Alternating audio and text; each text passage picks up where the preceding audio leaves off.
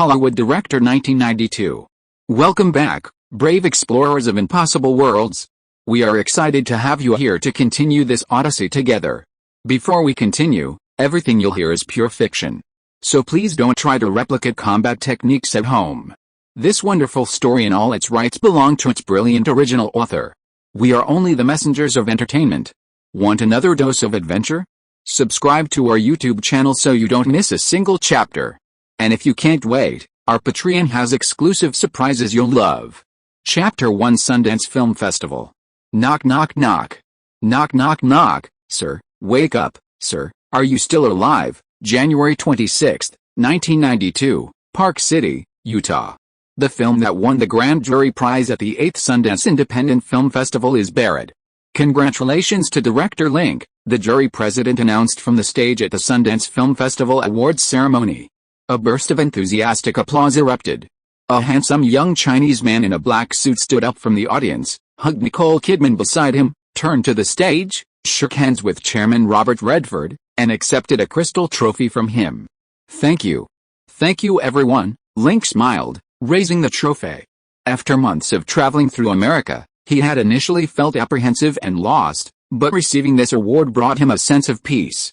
Thank you Sundance, thank you Mr. Robert Redford for founding this wonderful and great film festival, and thank you to the 7 gentlemen and ladies of this year's jury for choosing Buried from so many excellent films.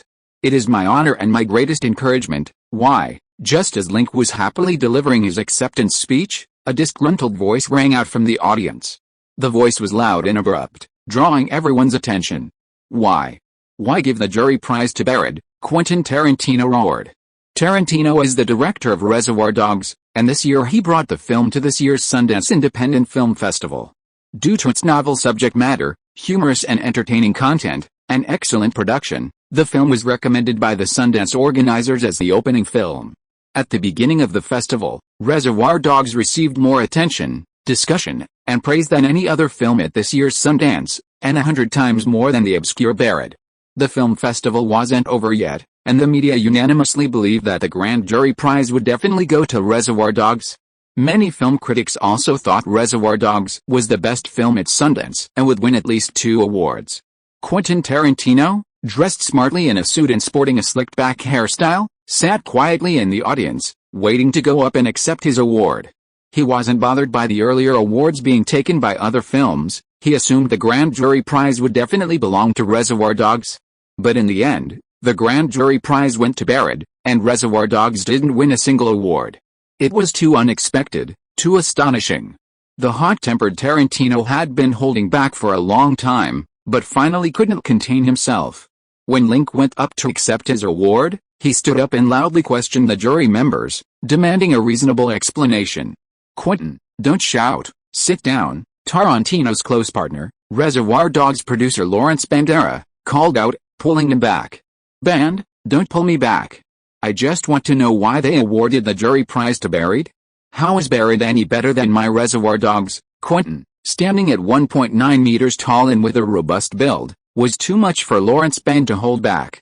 He could only gently persuade him. Link's Buried is also good.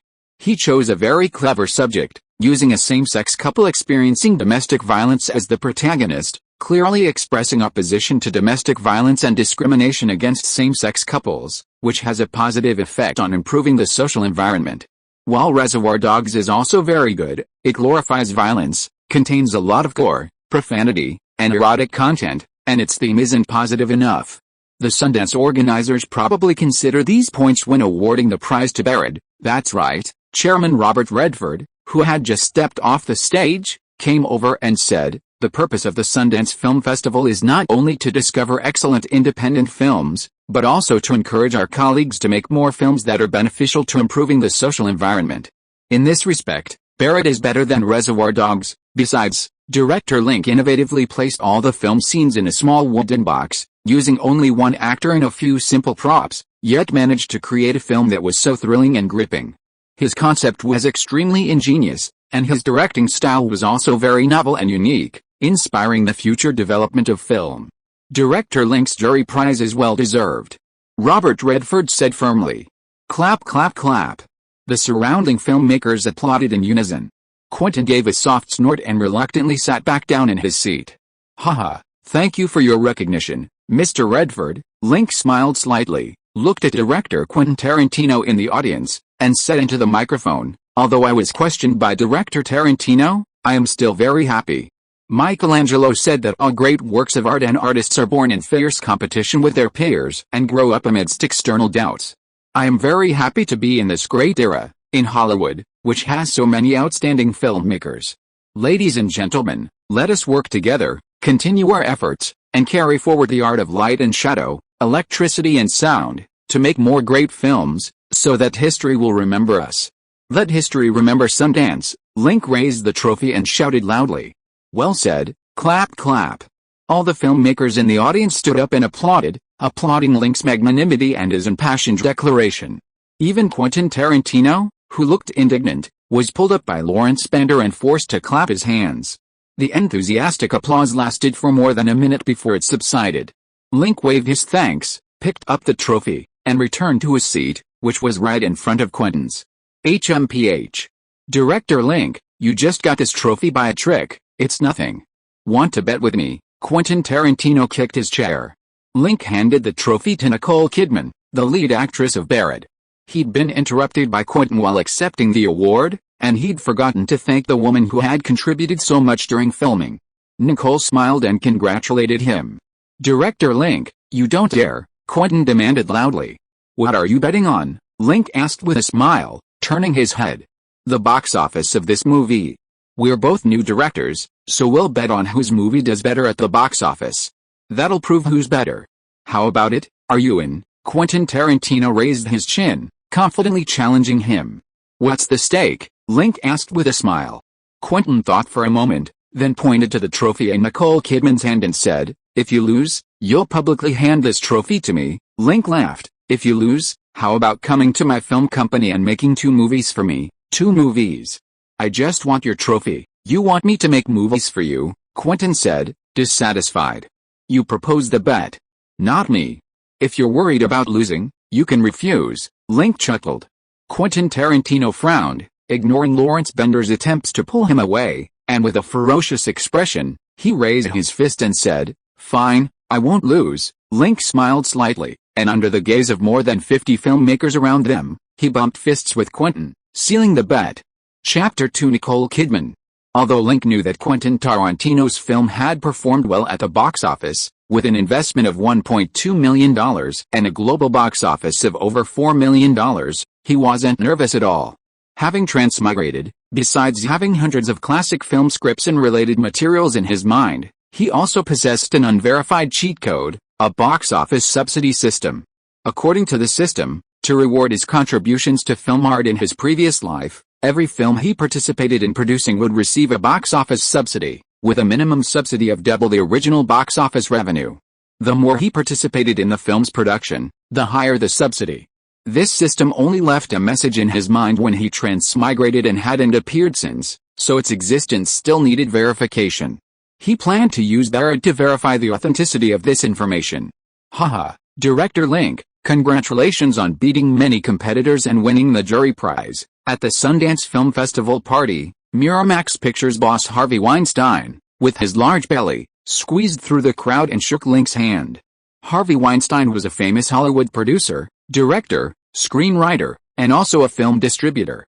In the late 1970s, he and his brother Bob Weinstein founded Miramax Films, acquiring films from around the world at low prices, re-editing and producing them before releasing them in the North American film market, essentially acting as connoisseurs in the world of antiques.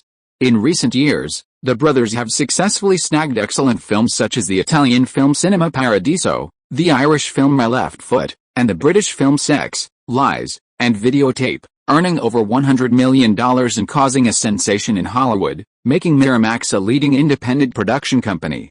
However, because the brothers offered very low prices when acquiring films, even bargain prices, they evoked a love-hate relationship with film directors worldwide. They loved their keen eye and strong market insight. Being chosen by them was a testament to their films. They hated their tendency to haphazardly edit films, often cutting large sections of the original footage. For example, the director's cut of Cinema Paradiso was 173 minutes long, But the Miramax release was only 123 minutes, a reduction of 50 minutes. Despite the film grossing over $50 million in North America and winning the Best Foreign Language Film Award at the 62nd Academy Awards, director Giuseppe Tornatore was not happy. He publicly criticized Harvey Weinstein in the media for ruining the film and vowed never to hand over the distribution rights to Miramax again. Seeing Harvey approach, Link smiled and shook his hand. "Thank you, Director Link. Have you found a distributor for Buried? How about handing it over to Miramax?" Harvey Weinstein, after a few brief pleasantries, got straight to the point, wanting to secure the North American distribution rights for Buried. Link smiled slightly and asked a seemingly unrelated question. Mr. Weinstein, I heard that Miramax is named after Mr. and Mrs. Weinstein. Is that true? Harvey paused for a moment, then laughed heartily. That's right, my mother's name is Mira, and my father's name is Maximum. They'll be very proud of Mr. Weinstein seeing Miramax grow and prosper, Link said, raising his champagne glass. Thank you. Harvey clinked glasses with Link and patted him on the shoulder, saying, Link, let's get back to the movie. I've seen Buried. It's pretty good. As a low-budget independent film, it's quite novel among recent art house films and has some market potential. I heard you spent $100,000 on this movie. I'll give you $150,000 in return. How about you give me the North American distribution rights? Link smiled. President Shea quoted $400,000, which I didn't agree to. Robert Shea? He can compare to me? I can get you to the Oscars, can he? Harvey Weinstein grinned, his tone forceful. Link swirled his glass, smiling without saying a word. Robert Shea was the president of New Line Cinema, one of Hollywood's top 10 independent film production companies.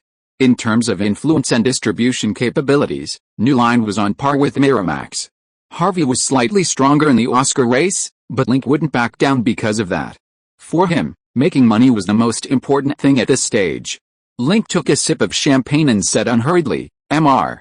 Weinstein, what's your North American box office forecast for Buried? Harvey frowned, raised his index finger, and said, 1 million, at most 1 million. While your film is novel, the setting is just a small wooden box, with only one actor, a few simple props, a monotonous and dull background, and a dark and oppressive atmosphere.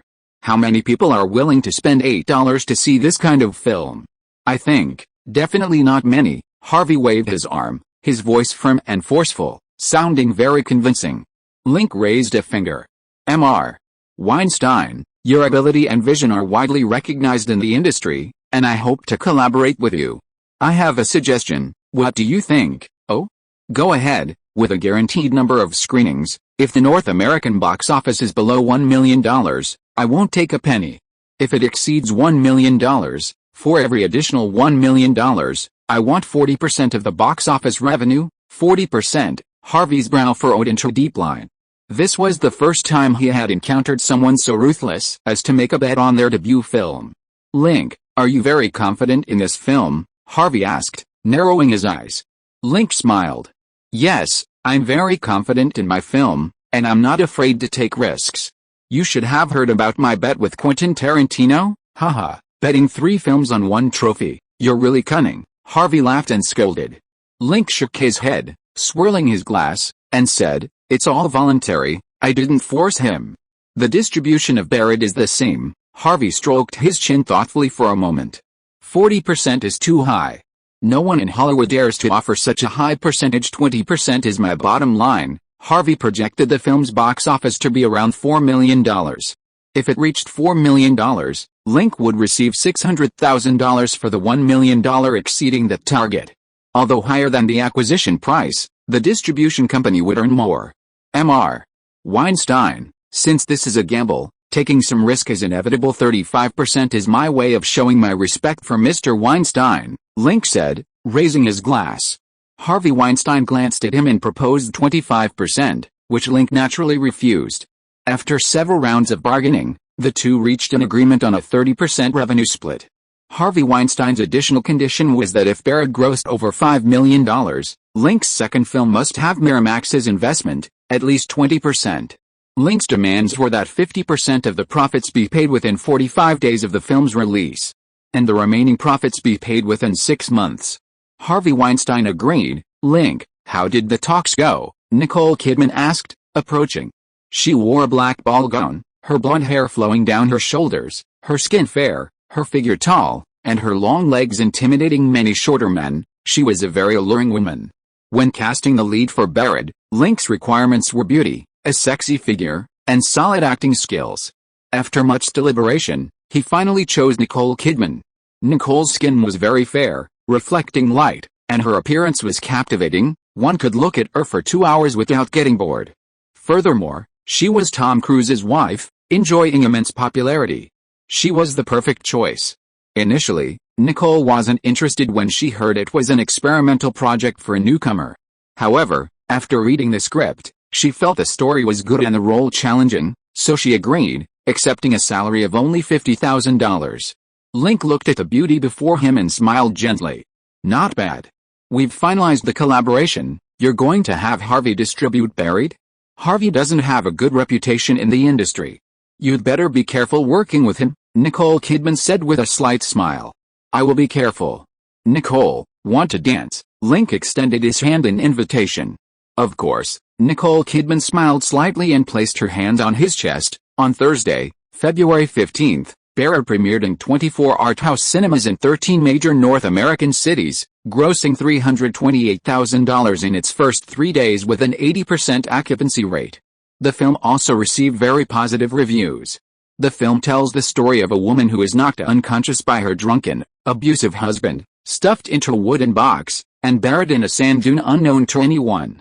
The woman has only a cell phone and a flashlight, and she is only wearing a thin nightgown. She calls the police, relatives, and friends for help. Through several phone calls, the audience learns that the woman lives in a very conservative small town, and her husband is impotent, an alcoholic, and abusive. The woman is a lesbian, and the reason her husband knocked her unconscious, buried her in a closet, was because he discovered her secretly meeting with her lover and was furious. After revealing the truth on the phone, the woman faces criticism from her parents, ridicule from the police, verbal abuse from her husband over the phone, and disapproval and lack of support from acquaintances. Finally, a torrential rain falls, the police search yields no results, and her husband, drunk, forgets the burial location. The woman must save herself. In the film's final scene, the woman, filled with rage and despair, punches the closet repeatedly. The film's pacing is superb, with varying tempos and emotional tension, creating a powerful and moving experience. Especially the final scene, where the protagonist's bloodied fist pound the wooden closet, feels like blows to the audience's chest, resounding loudly. The audience watched the entire film almost with tears in their eyes and shouts of emotion. Fantastic. Absolutely brilliant. This is the best movie I've seen this year. I cried buckets. I suggest those with a low tier threshold avoid it. An actor, a cabinet, a movie. Director Link is a genius. He deservedly won the Sundance Film Festival Jury Prize. Nicole Kidman's performance was superb. Her character is incredibly powerful. This is her best film to date. Plot? Sorry, I was only focused on Nicole Kidman. She's so beautiful, lying in the cabinet for over an hour, letting us admire her. Haha, the director knows us so well. This is a treat for all Nicole fans. I've decided to watch it again. The movie is fantastic, definitely worth watching. In a CBS interview outside a theater, 80% of the audience gave it a positive review, 15% thought it was acceptable, noting the production was somewhat rough. With a larger budget and more refined visuals, it would have been a classic. 5% gave it a negative review, arguing that the film had logical problems. How could a cell phone and flashlight be in a cabinet? It didn't make sense. Numerous professional film critics and publications such as The Hollywood Reporter and Variety offered relatively fair reviews. 90% of critics gave Barrett 5 stars or higher. They considered it an extremely bold experimental film, with a superbly handled plot and structure, novel and unique, groundbreaking in its significance. The film's themes, exploring marriage, family, gender relations, and social discrimination, are also very profound, touching on sensitive issues in contemporary society. Nicole Kidman's performance in the film is also a breakthrough compared to her previous roles. Although still considered a pretty face, she demonstrates strong potential and versatility through the character.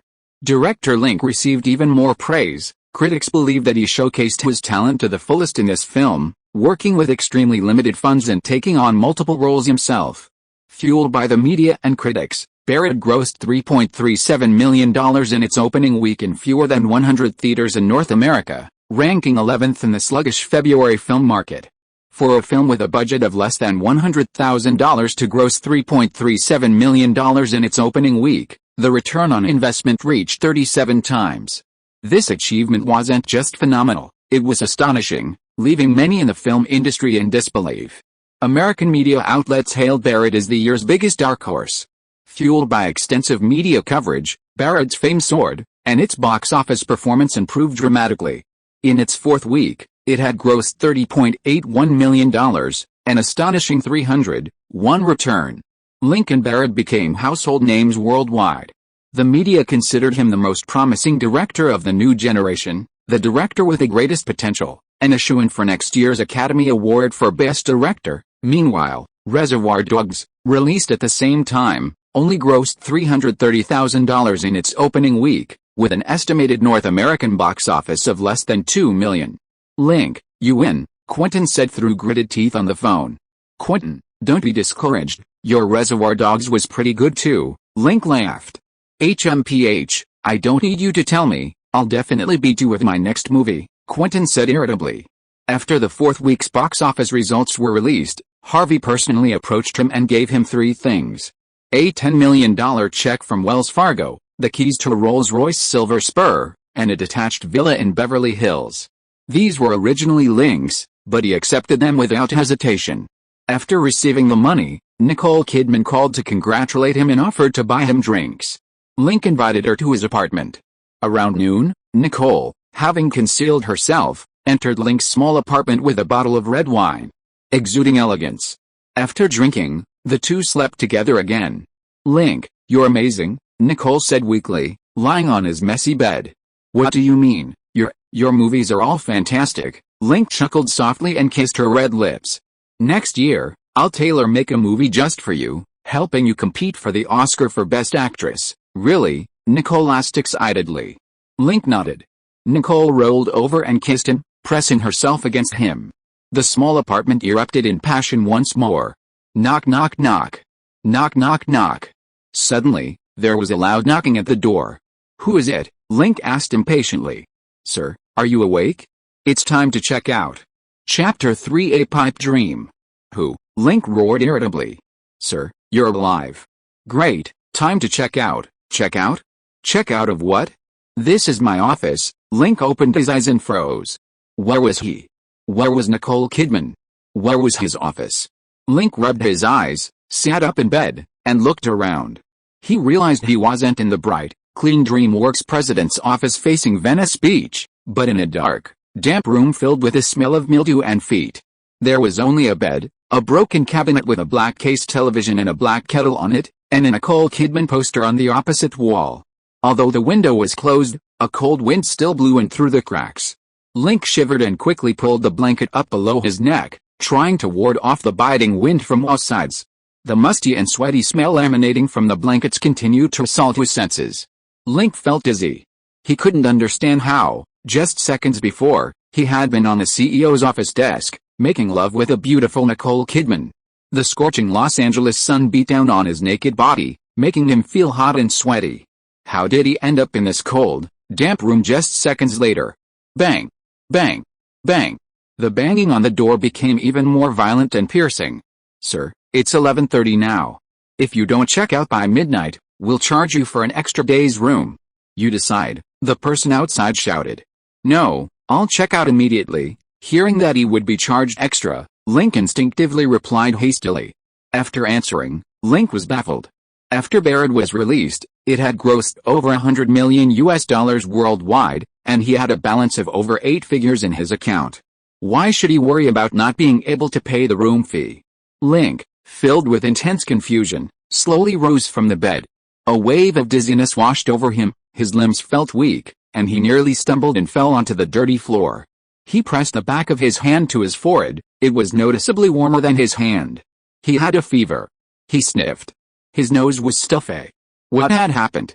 His Ocean View villa, his Rolls-Royce, DreamWorks, Nicole Kidman, where were they? Link grabbed the down jacket from under the covers and put it on, then knelt down to put on his sneakers. After tying the laces, he realized he wasn't wearing pants, so he had to take off his shoes and put on his cotton trousers and jeans first. As he did these things, he gradually came to his senses and discovered a shocking, unbelievable truth. Everything that had happened was fake, a pipe dream. Although he had attended the 8th Sundance Film Festival, he hadn't won any awards. There hadn't even been any media coverage of his film. And there was no evidence that Hollywood mogul Harvey Weinstein had paid a fortune to acquire the film rights to Barrett from him. There was no such thing as Barrett grossing tens of millions of dollars after its release. And the fair-skinned, alluring Nicole Kidman wasn't the lead actress in Barrett, nor was she lying on the table for him to examine. She was just a projection of the poster on the wall in his dream. The Rolls-Royce, the Beverly Hills villa, DreamWorks, the long line of Hollywood actresses waiting for auditions, Harvey Weinstein begging for a role, the slapping of Quentin Tarantino, the media praising him as Hollywood's most brilliant new director. It was all a dream. No. Those scenes were so real, Nicole Kidman's touch was so good, how could it be a dream? This must be a prank. Link shook his head spinning even more. He clutched his burning forehead and staggered into the cramped bathroom. Just like last night, the tap had no hot water.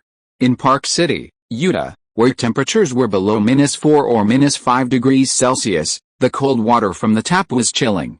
Link splashed a handful of cold water on his face, the icy water forcefully repelling the warmth from his forehead. His thoughts gradually cleared. His name was Link, no mistake. He was a time traveler. 5 months ago, an accident transported him from China in 2024 to America in 1991, making him a Chinese orphan living in a Los Angeles slum. To improve his life, he returned to his old profession, becoming a director. He took his script everywhere, seeking investment, but no film company was interested in his project. His submissions to numerous film companies went unanswered. Desperate, he first worked as a waiter in a Chinatown restaurant, and in his spare time, he took on extra roles on various Hollywood film sets, even working as a puppet in a McDonald's. He held 4 or 5 jobs. In 3.5 months, he earned $20,000. With the $20,000, he rented a camera, sound and lighting equipment, and some props. He prepared to invest in and film his own movie. When casting for his film, no one was willing to act in it when they heard he was the only actor in the crew and couldn't afford to pay his fees. Renting a camera was expensive, costing over $200 a day. Link couldn't afford it, so he made a bold decision: he would write, direct, and star in it himself. After 10 days of extremely difficult filming, Barrett was finally completed. When the Sundance Film Festival arrived, he took the newly finished Barrett to Park City, Utah, to participate in the world's largest independent film festival. Founded in 1984 by renowned director and actor Robert Redford, the Sundance Film Festival is dedicated to independent filmmakers and films. It takes place annually in late January and lasts 10 to 11 days. This year marks its 8th edition, showcasing over 3,400 films and bringing together the world's best independent cinema. Link arrived at Sundance with his film, full of confidence, hoping Barrett would be a sensation and win the favor of the Sundance jury. He was highly sought after by numerous film distributors, expecting to make a fortune. Unfortunately, reality was harsh. During the 3 days of Barrett's screening, only a handful of viewers entered the theater, many leaving halfway through. The fewer viewers, the more deserted the film became. Barrett failed to make a splash at the film festival. Not a single distributor even inquired about the film rights. Contrary to his dream, Quentin Tarantino's new film Reservoir Dogs was a huge hit. Miramax Films president Harvey Weinstein personally approached Tarantino, offering a high price for the distribution rights to Reservoir Dogs. Link, cold and hungry, filled with profound disappointment, drank himself into a stupor. He then fell in the unheated, cheap hotel, where he had a lavish dream. Sigh, dreaming is so much easier. Real life is never that smooth. Link stared at his reflection in the mirror. The only consolation was that his face was decent looking: short, neat hair, sharp eyebrows, bright eyes, a high nose bridge, and well-defined features. Combined with his deathly pale cheeks, he resembled a handsome Asian vampire. Link flashed his white teeth at the mirror. Damn Hollywood, I'm going to devour you. Filming completed. Box office subsidy system is currently compiling statistics. Hosts' participation in this film is 95.3%. Film completion quality is 87.7%. Reward: 4x box office subsidy, director experience plus 30%, director stamina plus 10%, am I still dreaming? Link rubbed his eyes. The received 4x box office subsidy flashed 3 times in his vision before disappearing. Is there really a system? Is it a 4x subsidy based on the original box office performance of Buried? If so, my Buried will gross over 80 million worldwide? After the movie's release, I'll instantly become a multimillionaire? With money, film studios, mansions, sports cars, Nicole Kidman, and solid wood desks were no longer just dreams. Ding dong.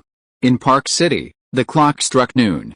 Link suddenly remembered he didn't have enough money to pay his room bill, so he quickly packed a few simple belongings and rushed out of the room, shouting, "Check out! I want to check out!" Chapter 4 Deposit. Hurry up. Why is the inspection taking so long just to check out? Who would want the furniture in your hotel? Link urged at the front desk. Sir, after inspection, you wet the bed. We need to deduct your deposit as cleaning fees, the stout black woman behind the counter said expressionlessly after hanging up the phone. Whoosh, more than a dozen guests waiting to check out at the front desk all turned to look at Link, their eyes filled with mocking glances, and some even sneered. Whoosh, Link's face flushed, a sickly red appearing on his pale face. Nonsense. Don't frame me.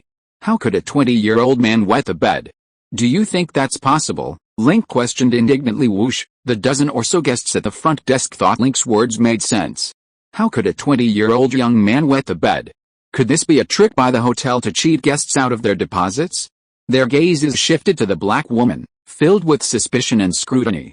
The black woman, unperturbed, rolled her eyes and said, "Sir, there's a large, solidified stain on the blanket. Surely it's not milk spilled on it? Should I have my colleague bring it to verify?" Whoosh, Link's face flushed red. He slammed his fist on the counter. Whoosh, all eyes turned back to Link. Several women stared boldly at his lower body, while several men couldn't help but burst into laughter. Their eyes were filled with mockery, amusement, and contempt. Link's face flushed red. He pounded his fist on the counter. "Madam, what you're saying is unreasonable. For a young man like me, how can I control having wet dreams? No, impossible. No man can, just like you women can't control your periods.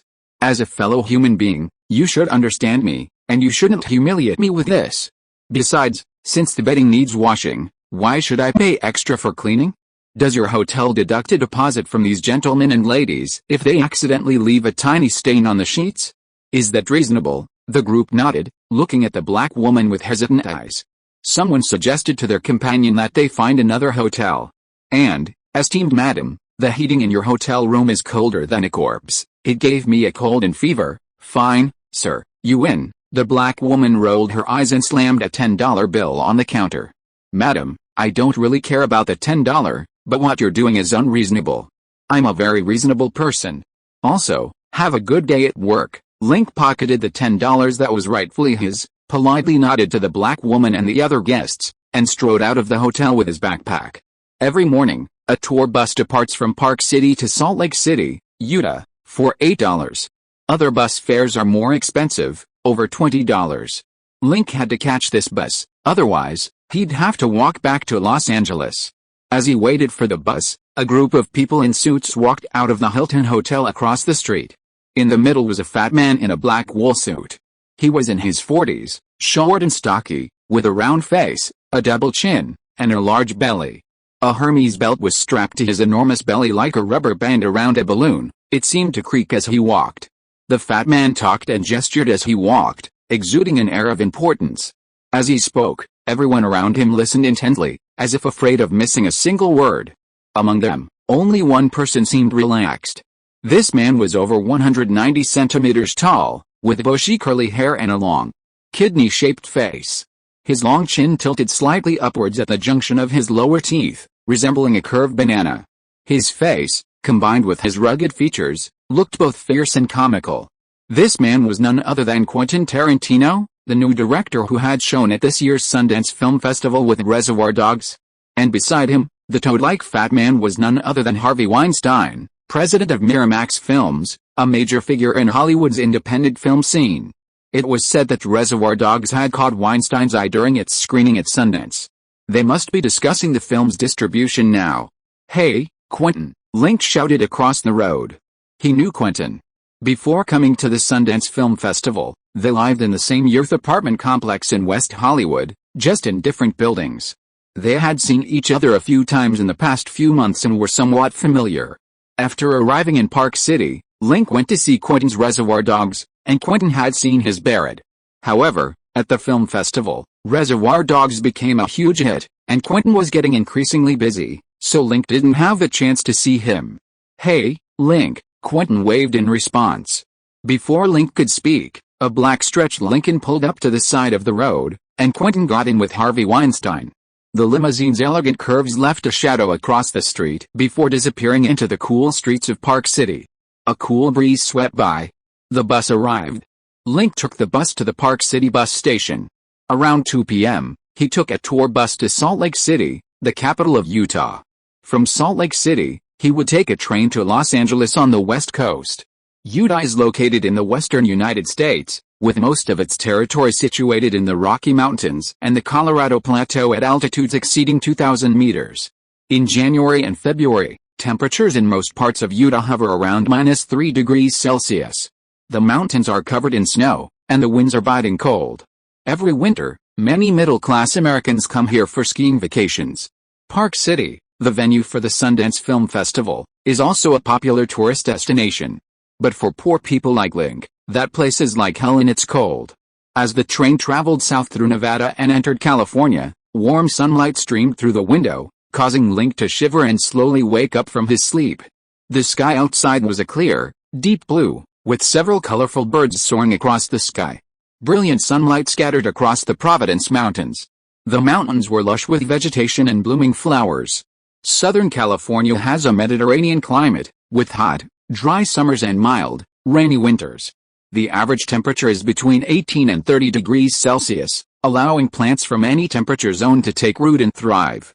Here, you don't need to worry about freezing to death, but eating well, having fun, and living with dignity is, like in other cities, an extremely difficult thing.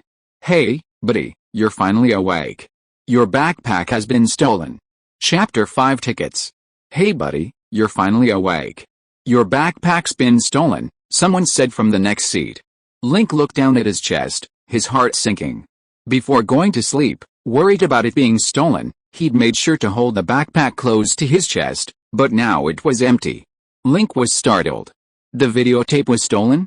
With limited funds, he'd only made 2 copies during the post-production of Barrett. One was given to the Sundance Film Festival organizers, and after the festival, it was lost somewhere by staff. The second copy remained. If it was stolen, all hope was lost. Sweat began to bead on Link's forehead. Buddy, did you lose something valuable? The thieves are 2 black men, they're carrying knives. You can call the conductor or the police, the passenger next to him said. Link was about to find the conductor when he instinctively touched his shirt and felt a rectangular paper bag. He breathed a sigh of relief, considering how many pickpockets there were on American trains. Before going to sleep, he deliberately placed a videotape against his chest with his underwear, and his wallet on his stomach, concealed by his backpack. The backpack contained only a few toiletries, 3 pairs of unwashed underwear, and a half roll of tissues he'd brought from the hotel. Just as he was about to sit down to thank the passenger next to him, the train conductor came to check tickets. In the U.S., tickets aren't checked when boarding or alighting from a train, but conductors do check tickets during the journey, and those without tickets are asked to leave. Link approached the conductor and angrily told him that 2 black men had stolen his carry-on luggage and his ticket from Salt Lake City to Los Angeles, hoping the conductor could help him retrieve them. Link found the passengers next to him to corroborate. Several people confirmed the incident.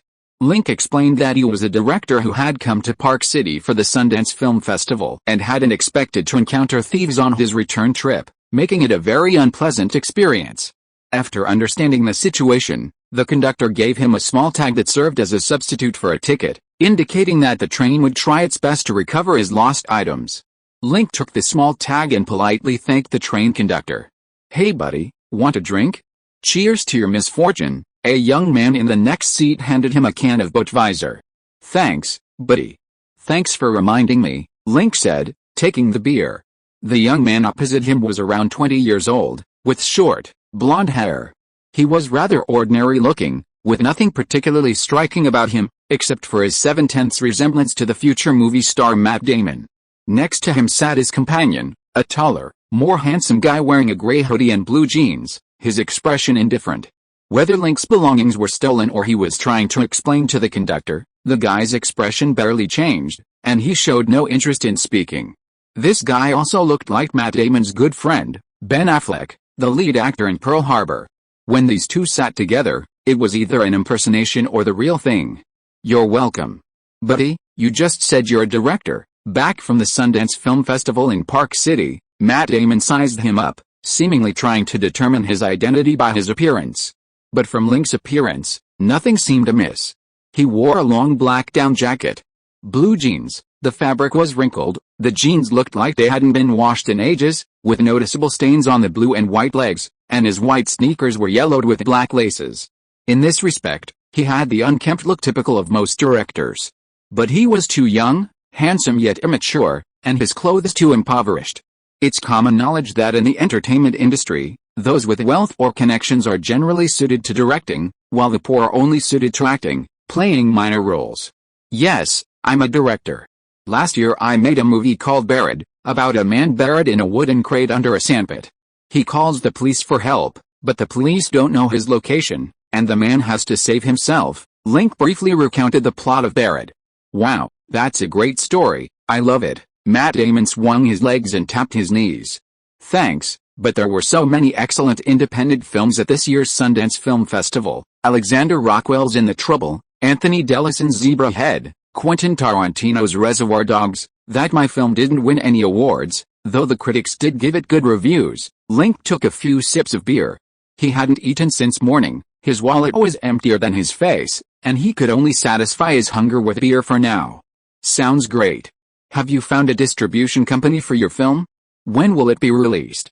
"I'll definitely go see it," Matt Damon asked. "Yes, some distributors have approached me about distribution, but their offer was lower than I expected. Distribution hasn't been finalized yet. I'll continue negotiating with the film company after I get back to Los Angeles. If everything goes smoothly, it should be released next month," Link said, covering his lips with the mouth of his beer can. "Wishing you great box office success." "Thank you." Link clinked glasses with Matt Damon and casually asked where they were from, where they were going, and what their names were. Matt Damon was indeed Matt Damon, and the aloof Ben Affleck was beside him. The two were childhood friends from Cambridge, Massachusetts, on the East Coast, living in the same neighborhood. Matt Damon had been admitted to Harvard University 2 years ago. He dropped out this year and came to Hollywood with Ben Affleck to pursue their acting dreams. A couple of days ago, when they passed through Las Vegas, Nevada, Ben Affleck suggested they gamble, but they lost everything. Matt Damon pointed at Ben Affleck and said he wasn't quiet, he was just in a bad mood because he had lost all his money. Link laughed and said he had just been robbed too, and suggested a toast to their bad luck. "Mr. Link, is this your backpack?" The train conductor who had checked tickets earlier came over, holding a gray-black backpack, the very one Link had lost. The backpack was covered in dust, as if it had been salvaged from a garbage dump. "God bless. This is mine, sir, thank you so much," Link exclaimed excitedly as he took it. "You're welcome, it's a job. See if you've lost anything? We can continue searching," the train conductor said. Link rummaged through it, nothing was missing, but there was an extra note that read, "Damn poor bastard, why are you clutching a bag of trash so tightly?" Link thanked the conductor, claiming he had only lost a bag of chips, his ticket, and a Walkman. The conductor felt sorry for him and asked for his address, saying he would mail it to him once it was found. Chapter 6 Hunger. Whoosh whoosh whoosh Los Angeles Union Station. After the train arrived, Link said goodbye to Matt Damon and Ben Affleck, and set off from Union Station in Chinatown, walking along Sunset Boulevard to his apartment at 13 Bird Street, West Hollywood. He closed the door, dropped his backpack, and collapsed onto the bed, falling fast asleep. He didn't know how long he slept, but was awakened by a strong feeling of hunger. He shakily got out of bed, rummaging through drawers for food, finding only a few soggy potato chips and half a bag of leftover spaghetti. Link ran to the tap and swallowed a few mouthfuls of cold water, but it didn't satisfy his hunger at all. He turned on the gas stove, filled a pot halfway with cold water, poured all the spaghetti into the pot, added some salt, and boiled it over high heat. He also took a cold shower in the small bathroom, changed into a clean t-shirt and beach shorts. After his shower, the spaghetti was cooked, emitting an enticing aroma. Link ladled noodles onto a plate, poured some tomato sauce over them, and stirred with chopsticks. The bland spaghetti instantly transformed into vibrant red sauce, like a little devil tempting the appetite. Link squatted down and devoured the noodles with chopsticks. In less than 3 minutes, the entire plate of spaghetti was gone. Comfortable, Link leaned back on the sofa, rubbing his half-full belly, feeling warm and happy. Knock knock knock. Link, are you back? I heard someone downstairs say you're back. Knock knock knock. Stop knocking. Ever since his dream was shattered, Link had grown to hate hearing knocks. How is the movie going?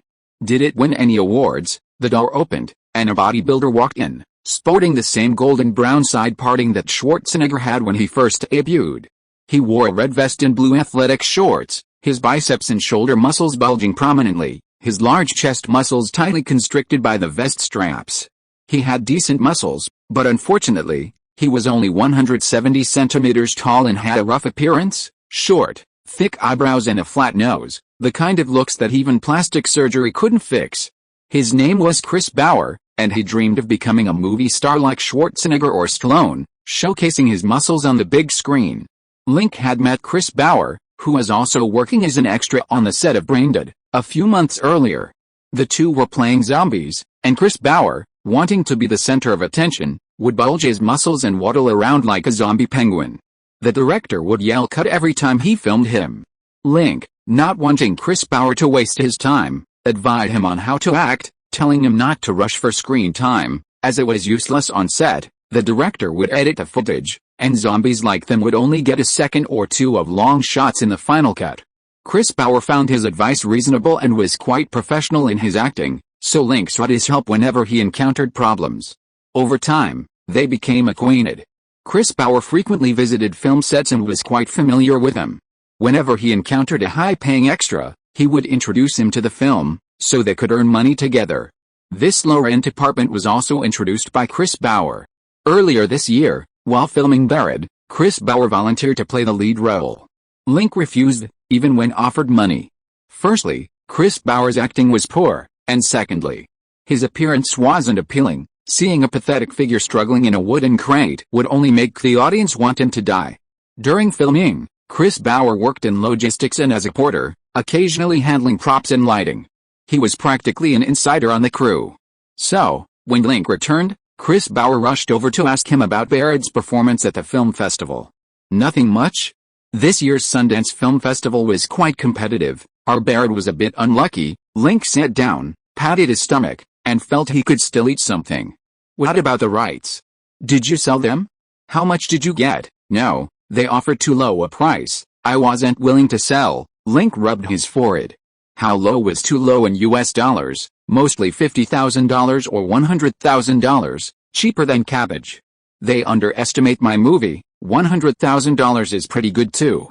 You only spent $20,000 making this movie, and you made $80,000 from selling it for $100,000. That's $80,000. Stop talking. I won't sell my movie for less than $10 million.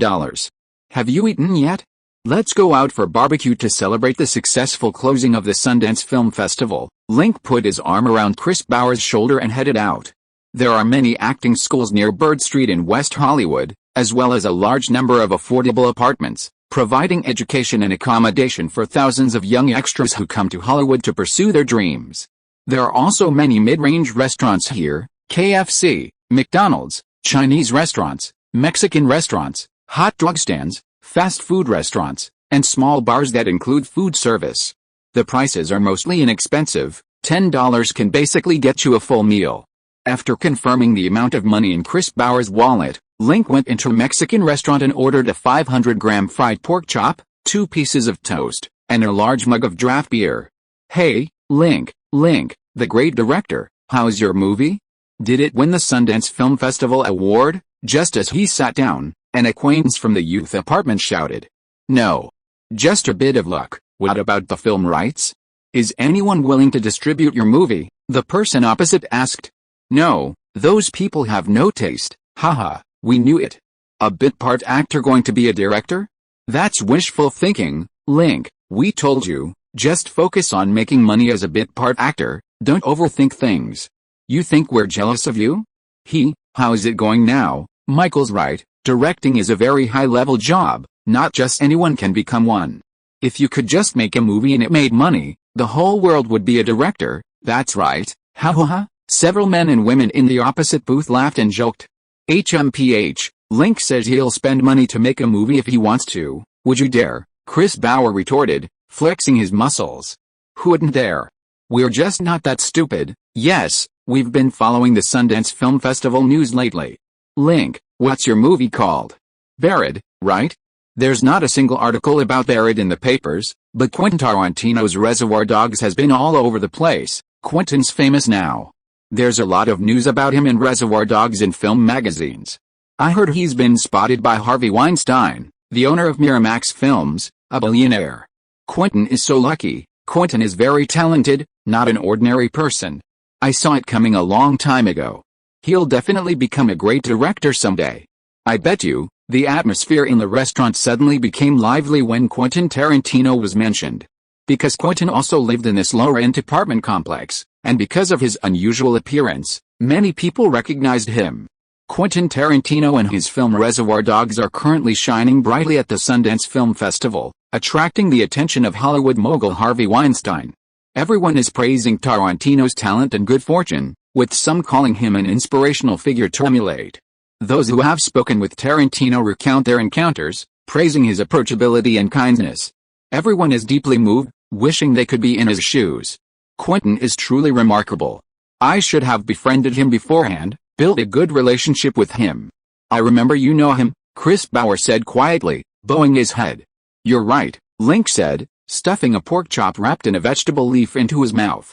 These pork chops are made entirely from the pork loin, mostly lean cuts, marinated for half a day before cooking with a unique Mexican seasoning, salt, chili powder, garlic powder, oregano powder, and annatto powder. Once the meat has fully absorbed the flavors, it's baked in the oven with pineapple chunks. Fresh from the oven, the steak was golden brown, sizzling with oil, and fragrant not only with the meat itself but also with the aroma of the seasonings and the refreshing scent of pineapple. One bite, and your hunger and worries vanished.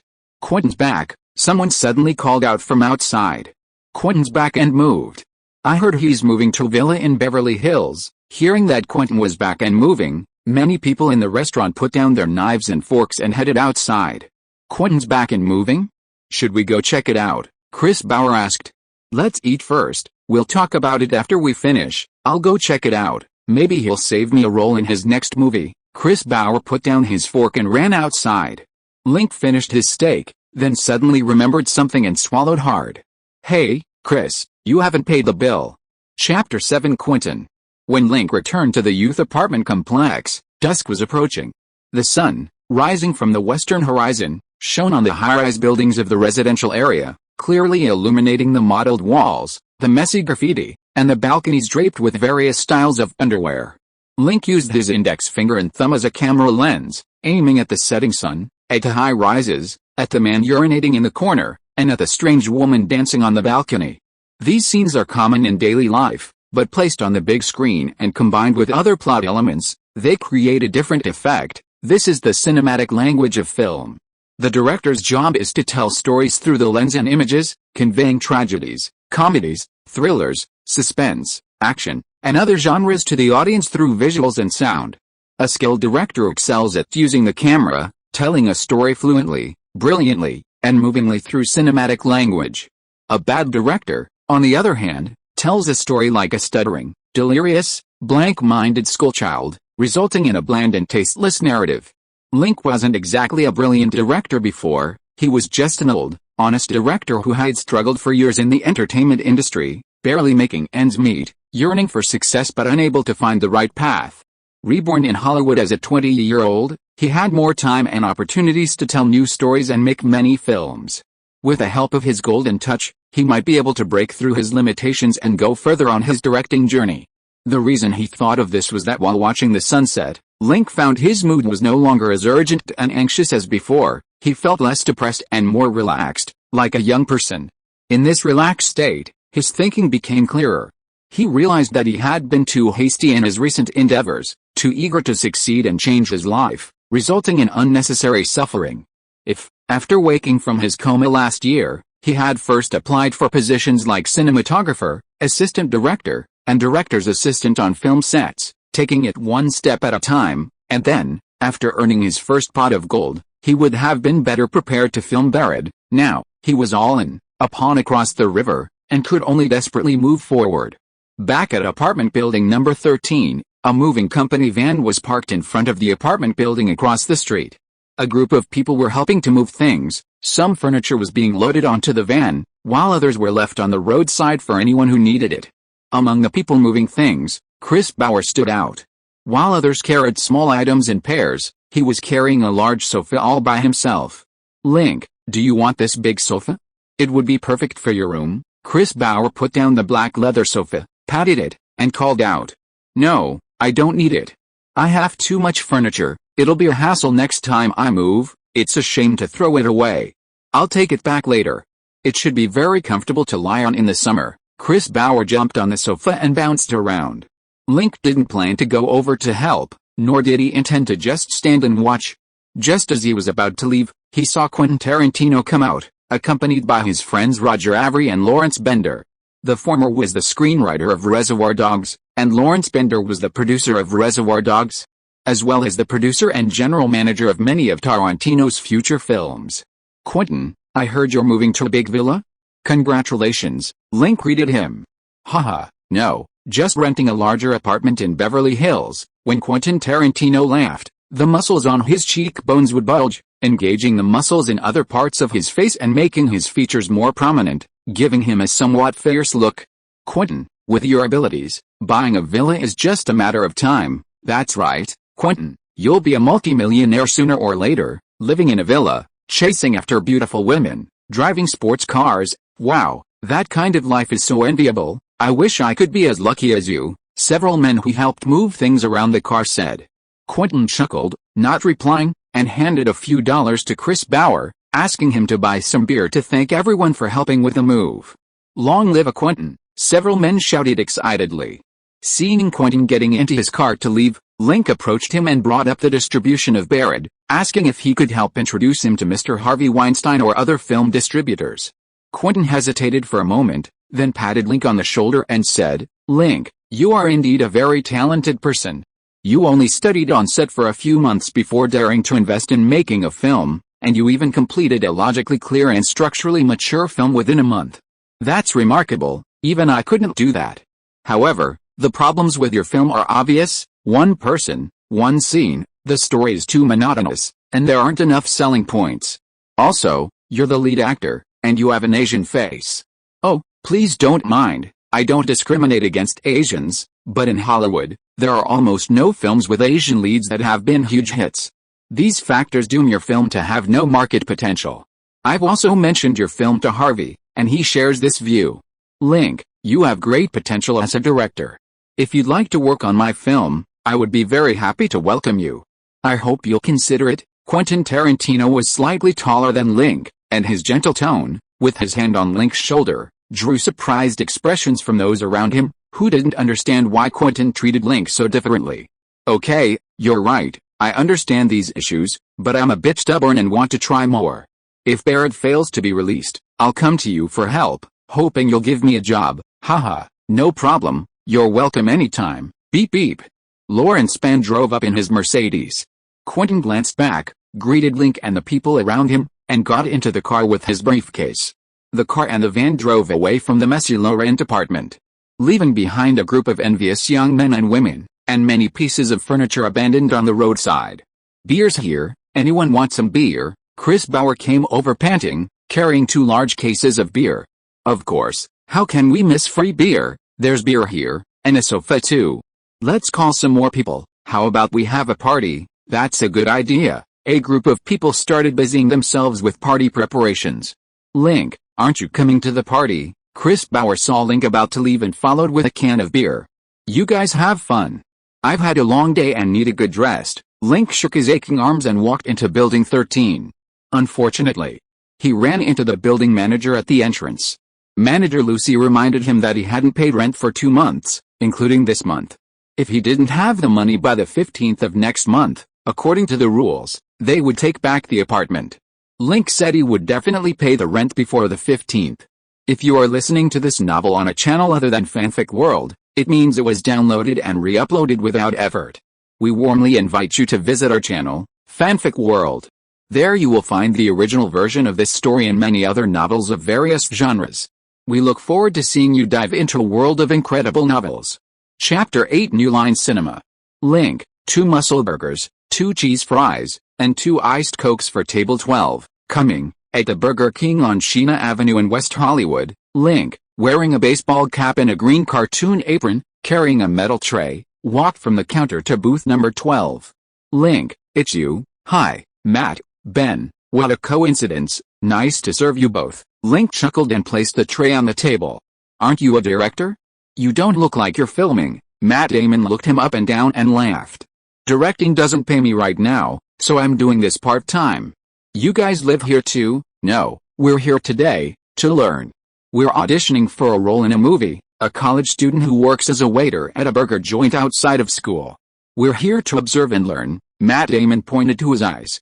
Scent of a Woman. Oh, you know this movie too. Besides working part-time here, I also do extra work on various film sets, so I'm pretty familiar with what's going on set lately. Link shrugged and smiled. It's a shame the second male lead in this movie isn't Asian, otherwise you'd be perfect, Matt Damon said. Haha, I think so too. Link heard orders being called from the counter, gestured to the 2 men, and went to the counter to continue picking up food and serving customers. He looks really special. Matt Damon watched Link's figure moving back and forth. Ben Affleck took a swig of his iced cola and let out a long burp. What's special about him? He's very energetic, and he seems relaxed, like he has no worries. Are you kidding me? Someone working part-time here doesn't have worries? He's at least short of money. Ben Affleck ate a fry, his eyes also scanning Link. Money, everyone needs it. It's precisely because you can be this happy even when you're short of money that it's special. Okay, let's not talk about him anymore. Ben, do you want to come audition for Scent of a Woman with me tomorrow? No, the second male lead's character is too cowardly, not suitable for me. I couldn't play the role well. Ben Affleck shrugged. It's better if you don't go. I'll lose a strong competitor. He worked 6 hours straight at a burger joint, earning $60 in wages and $22 in tips. In the afternoon, he returned to his small apartment, changed into a suit, and, carrying the videotape of Barrett, went to New Line Cinema on Hollywood Boulevard.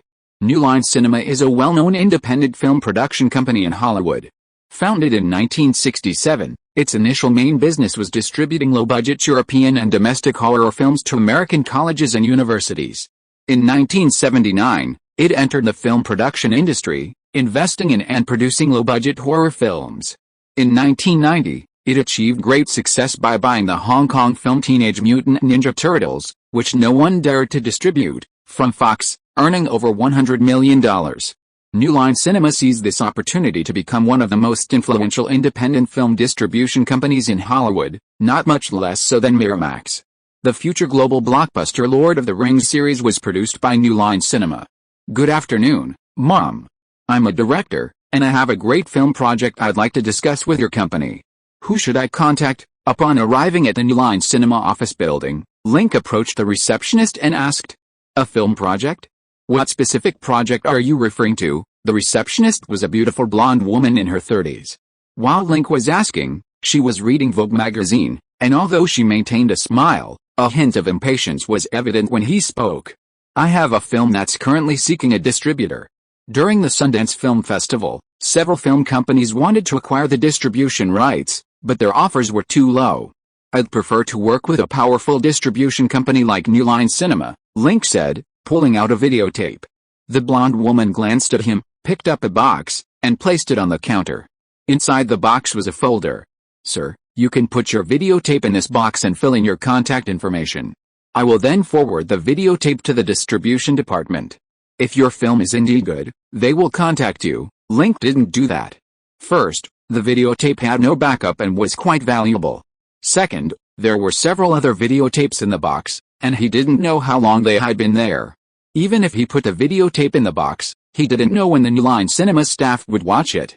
Whether it was a week, a month, or a year, he would have to wait idly. Link didn't want to pin his hopes on a low-probability event. Leaving the front desk, Link went to the living room sofa area to read the newspaper. Around 4 o'clock in the afternoon, Robert Shea, the president of New Line Cinema, came out of the elevator with his secretary. President Shea was in his 60s, bald, wearing a gray casual suit, with a serious and unsmiling expression. "Good afternoon, Mr. Shea," Link laughed and went to greet him from a distance. "And you are?" Robert Shea stopped and looked at him, adjusting his glasses. "Mr. Shea, my name is Link, I'm a director. I recently made a thriller, and the plot is like this." Link stopped 2 meters away from Robert Shea and fluently explained the main plot of Buried. A migrant worker in America is accidentally buried in a sandpit, with only a few simple tools. After failing to call for help, he must save himself. The brilliance of the film lies in its depiction of the struggle of a person in dire straits, the American authorities' neglect of foreign immigrants, and the fact that the film features only one actor in one scene, a novel approach never before seen. "You mean the entire film has only one actor, and all scenes were filmed inside a wooden crate?" Robert Shea asked as he walked away. "Here's the thing, this is an experimental film. While I won't boast that it will be a sensation upon release, I can guarantee it will attract a lot of interest from audiences. Mr. Shea, I can also guarantee that this film will gross over $5 million in North America. As long as New Line Cinema is willing to distribute it, I won't take a single cent of the box office revenue if it doesn't reach $5 million, Link said, following Robert Shea's steps. Robert Shea continued walking, stopping at a car waiting on the street. As he opened the car door, preparing to get in, he turned back to Link and said, "You told a good story. I hope your film is good too. Give the videotape to the front desk, I'll arrange for insiders to watch it in the next couple of days." Mr.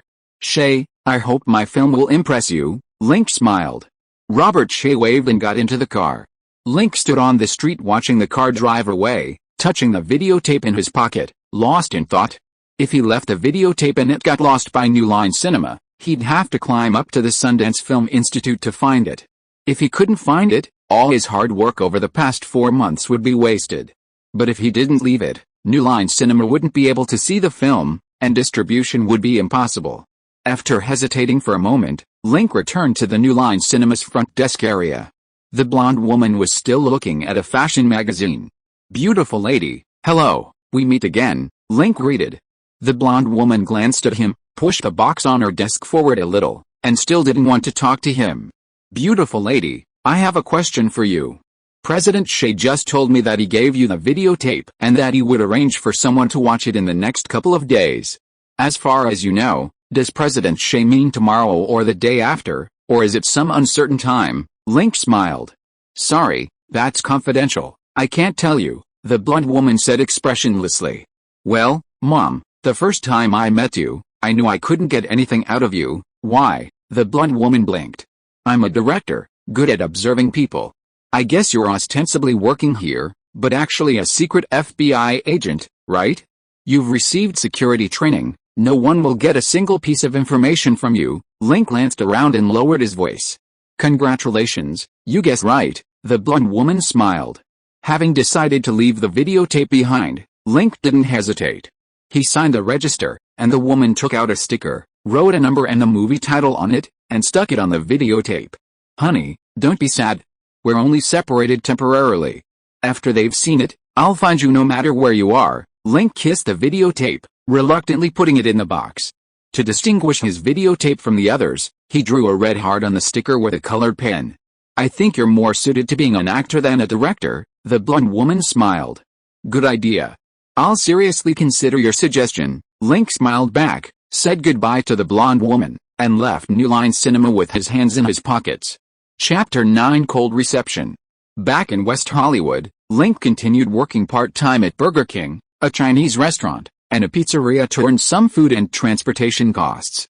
The next afternoon, passing by New Line Cinema, he visited the blonde woman at the front desk with a small gift, casually inquiring about something. The blonde woman regretfully told him the videotape was still in the archives, and President Robert Shea was busy with other matters and didn't have time to organize a viewing. Link left disappointed and returned to his job at the restaurant. While delivering pizza to the crew of Bram Stoker's Dracula on the next street, he bumped into Matt Damon and Ben Affleck again. Unlike the previous 2 times, they were accompanied by 2 hot women. Link asked Matt Damon if his audition went well. Matt Damon shrugged and said he failed. The role went to a seemingly ordinary newcomer, and he still didn't understand why he lost. Haha, don't be discouraged, at least you didn't come for nothing, Link said, glancing at the hot women beside them with a knowing smile. Okay, you're right. How's your movie going? Has the release date been set? Still under negotiation, but I believe you'll see it someday. We'll keep looking forward to it. Matt Damon bumped fists with him and continued shopping with Ben Affleck and 2 hot girls. Link watched the backs of the 2 men and 2 women, and to be honest, he was a little envious, but not for the time being. Matt Damon and Ben Affleck came from wealthy families, attended prestigious universities, and had connections in the entertainment industry. Coming to Hollywood wasn't a last resort, but rather a purposeful pursuit of their dreams in the entertainment industry after having a sufficient financial foundation. Their path to stardom was destined to be much smoother and wider than Link's and the other dreamers in the youth apartment. Link carried takeout, pedaled hard on his bicycle, speeding down Hollywood Boulevard. The next afternoon, Link went to New Line Cinema again to inquire about the videotapes from the blonde woman. The blonde woman told him that the distribution department had seen other directors' videotapes that day, and according to the order, it would take a few more days for his to arrive, so he shouldn't be in a hurry. As he left, the blonde woman asked you if he wanted to have a drink together. Link, noticing her even more refined makeup than the day before, politely agreed. After a few beers at a bar that afternoon, Link took the blonde woman back to his small apartment. The blonde woman had well-maintained skin and a good figure, though she was quite water-absorbent. If it weren't for Link's regular exercise and a 10% fitness boost, he might have been overwhelmed by her ample hips. After seeing the blonde woman off in the morning, Link went to work at Burger King. He overheard Chris Bauer, who worked with him, saying that Quentin Tarantino's film Reservoir Dogs was releasing that Friday and asking if Link wanted to go see it. Link had already seen it at the Sundance Film Festival and hadn't agreed to go with Chris Bauer and his group. Besides, a movie ticket cost $8, which was equivalent to a meal for him. He wasn't that extravagant to go to the movies right now. Link spent the entire day working part-time at several stores, running around, and didn't have time to inquire about New Line Cinema. The next day, while working at Burger King, the blonde woman called to tell him that President Robert Shea had just transferred his film and that they should be reviewing it at this time. Chris, help me with the rest of the shift. Link took off his apron, handed his work to Chris Bauer, and rode his bike to New Line Cinema. Upon arriving, he greeted the blonde woman and sat in the lounge to wait. Less than 10 minutes later, the blonde woman returned with a VHS tape of Barrett. She regretfully told him that President Robert Shea and his team hadn't watched the entire tape. Their opinion was that the scenes were too simplistic. There was only one actor, and he was Asian. This kind of film wouldn't have a market in the United States. Link, don't be discouraged. President Shea also praised the film, saying the overall concept was good, the camera work was strong, and you're a promising director. The blonde woman comforted him. Thank you, at least there's some good news. Link was a little disappointed but not discouraged. He smiled and said goodbye to the blonde woman, taking the VHS tape he'd been separated from for several days with him as he left New Line Cinema. The next day, on the day of Reservoir Dogs' release, Link took the videotape to Touchstone Pictures headquarters. Touchstone Pictures was a subsidiary of Walt Disney Studios and a well-known independent production company in Hollywood. They had produced blockbuster films such as The Mermaid, 1984, The Color of Money, 1986, a collaboration with Martin Scorsese, and Good Morning Vietnam, 1987. The production and distribution capabilities were comparable to Miramax Films. Link was lucky this time. At the company entrance, he met Kenny Beats, a major producer at Touchstone Pictures. Link proactively introduced Barrett to him, successfully piquing Beats' interest. However, after watching the film, Beats also didn't think it had much market value and suggested he find a videotape publishing company to release a VHS version, which might sell well. Link left disappointed. Over the next few days, he used his earnings to make 6 copies of the Barrett videotape at a printing factory in Burbank.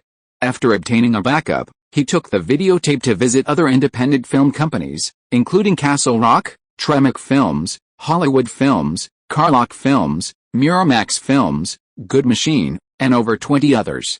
Without exception, they all refused. Some film companies, after watching the film, raised questions and declined to collaborate. Others rejected him outright. The film company's opinions were that the film was well made and had some originality, but lacked market potential and would definitely lose money after release, making it not worth investing in. Some more cynical people, after watching the film, told Link to his face that if such a film could make money, they would drink urine upside down. Link also considered collaborating with the 7 major Hollywood studios. Currently, the 7 major Hollywood studios are Walt Disney, Warner Brothers, Universal Pictures, 20th Century Fox, Paramount Pictures, Columbia Pictures, and MGM United Artists. The Big 7 film studios are currently the 7 film companies that produce the most films in the world, averaging 15 films per studio per year, and also the most profitable in terms of box office and merchandise revenue. The primary goal of the Big 7 studios is to make money, prioritizing the commercial aspects of their films over their artistic merit. Barrett has a very niche subject matter and plot. Even independent film companies don't have high hopes for it, let alone the Big 7 studios. After repeated rejections, Link is in a dilemma. Giving up would mean a huge loss with a 4-fold box office subsidy. Not giving up, however, means no film company is willing to distribute it. Link begins to consider delaying it for a few years, waiting until he's famous and has box office appeal before releasing the film. Then, distribution wouldn't be difficult. He just doesn't know if the 4-fold box office subsidy has a time limit. Link, give up. Stop running around. Your film is too strange, no film company will distribute it, Chris Bauer said, pressing his shoulder in a small bar. Link leaned against the bar, watching the dancers swaying on the central stage, took a sip of beer, and said, "No rush. It's just being rejected dozens of times." Many world-famous novels were rejected dozens of times before publication, like The Diary of Anne Frank, Animal Farm, and Lord of the Flies. Mine is nothing. How can movies compare to classics? Those movies that aren't favored by distribution companies really have problems. Continuing to run into walls is useless. Besides, you've already approached all the film distribution companies you should. Who will you work with next? If no one works with you, are you going to distribute it yourself? Chris Bauer said. There are hundreds of Hollywood film companies, and there are many more I haven't tried. Wait, I'll distribute it myself? Self-distribute? That seems like a good idea. Link squinted at the dancers constantly jiggling hips, suddenly finding this method feasible. Film distribution is similar to publishing novels. For promising works, distribution companies scramble to buy the rights. For works with no potential, those who want to take a gamble can self-publish. For example, Herman Melville's masterpiece, Moby Dick, was submitted to dozens of publishers, but none were willing to publish it. Later, Melville personally funded its publication, and Moby Dick became a bestseller, hailed as America's greatest novel. The same applies to film distribution in the U.S. Not all films need to be reviewed and rated by the Motion Picture Association of America, MPAA, before release. Many art films are not submitted for MPAA rating before release. These films face more restrictions during release and cannot be shown on a large scale. The problem Barrett is facing now is its inability to be released. If a theater is willing to screen Barrett, even just one theater, for only one day, according to the 4 times box office subsidy policy, the box office performance wouldn't be too bad. If the box office performance is good enough, theaters, for profit, will certainly be willing to extend the screening period, and it might even attract the attention of film distribution companies. Link took a large gulp of cold beer, calmed himself down, and secretly pondered the feasibility of this. After repeated consideration, he realized that this was feasible, bypassing the distribution companies and negotiating directly with the theaters. Having figured this out, Link decided to give it a try. "Hey Link, we heard you're still looking for a film distribution company. You've contacted dozens, begging them to distribute your movie. Did you succeed?" A group of young men and women living in a youth apartment, carrying beer bottles, squeezed through the crowd. "No, success isn't that easy, but I'm on the verge of success, haha, we knew it.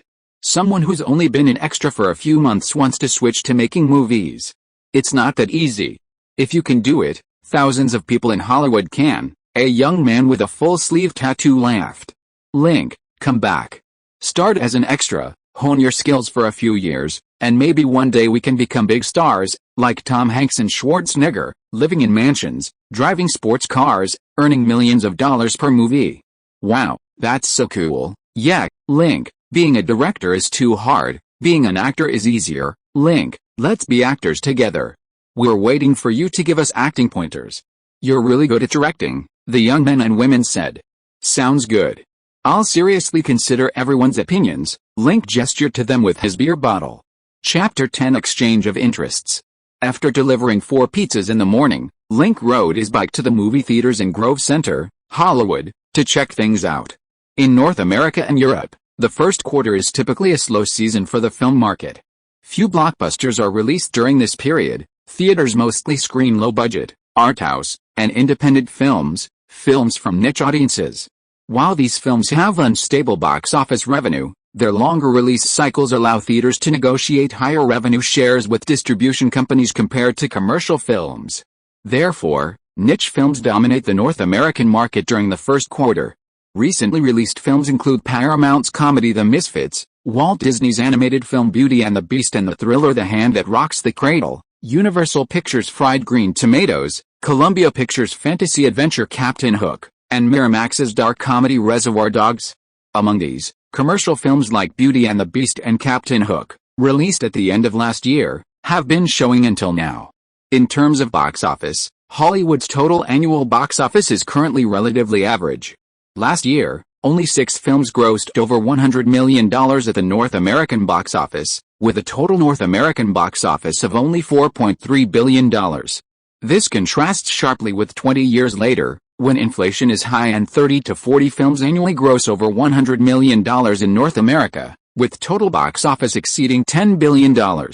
Currently, only 3 films released have surpassed $100 million, Beauty and the Beast, The Misfits, and Hook. The box office performance of niche genre films is mostly in the $100,000 to $2 million range, with very few independent films exceeding $2 million. Quentin Tarantino's Reservoir Dogs earned $946,000 in its first 2 weeks in North America, and approximately $1.8 million including overseas releases. Compared to its $1.2 million production cost, this figure is considered average for an independent film. However, the film genre is relatively novel, dubbed by the media as an aesthetic violence film, the best B-movie of the year, and ushering in a new era of aesthetic violence revolution in Hollywood films. After its release, the film received high praise from filmmakers, and director Quentin Tarantino gained recognition as a prominent young director in Hollywood. Welcome, Link arrived at the Grove Shopping Center cinema. As he entered the lobby, a poster for Reservoir Dogs caught his eye. The poster depicted 5 men wearing sunglasses, black suits, and thin black ties walking side by side, Mr. Blue, Mr. Gold, Mr. Pink, and others from the film. It was a weekday, and the cinema lobby wasn't crowded. Good afternoon, buddy. Is your manager here? I'm a director, and I'd like to speak with him, Link asked the staff member selling tickets at the counter. Director? What do you need a manager for? Well, he's here, but I'm not sure he has time to see you, buddy. Just get in touch with him for me. Tell your manager someone who seems reliable and says he has a way to increase the cinema's attendance. I'd like to meet with him to discuss it. Link pushed a $10 bill towards the staff member. You have a way to increase the cinema's attendance, of course. I never lie, Link shrugged relaxedly. The staff member collected the tip, picked up the phone on the counter, and called the cinema manager. Link tapped his fingers on the counter, staring intently at the staff member. Seeing the manager nod and say okay, and bring me up in 10 minutes, Link breathed a sigh of relief. 10 minutes later, Link was led to the office on the next floor by the staff member. The corridor was dimly lit, and the sound of his shoes tapping on the floor made Link tense. He used to be a purely technical director, not good at dealing with investors and cinema operators, and even less skilled at flattering wealthy women. This had limited his opportunities to direct commercial blockbusters. However, the main reason for this was a lack of confidence in his own abilities and an inaccurate grasp of market trends. He worried about box office losses, unable to explain himself to investors, and also worried that excessive losses would damage his career and reputation. Now, with the film box office subsidy system, he had sufficient confidence in the box office and the quality of the film, which gave him more confidence and motivation. Upon arriving at the general manager's office, the staff member knocked on the door and heard a response from inside. Come in. Link followed the staff into the office. The office was brightly lit, with a solid wood desk placed horizontally near the floor-to-ceiling window, similar to the one Link had dreamt of with Nicole Kidman. The theater manager was sitting behind the desk reading documents, his side facing the window, making his appearance easily visible. He was a middle-aged man in his mid-30s, wearing a brown shirt, with an Al Pacino-style slicked-back hairstyle and a rather thick head of hair, a rare anomaly among middle-aged men in Europe and America. Before coming, Link had learned that the manager's name was Jerome Preston, a rather British surname. Seeing the two enter, Jerome Preston put down his documents, glanced at the staff, and then his gaze fell on Link. "Good afternoon, Mr. Preston. My name is Link, I'm a director. It's a pleasure to meet you," Link greeted politely. "Hello, Mr. Link. I heard you have a brilliant strategy for increasing theater attendance? I hope it's not a joke." Jerome Preston gestured to the chair opposite him. "Of course, Mr. Preston, I'm here to collaborate with you. Jokes won't do me any good." Link smiled and calmly sat down. The staff withdrew and closed the door. Mr. Link, what is your plan? "I'm sorry, I have a lot of work to do, and I hope our conversation can get straight to the point. That's my preferred style. Mr. Preston, I have two methods for increasing theater attendance. One is a short-term solution, effective within a month. The other is a long-term solution, requiring several months or even years of planning. I wonder which one you'd like to hear about." Link took out a folder, placed it on his desk, and opened it. Seeing him take out the documents and pen, Jerome Preston's attitude also became serious. "What do you mean by short-term?" "Short-term is simple. I'm a director, and I have an unreleased film. If theaters are willing to release my film, I guarantee that theater attendance will definitely increase in the short term," Link said seriously. Hearing his words, Jerome Preston's expression became even more serious, even gloomy. He heard from staff that someone had offered a solution to increase theater attendance, but he was skeptical. A marketing professional with that kind of ability wouldn't need to resort to such methods to meet him, the manager. Out of curiosity and boredom, he decided to meet the man. Upon meeting Link, seeing him as a callow youth, his initial impression was even stronger. However, Link's calm and composed demeanor, his immediate presentation of two methods, long-term and short-term, and the production of a folder, clearly indicating he was prepared, piqued his curiosity. As he looked at Link expectantly, eager to hear his brilliant plan, Link suggested showing his film in theaters, guaranteeing a short-term increase in attendance. Damn, what a ridiculous idea. Since the 1940s, to prevent industry monopolies, the American film industry had implemented a system separating talent agencies, film production and distribution companies, and theater chains. Directors no longer directly contacted theaters or needed to find distributors themselves. Instead, film distribution companies handled the negotiations with theaters. Now, this self-proclaimed director, Link, bypassed the distribution company and came directly to him, the theater manager, shamelessly claiming that showing his film would definitely increase theater attendance. In Hollywood, even big-name directors like Francis Ford Coppola, Oliver Stone, and George Lucas wouldn't dare guarantee such a thing. For example, Spielberg's new film Hook, released this year, lost $30 to $40 million at the box office. What makes Link, an unknown Asian director, so confident? Jerome Preston felt mocked, his face darkening as he leaned back in his office chair. "Buddy, if this is your idea, then please leave immediately. I don't have time to listen to your jokes, Mr. Preston. My short-term plan is real.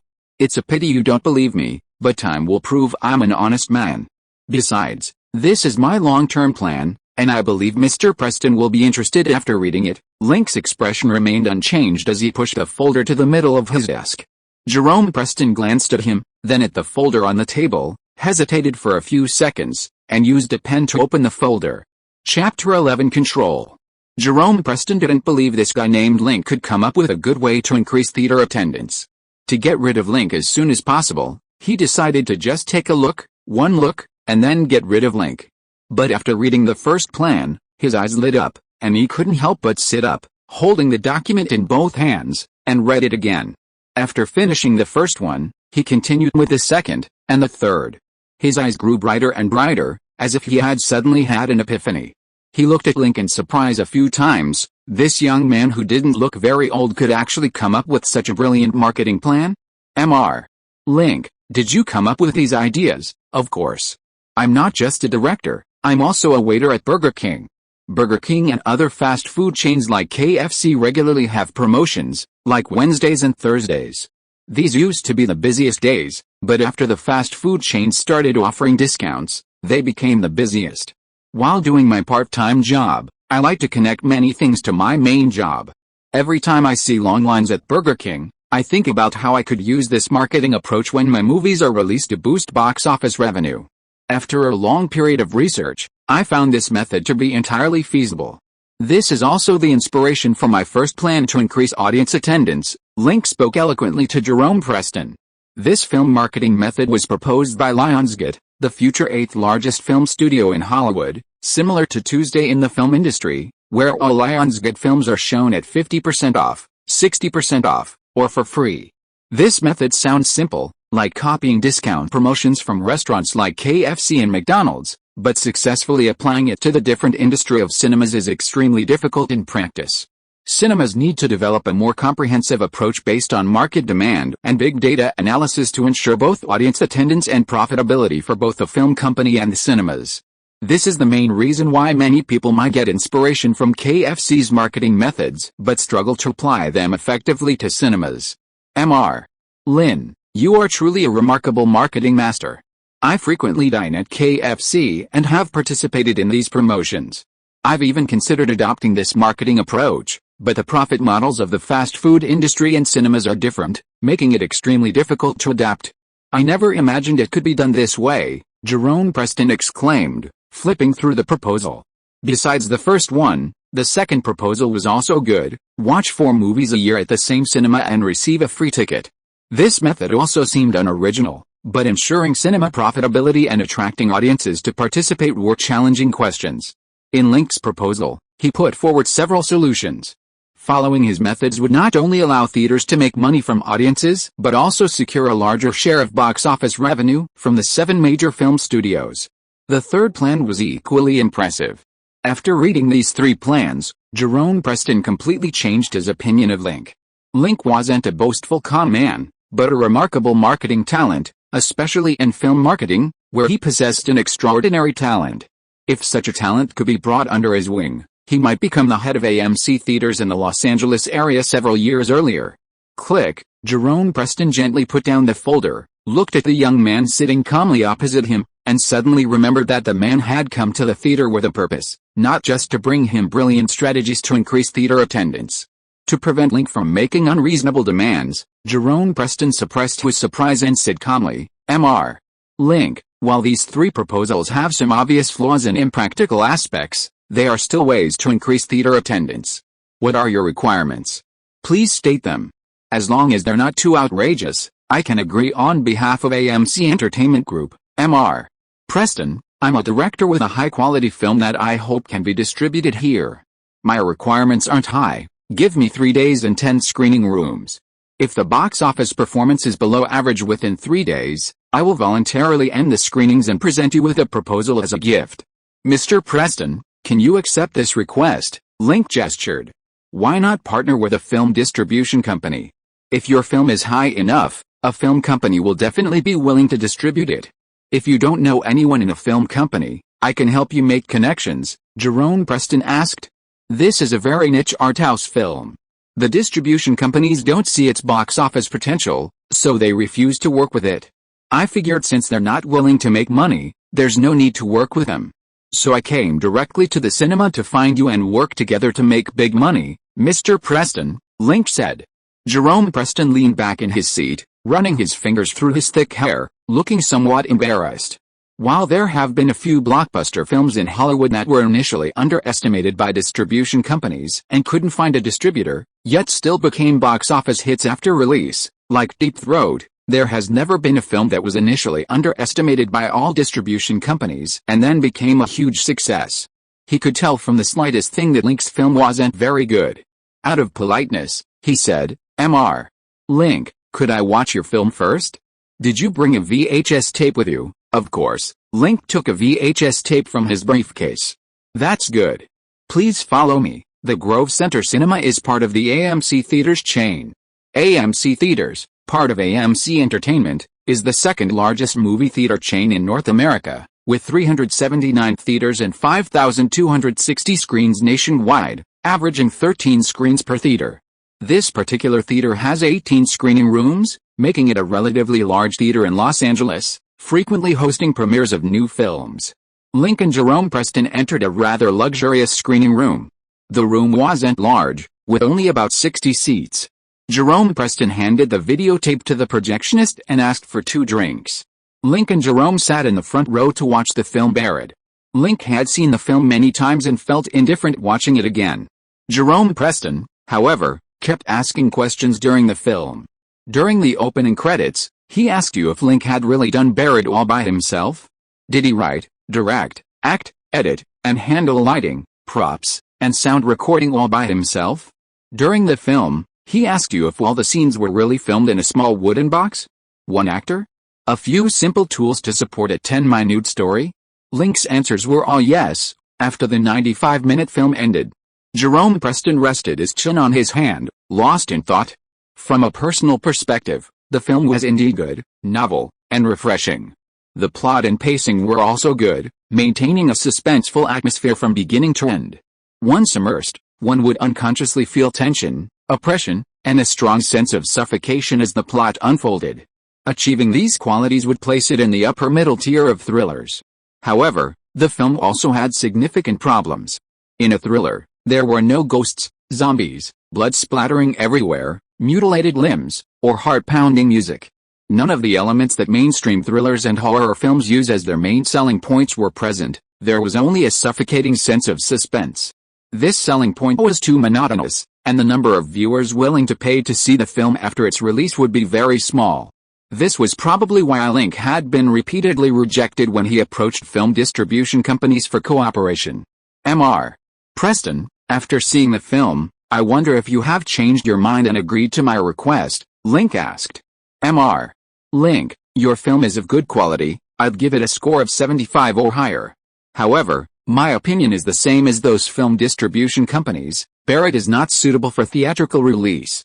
A theatrical release would inevitably result in a loss. I suggest you consider a different approach. Release the film via videotape.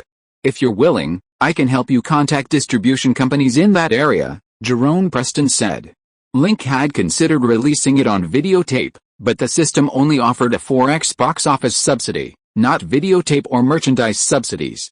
Releasing Barrett on videotape would mean losing the protection of its magical aura, resulting in mediocre performance. He also wouldn't be able to improve his life through this film. Mr. Preston, you have a point, but I still hope to release Barrett in theaters. My conditions remain unchanged. Give me 3 days, 10 screening rooms. If the box office results are unsatisfactory, the theaters can voluntarily end the screening, Link said. 3 days, 10 screening rooms? That's impossible. My bottom line is 6 screening rooms, Link said. Jerome Preston was taken aback. So, a discount was possible? Jerome Preston waved his hand and said, 6 screening rooms won't do. You're a director, and you're in the industry. You should know that in the entertainment world, the Big 7 studios and numerous independent production companies are at the top. They control a large number of film copyrights and determine the revenue of cinemas. Every time one of the Big 7 studios releases a big-budget commercial film, the theater chains need to act quickly and secure the screening rights with preferential terms. The Grove Shopping Center Cinema mainly distributes commercial films. They start scheduling screenings at the beginning of each year, from the beginning to the end of the year. All the theaters have screenings scheduled, mostly commercial films released by the Big 7 studios. This is AMC Entertainment Group's arrangement. Theaters in various locations must screen the corresponding films according to the schedule. As the person in charge of the shopping center cinema, I have no authority to change the schedule of other films to free up 6 screening rooms for you, Mr. Preston. At least 3 screening rooms? That's my bottom line, Link said. Jerome Preston's lips curled into a smile. So there's a bottom line below the bottom line? He spread his hands and said, Link, even 3 won't do. 3 screens would generate tens of thousands of dollars in revenue per day. The impact would be too great. Within my authority, I can only allocate 1 screening room for you at most. What do you think of this screening room? Jerome patted the armrest of the sofa. Mr. Preston, 1 is too few. I'm sorry, I can't accept your conditions.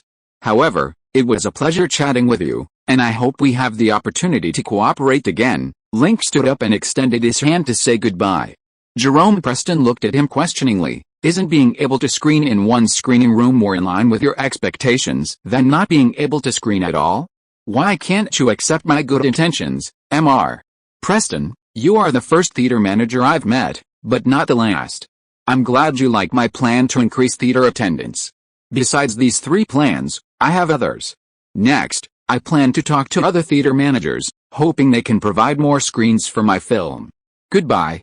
Mr. Preston, wait. Seeing Link about to leave, Jerome Preston grabbed his arm.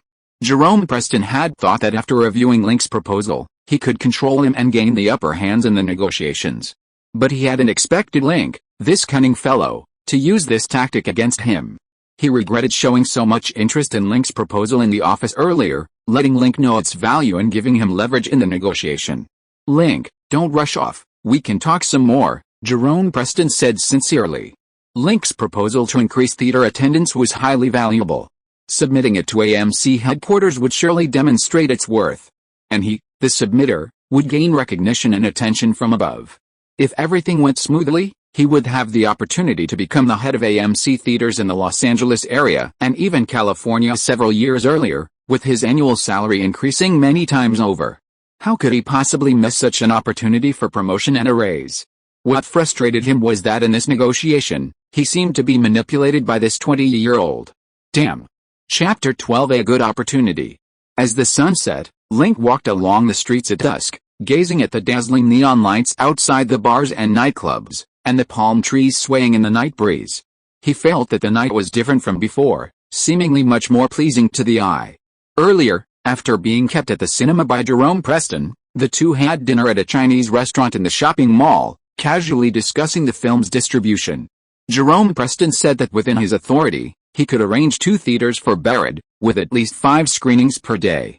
He could also help contact other theater managers to try and arrange more theaters and additional screenings for Barrett, telling Link to wait for news.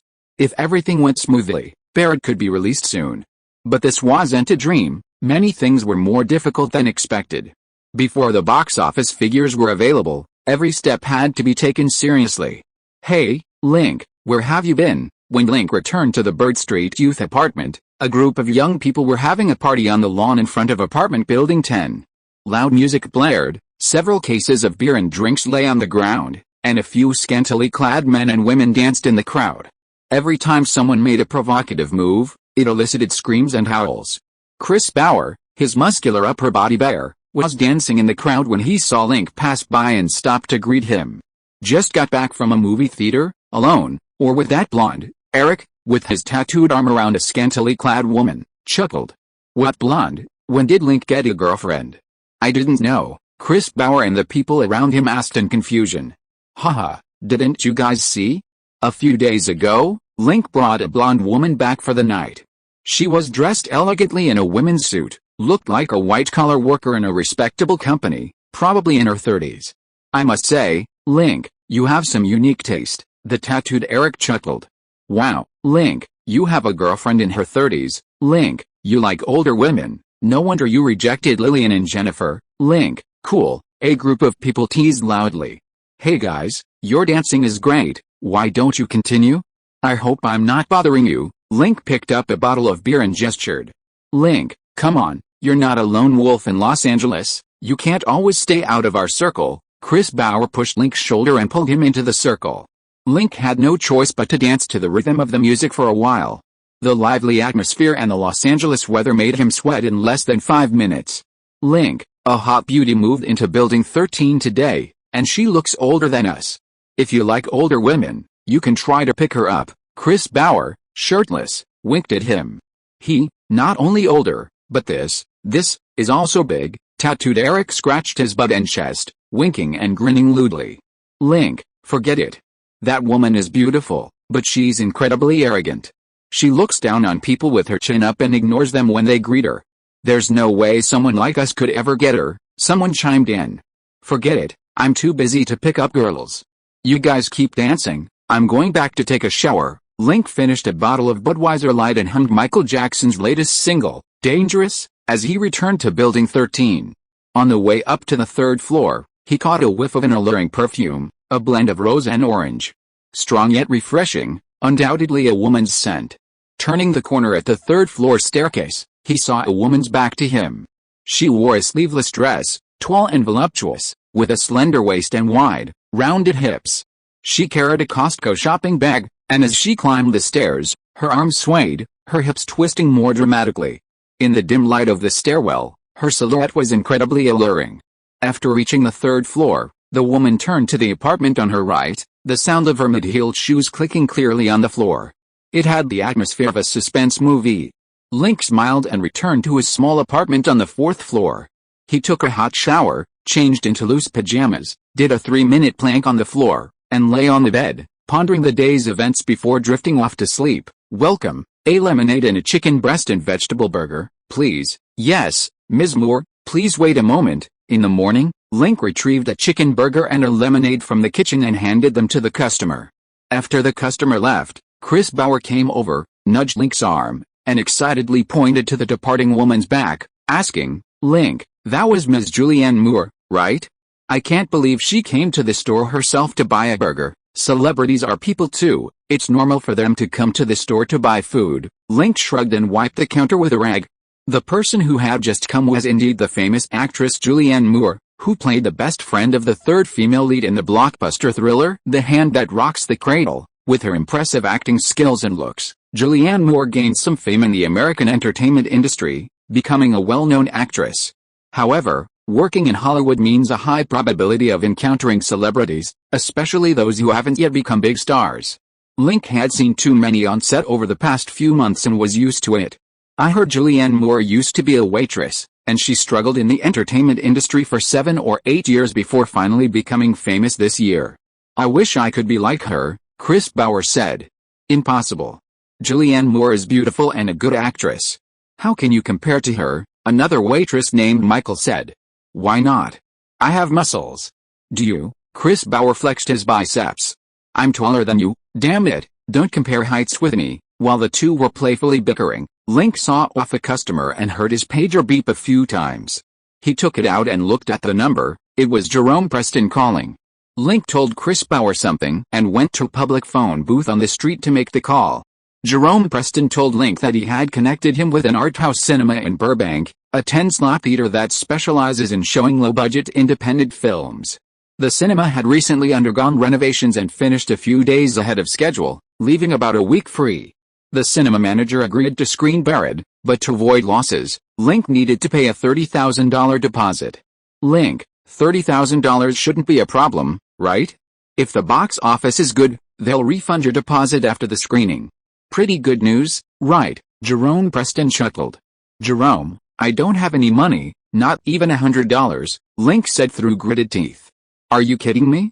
You can make a 90-minute movie and not even have $30.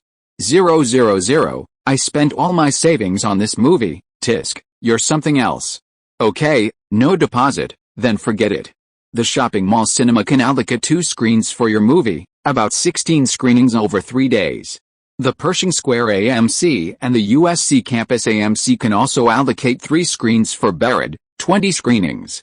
But the screening times are scattered, and box office data won't be easy to track. Let's agree on this beforehand to avoid disagreements later, Jerome Preston said.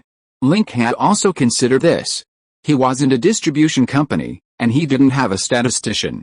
Even if the movie was shown in 3 theaters, he couldn't accurately and promptly track the box office figures for all 3 theaters. Without accurate statistics, it would be difficult to track the attention of film distribution companies and theater chains. Jerome, the theater you mentioned has a week of available slots. When exactly? From the 15th to the 22nd, it's the 10th now, only 5 days until the 15th. How can he earn $30,000 in 5 days?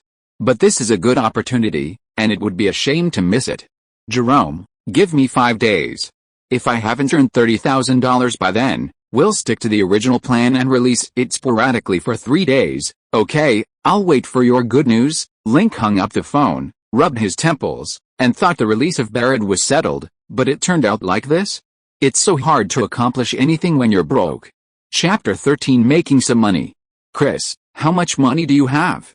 I mean, all your savings, Back at the Little Bird Street Burger joint, Link found Chris Bauer and asked, "What's up?" Chris Bauer put down the metal tray and flexed his biceps to see if they'd gotten any bigger. "Never mind your muscles," Link patted his shoulder blades. "Here's the thing, a theater agreed to screen my movie, 10 screens, for 7 consecutive days, but they need to pay a deposit. How much money do you have? Lend it all to me. I'll pay you back in less than a month, and I can even give you 10% interest." "How much do you have?" "A deposit for showing a movie." "How much is the deposit?" "I don't know if I have enough money." "Not much, $30,000, $30,000. Are you crazy? Look at me, do I look like someone with $30,000? So how much do you have?" "I haven't spent all the money I earned these past 2 days, about $250. "Do you want to borrow it?" Chris Bauer blinked, his short, thick eyebrows twitching, his overall attractiveness dropping below 30.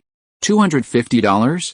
Forget it, keep it for yourself. Unable to borrow money from Chris Bauer, Link continued to try others, including his part-time colleagues, acquaintances in the youth hostel, and even the owners of several fast food restaurants. None of them lent him any.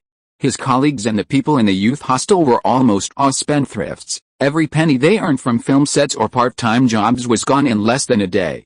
In America, especially among young people, there was almost no habit of saving money, nor any worry about marriage, buying a house, or raising children. They were all prisoners of hedonism. As for the fast food restaurant owners, given his current credit and repayment ability, they weren't qualified to lend him more than $1,000. Even after Link offered a guarantee of $10 for every $1 borrowed, no one lent him money. The owner of the Chinese restaurant considered him a fraudster and wouldn't let him continue working there, fearing trouble. Link could have borrowed money from Jerome Preston. Putting aside the fact that Jerome might not lend him the money given their relationship, even if he did, he would be looked down upon during the process and would owe him a huge favor later. Besides, borrowing money from private individuals in America isn't exactly a popular practice. After a long day, Link hadn't borrowed a single dollar.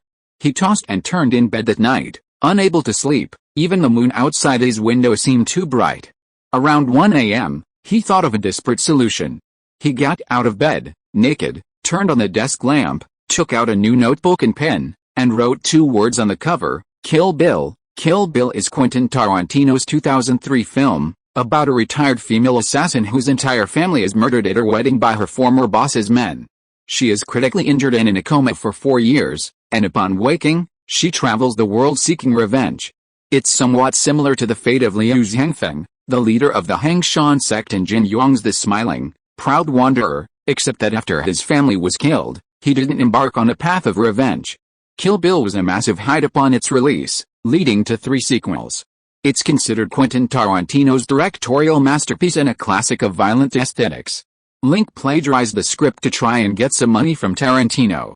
Tarantino's new film, Reservoir Dogs, performed poorly at the box office, but its video sales were strong, selling 120,000 copies this week and generating $6.3 million in revenue, with projected sales exceeding $10 million. Tarantino earned a considerable sum, likely several $100,000. The reason he approached Tarantino to sell the script, rather than others, the 7 major Hollywood studios, or numerous independent production companies, was because he had tried before, but no film company had contacted him to acquire the adaptation rights.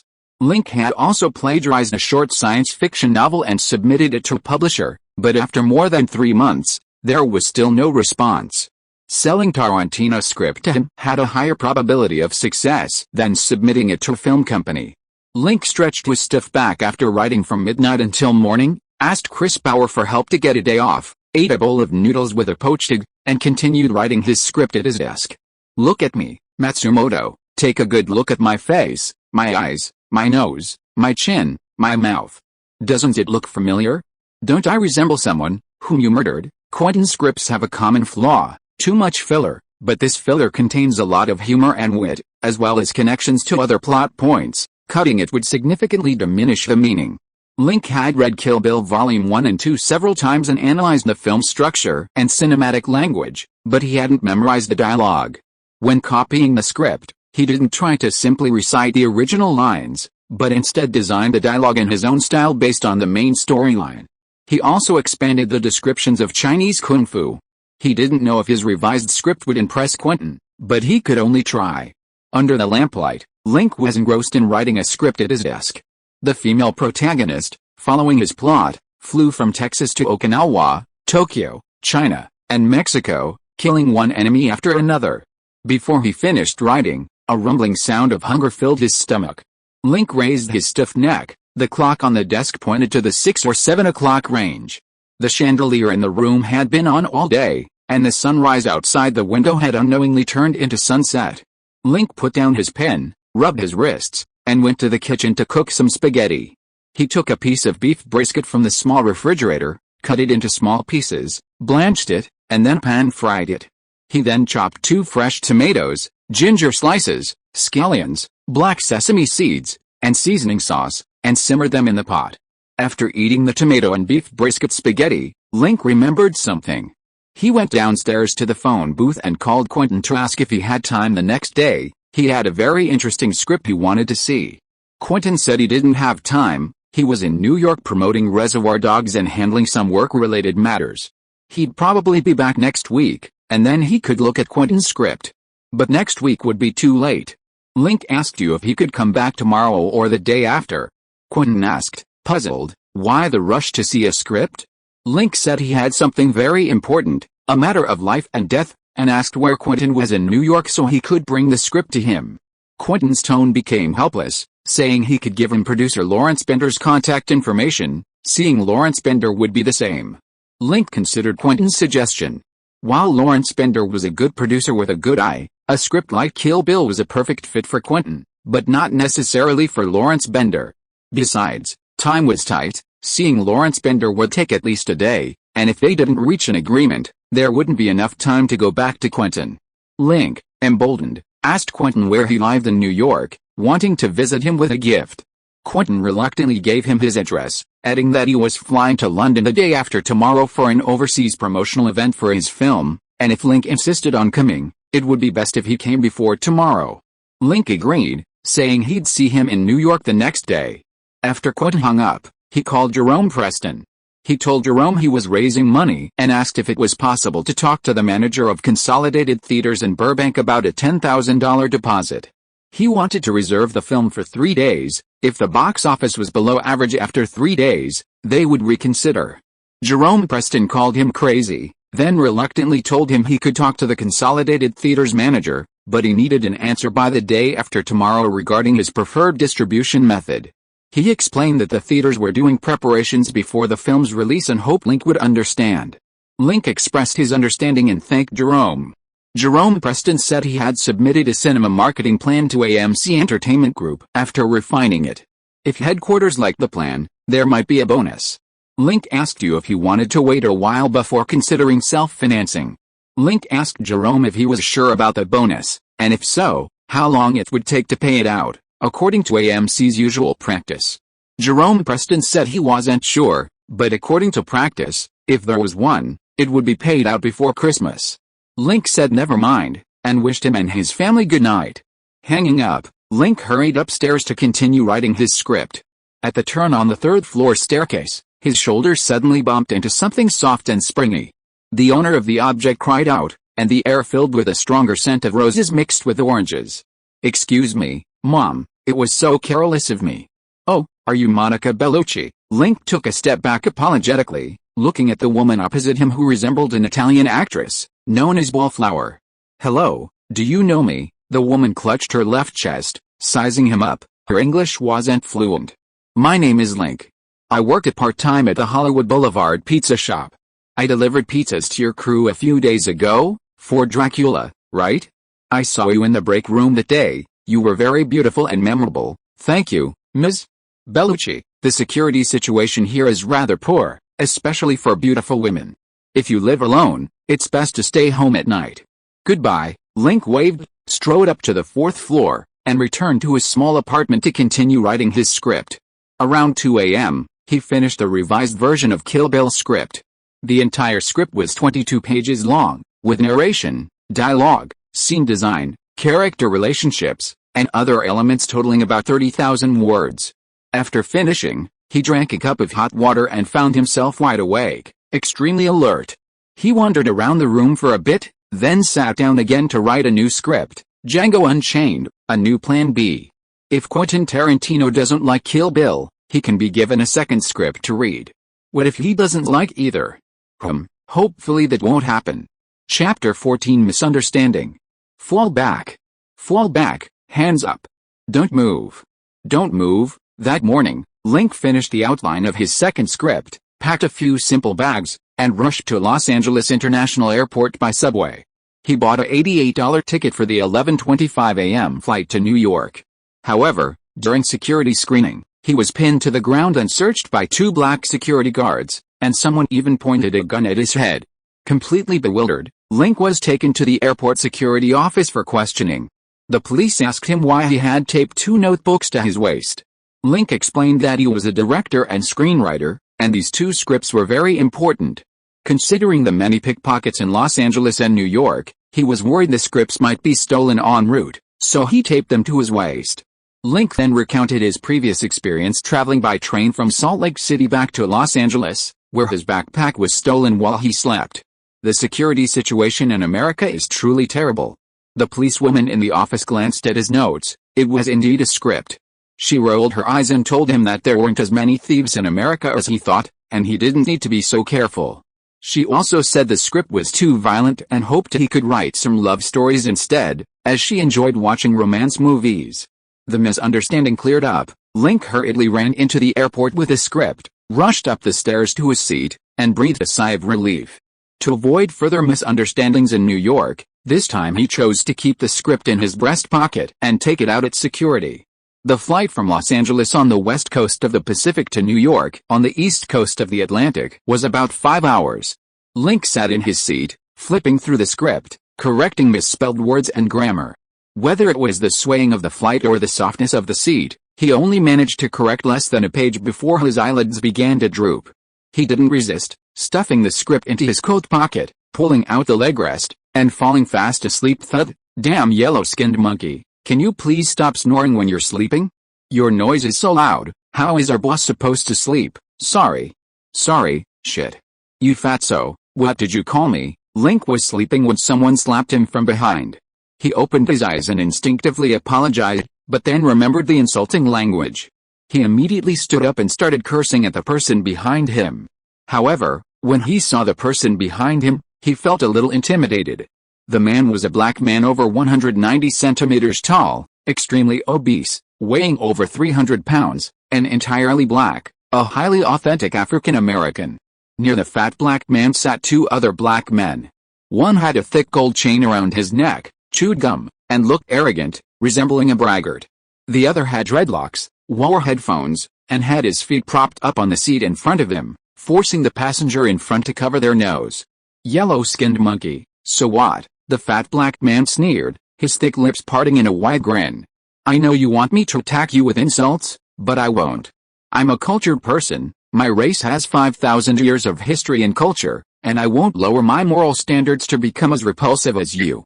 Besides, Dr. Martin Luther King Jr. is my idol. I love his I Have a Dream speech. Dreaming that one day black people could sit in the same classroom as people of other races, eat at the same table, and travel in the same plane. 30 years after Dr. Martin Luther King Jr.'s death, his dream finally came true, and people like you have the right to sit here and enjoy all of this. But what have you done since you sat here? You've been attacking another race with an insult. You've shown everyone that Dr. Martin Luther King Jr.'s dream is shattered, and that his dream will never, ever come true. Because people like you, after gaining equality and respect, have begun to discriminate against other races. I feel sorry for people like you, and I feel sorry for Dr. Martin Luther King Jr. May he not be angry if he sees this in heaven. Hallelujah. Damn brat, shut your stinking mouth and don't mention Dr. Martin Luther King Jr. The fat black man clenched his fists and said angrily, if you apologize to me, I can stay here, not far from heaven, and never mention Dr. Martin Luther King Jr.'s name again. I need your apology. Link took a step back, adjusting the script tucked into his chest to prevent it from slipping and being trampled. Apologize? Hell, let me beat you up and I'll apologize, Wallace. The fat black man was about to fight, but as he charged forward, he was pulled back by the man with the thick gold chain. The man looked at Link warily, pointed at Link's chest, and muttered a few words to the fat man. The fat black man glanced at Link's hand on his chest, snorted, and stuck out his big buttocks, preparing to sit down. Wait a minute. God and Dr. Martin Luther King Jr. are my witnesses. You haven't apologized to me yet, Link said, touching his chest. Hey, buddy, I apologize on behalf of my buddy. How about it? The black man with the thick gold chain grinned. Okay, you seem like a well-mannered person. I accept your apology. Link, seeing the situation was favorable, returned to his seat. SHH, good job, buddy. You did a great job, buddy. After Link sat down, some people in the cabin whistled and applauded. Link accepted the apology somewhat awkwardly. If he had had a few companions with him, he would have used force to persuade the fat black man and his companions. Without companions, he was outnumbered and could only rely on verbal sparring and some tricks to convince them. Although it was a bit of a show of bravado, at least he didn't embarrass himself. At this moment, a flight attendant came over, saw that nothing had happened, and returned to her seat.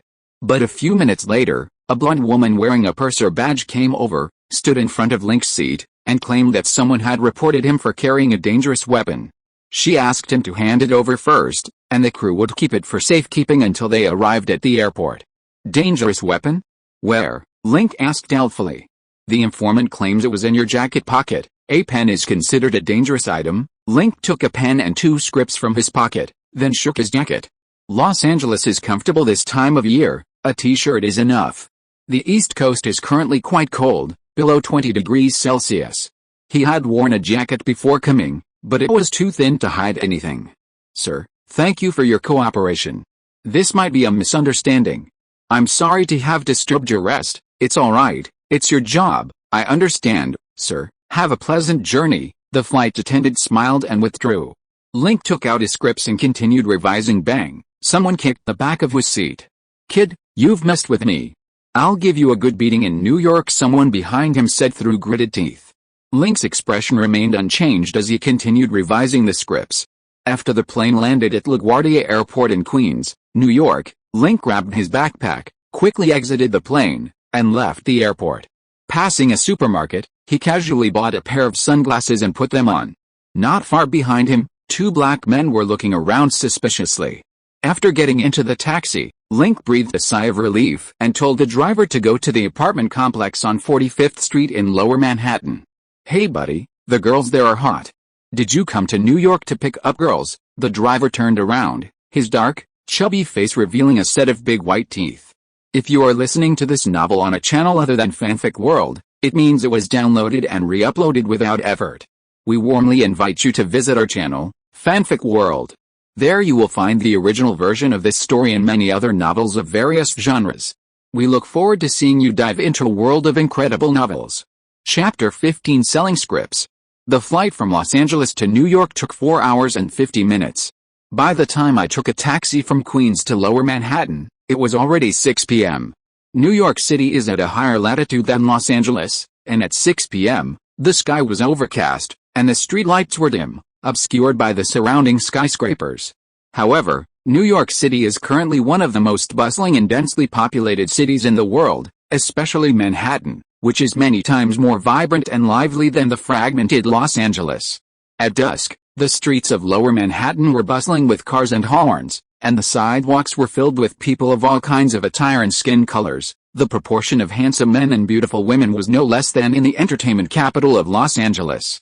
Link bought a bottle of cheap red wine for $8 at a roadside supermarket and took it to Quentin's apartment.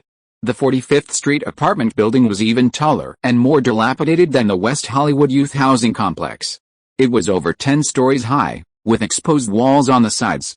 It resembled the building where the 6 main characters of Friends lived. This was probably Quentin's former residence when he worked in New York. Before becoming a director, Quentin Tarantino was an artist with James' best films in Los Angeles, preparing to debut as an actor. However, during acting classes, he always liked to criticize the teacher's methods, believing that the teacher's teaching was incorrect, and was therefore expelled from the class. After working as a trainee at the film company for over 2 years, seeing that he couldn't learn anything new or get any film roles, he left and went to work as a librarian at a video store called the Audio Visual Archive in Manhattan, New York. During his 4 or 5 years as a librarian, He used his position to watch a large number of Westerns and Hong Kong films. After accumulating a certain level of film knowledge, Tarantino began writing screenplays and directing films. Last year, his screenplay for Fatal Romance sold for $50,000. Earlier this year, he gained further fame with Reservoir Dogs, officially embarking on his directing career. Link took the elevator to the 8th floor of the apartment complex, turned right to the 3rd apartment door, and rang the doorbell. After about 10 seconds, the blue door opened, revealing Quentin Tarantino's grotesque yet comical face and messy hair. "Oh my God, Link, you really came to New York?" "Of course, I said I'd come, and I always do." "Well, that's crazy.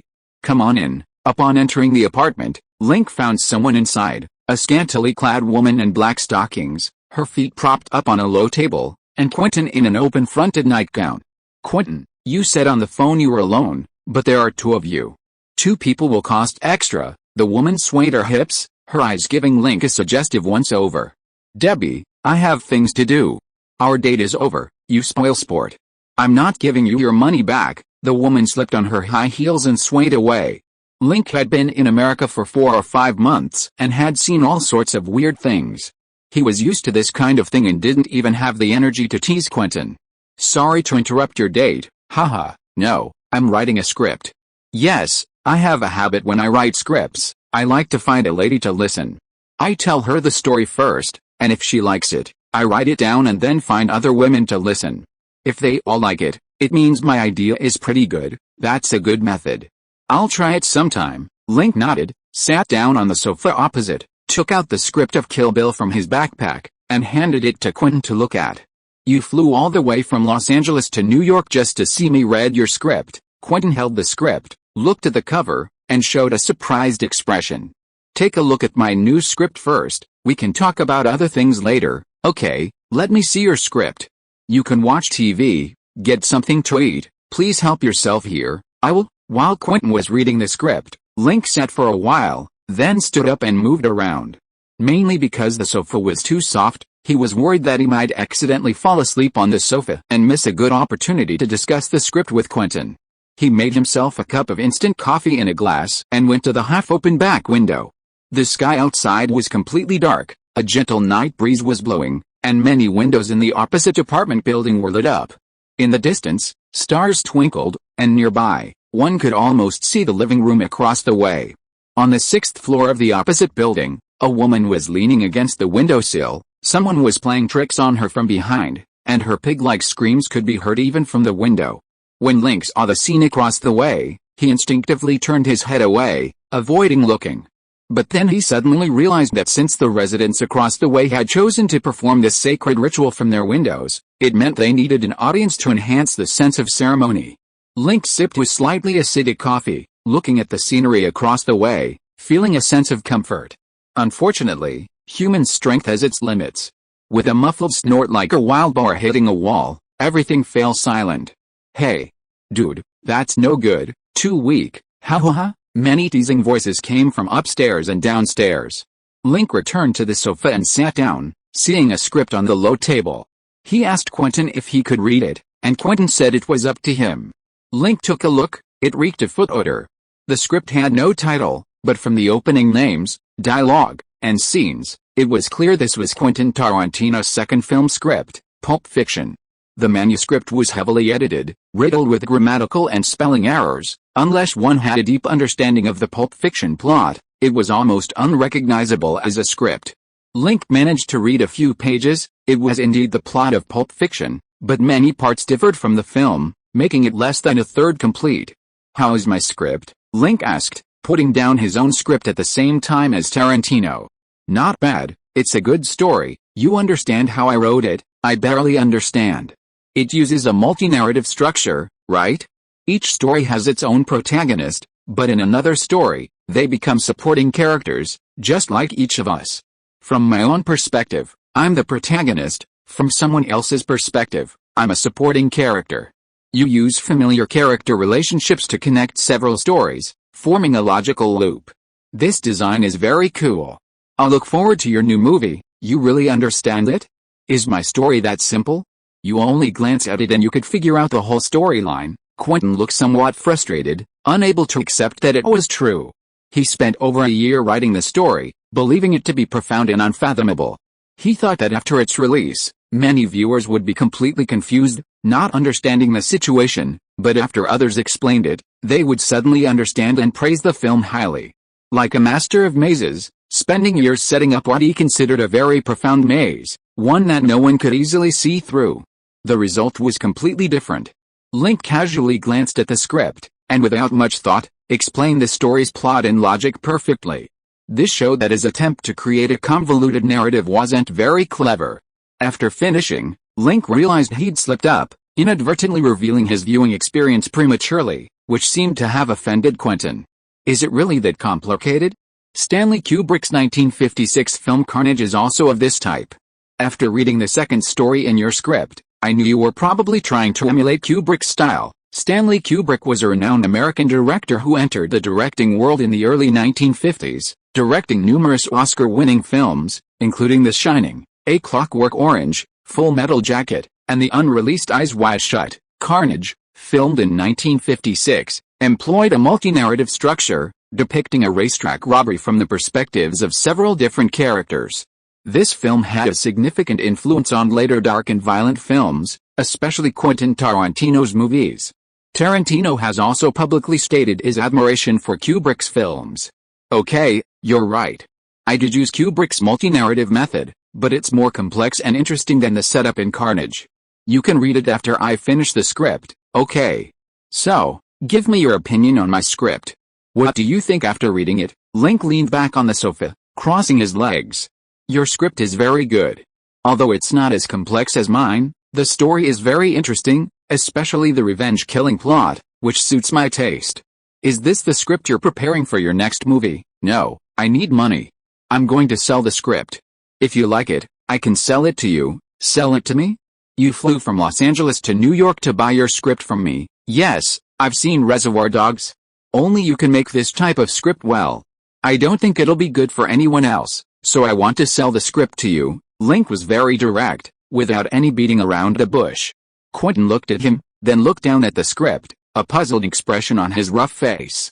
Link, this script of yours is of very high quality. Whether you keep it for yourself or sell it to another film company, it's a great project. Why are you selling it to me? You say you're short of money. How much? What do you need the money for? To be honest, I'm planning to self-finance Barrett. I've already contacted theaters, but I'm short of a deposit. Damn it, Barrett again. After all these days, you still haven't given up on Barrett. You're willing to sell a good script and self-finance the film. What's your purpose in doing this? First, to make money. If Barrett can be released, the box office won't be worse than Reservoir Dogs HMPH. Second, to let more people see Barrett, like Barrett, and prove that my opinion is correct, that this film shouldn't be Barrett. You're a crazy guy. Alright, so you're willing to buy this script? If you're not satisfied, I have a few other scripts. Besides Kill Bill and Django Unchained, there were a few other scripts submitted to film companies, but they were different genres, and Quentin might not like them. How much are you planning to sell it for? Quentin stroked the cover of the script. How much are you willing to pay? Are you sure you want to sell this script for that nobody's going to watch? Barrett? Yes, I'm sure. How about $50,000? That's all the money I have on hand right now. Deal. Link smiled and held out his hand. Quentin looked at him suspiciously, then hesitantly extended his hand as well. Chapter 16 Quentin's Ecstasy. Before dawn, Link woke up early to wake Quentin, who was still sleeping, to sign the contract and transfer the money. Quentin grumbled as he got up, repeatedly asking Link if he was really going to sell the script, and if so, there was no going back. Link said it was true, he wouldn't back out, and they could sign the contract. Quentin thought it was a good idea, so the two first went to the nearby Wall Street law firm, Rogers & Jones, and signed a draft contract under the notarization of a lawyer.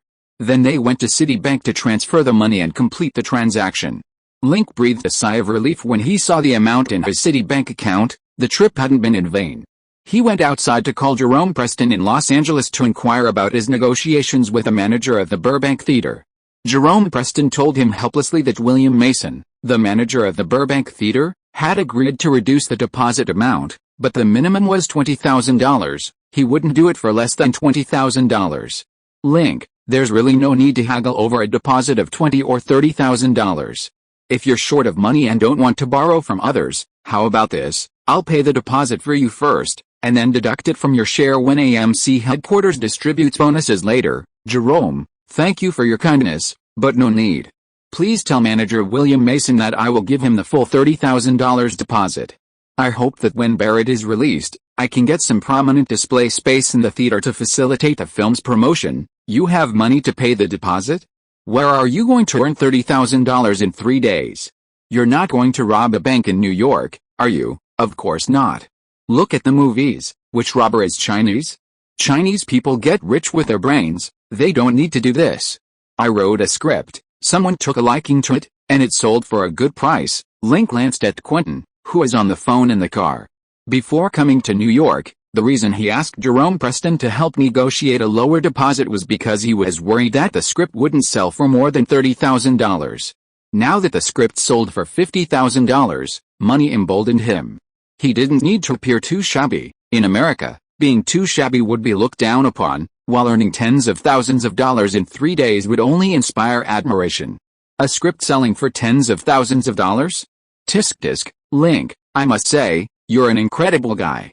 With such talent, why don't you continue as a screenwriter, or become a promising marketer? Instead, you waste your energy on a film project that's destined to have no hope. Why do that? Sometimes I really don't understand your thought process, Jerome Preston said with a complex tone. Link laughed and asked Jerome Preston to help him contact several theaters for a screening, and then sign distribution contracts and handle film promotion. In a car parked on the street, Quentin saw Link still on the phone and took out his newly bought Motorola phone to call producer Lawrence Bender. After the call connected, Quentin excitedly told Lawrence that he had bought a fantastic script for an extremely low price, about the same as the price of the code he bought last time. A script? You used to call other people's scripts garbage, why would you spend money to buy one? Haha, it's different. This script is really fantastic, it's totally my style. I bet this movie will be amazing. I'm even thinking about filming this new script first, and then filming the one I'm currently writing in a couple of years. Writing scripts is so mentally taxing. I've been writing for 6 months, lost half my hair, and still haven't written a script that I'm satisfied with, Quentin said. Let's not talk about changing the script now, we'll discuss that when you get back to Los Angeles. First, tell me where you bought the script. If it's a good script, why would the screenwriter sell it for such a low price? Could you have encountered a scammer? Absolutely not. The person who sold me the script is named Link, that handsome Chinese director who's about my age. He's indeed a very talented guy, his screenwriting and directing abilities are almost on par with mine. It's just that he might have some issues with his head, he's stubborn. The reason he sold the script is to self-finance Barrett. Self-finance Barrett? That's that bizarre movie he wrote, directed, and starred in. Haha, that's right, that movie. I've told him many times, don't bother, buddy, that movie has no selling points, it'll lose money even if it's released, but he didn't believe me. He went to find film distribution companies to cooperate with. I heard he approached 50 or 60, and not a single film company was willing to help him distribute Barrett. Even so, he wouldn't give up, he actually wanted to self-finance the movie. Quentin glanced at Link in the phone booth and lowered his voice, saying, self-financing a movie requires money, and since he didn't have any, he could only sell the script. And do you know what's even funnier? What? Haha, to sell the script, he flew all the way from Los Angeles to New York and personally delivered this great script to me. I asked him how much he wanted, and he said anything. I tentatively suggested $50,000, and he didn't haggle, just held out his hand and said it was a pleasure doing business with me. Quentin grinned and chuckled softly. Link might be a good screenwriter and a promising director, but he's probably not very good at negotiation and deals. I think so too, so when I signed him, I felt a little guilty, like I was taking advantage of an honest person. Link was willing to do the deal, so you don't need to feel guilty, I understand. That's all for now, Link's here, I need to take him to the airport. Quentin hung up the phone and looked at Link, who had gotten into the passenger seat. Aren't you going to stay in New York for a couple more days? Barrett is coming out in a couple of days, I need to go back and take care of some things. Link fastened his seatbelt. Where will it be shown? Will it be in New York? Quentin started the car. For now, it's only showing in one theater in Burbank, only one. Quentin's lips twitched. In the film industry, even the least commercially viable films have at least 4 theaters for their initial screenings. Link had been busy selling the script and raising money to self-publish the film, but he had only managed to contact one theater. One theater has 10 screens.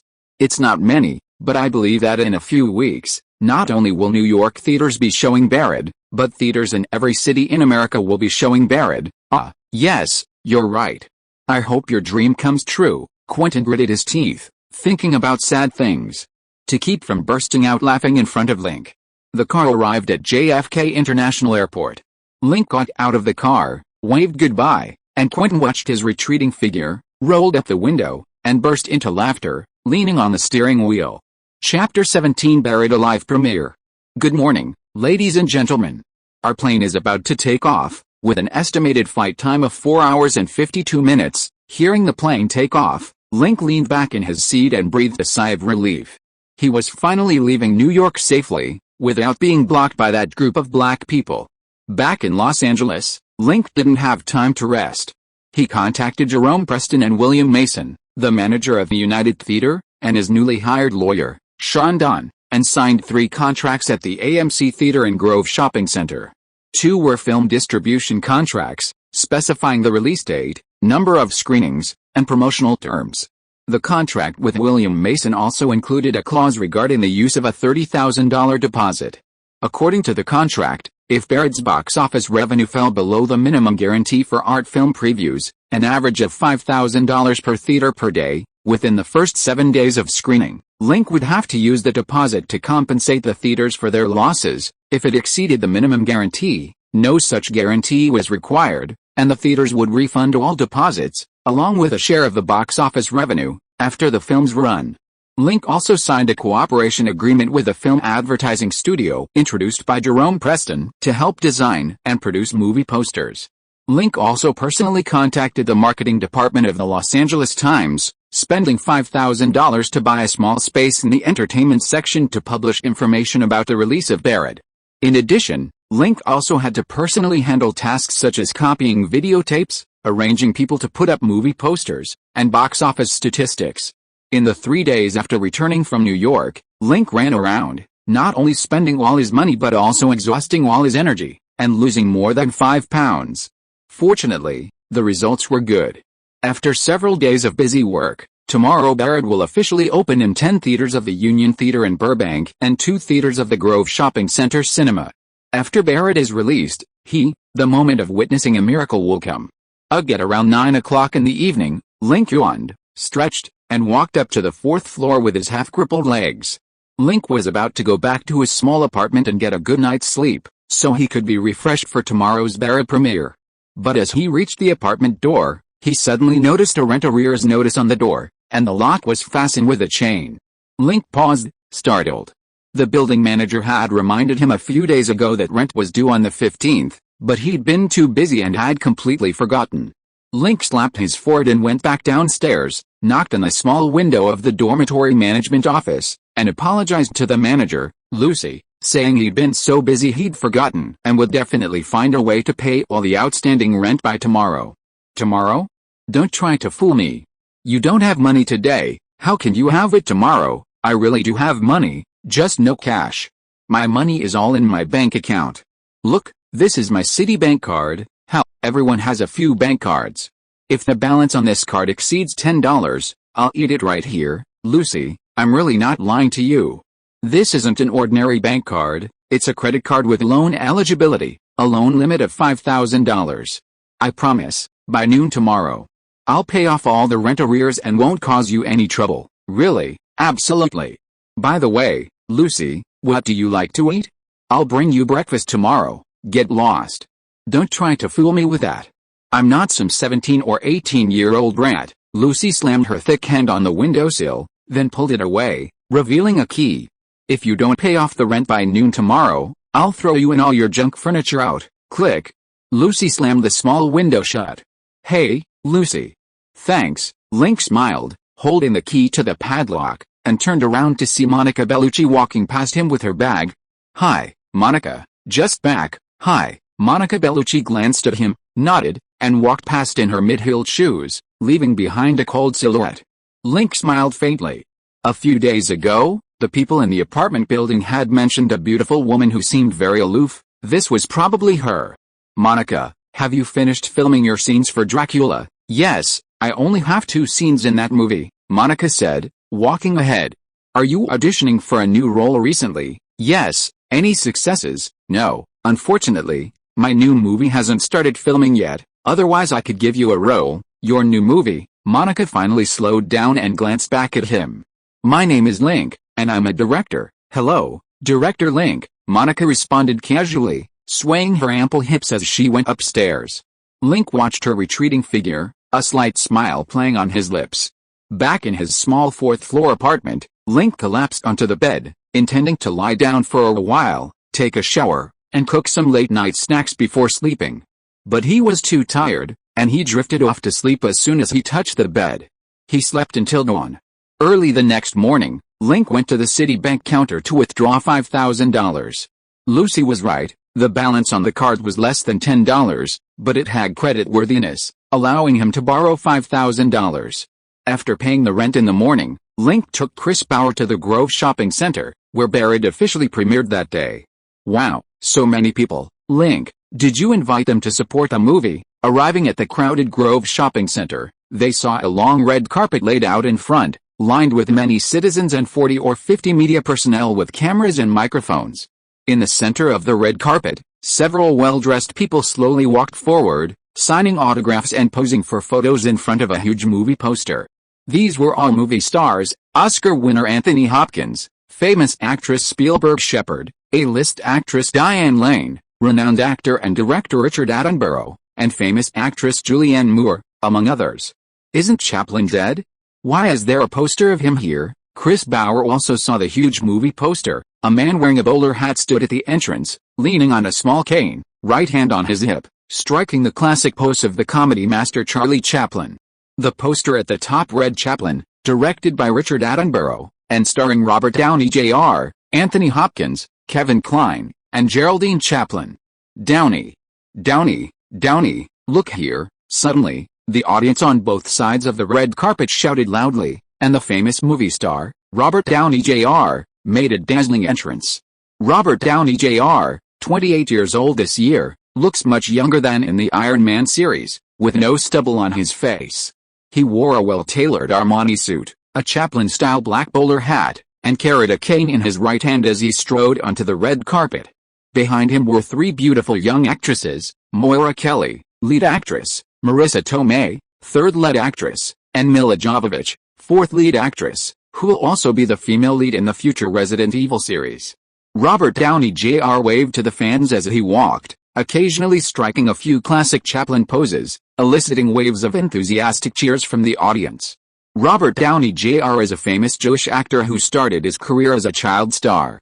His father is the renowned director and actor Robert Downey Sr. With his father's support, Robert debuted at the age of 5. Now 28, he has appeared in 27 films, becoming a Hollywood heartthrob with hits like Hot Kids, The Nanny, The Law Enforcer, and The Pickup Artist. However, he is also known as a notorious playboy and drug addict. From his early 20s to the present, his scandals have consistently made headlines, making him a controversial figure. Last year, Carlock Pictures invested $15 million in a biography of comedy master Charlie Chaplin, aiming for an Oscar win. Robert Downey Jr. beat out numerous competitors to win the lead role. Director Richard Attenborough won the Academy Award for Best Picture in 1982 for Gandhi and received a BAFTA Lifetime Achievement Award at the 36th British Academy Film Awards in 1983. The film also features Oscar-winning actor Anthony Hopkins, star of The Silence of the Lambs, as the second male lead. It's a powerful combination with a strong cast. The film is also considered by the media to be one of the most anticipated art films of the year. Link, what were you thinking, choosing to release it on the same day as Chaplin? Are you worried that Barrett won't be popular enough, making things worse? Chris Bauer pointed to the bustling red carpet, a speechless expression on his face. Link couldn't answer Chris Bauer's question. When pushing for the release of Barrett, he only thought about getting it released smoothly, not about the release date. Besides, he was an unknown nobody, with no money, no connections, and no fame, so naturally he had no right to choose the release date. Like the old saying goes, Poverty doesn't discriminate between wives, and cold doesn't discriminate between clothes. Why pick an auspicious day when you have no money? Don't ask so many questions, just watch. We're just watching here. When will they finish? Link didn't answer this question, standing by the red carpet for a while. Just as he was about to enter the shopping mall, a cinema employee approached him and told him that Jerome Preston, the manager, had also arranged a premiere for Barrett. Where? There. The employee pointed to a small poster next to the large Chaplin poster. The large poster was over 8 meters long and about 4 meters wide, while the Barrett poster was about 1.2 meters long and 80 centimeters wide. This poster wouldn't look too small on the apartment wall, but placed next to the 8-meter-long poster, it looked like a gray rat following an elephant, shifty and unsightly. Mr. Preston said that Barrett has no celebrity guests, no reporters on site, and no large fan base, which is bad for the film's box office. He suggested using the Chaplin red carpet to generate some buzz and perhaps attract media attention. The employee paused. Mr. Preston also said that whether or not you walk the red carpet is entirely voluntary. The employee then left, leaving a hesitant Link and a dumbfounded Chris Bauer. We're going to walk the red carpet too. Do you want to? Of course I do. It's the red carpet. But this isn't what I imagined, and it shouldn't be at this time. I'm completely unprepared. You don't need to prepare anything. Just follow me and walk boldly. No matter what others think of you, just imagine yourself as Schwarzenegger, as Stallone, and you won't feel nervous. You're going to walk the red carpet? Are you serious? At this moment, the off-site premiere of Chaplin ended, and all the actors entered the cinema in the shopping mall.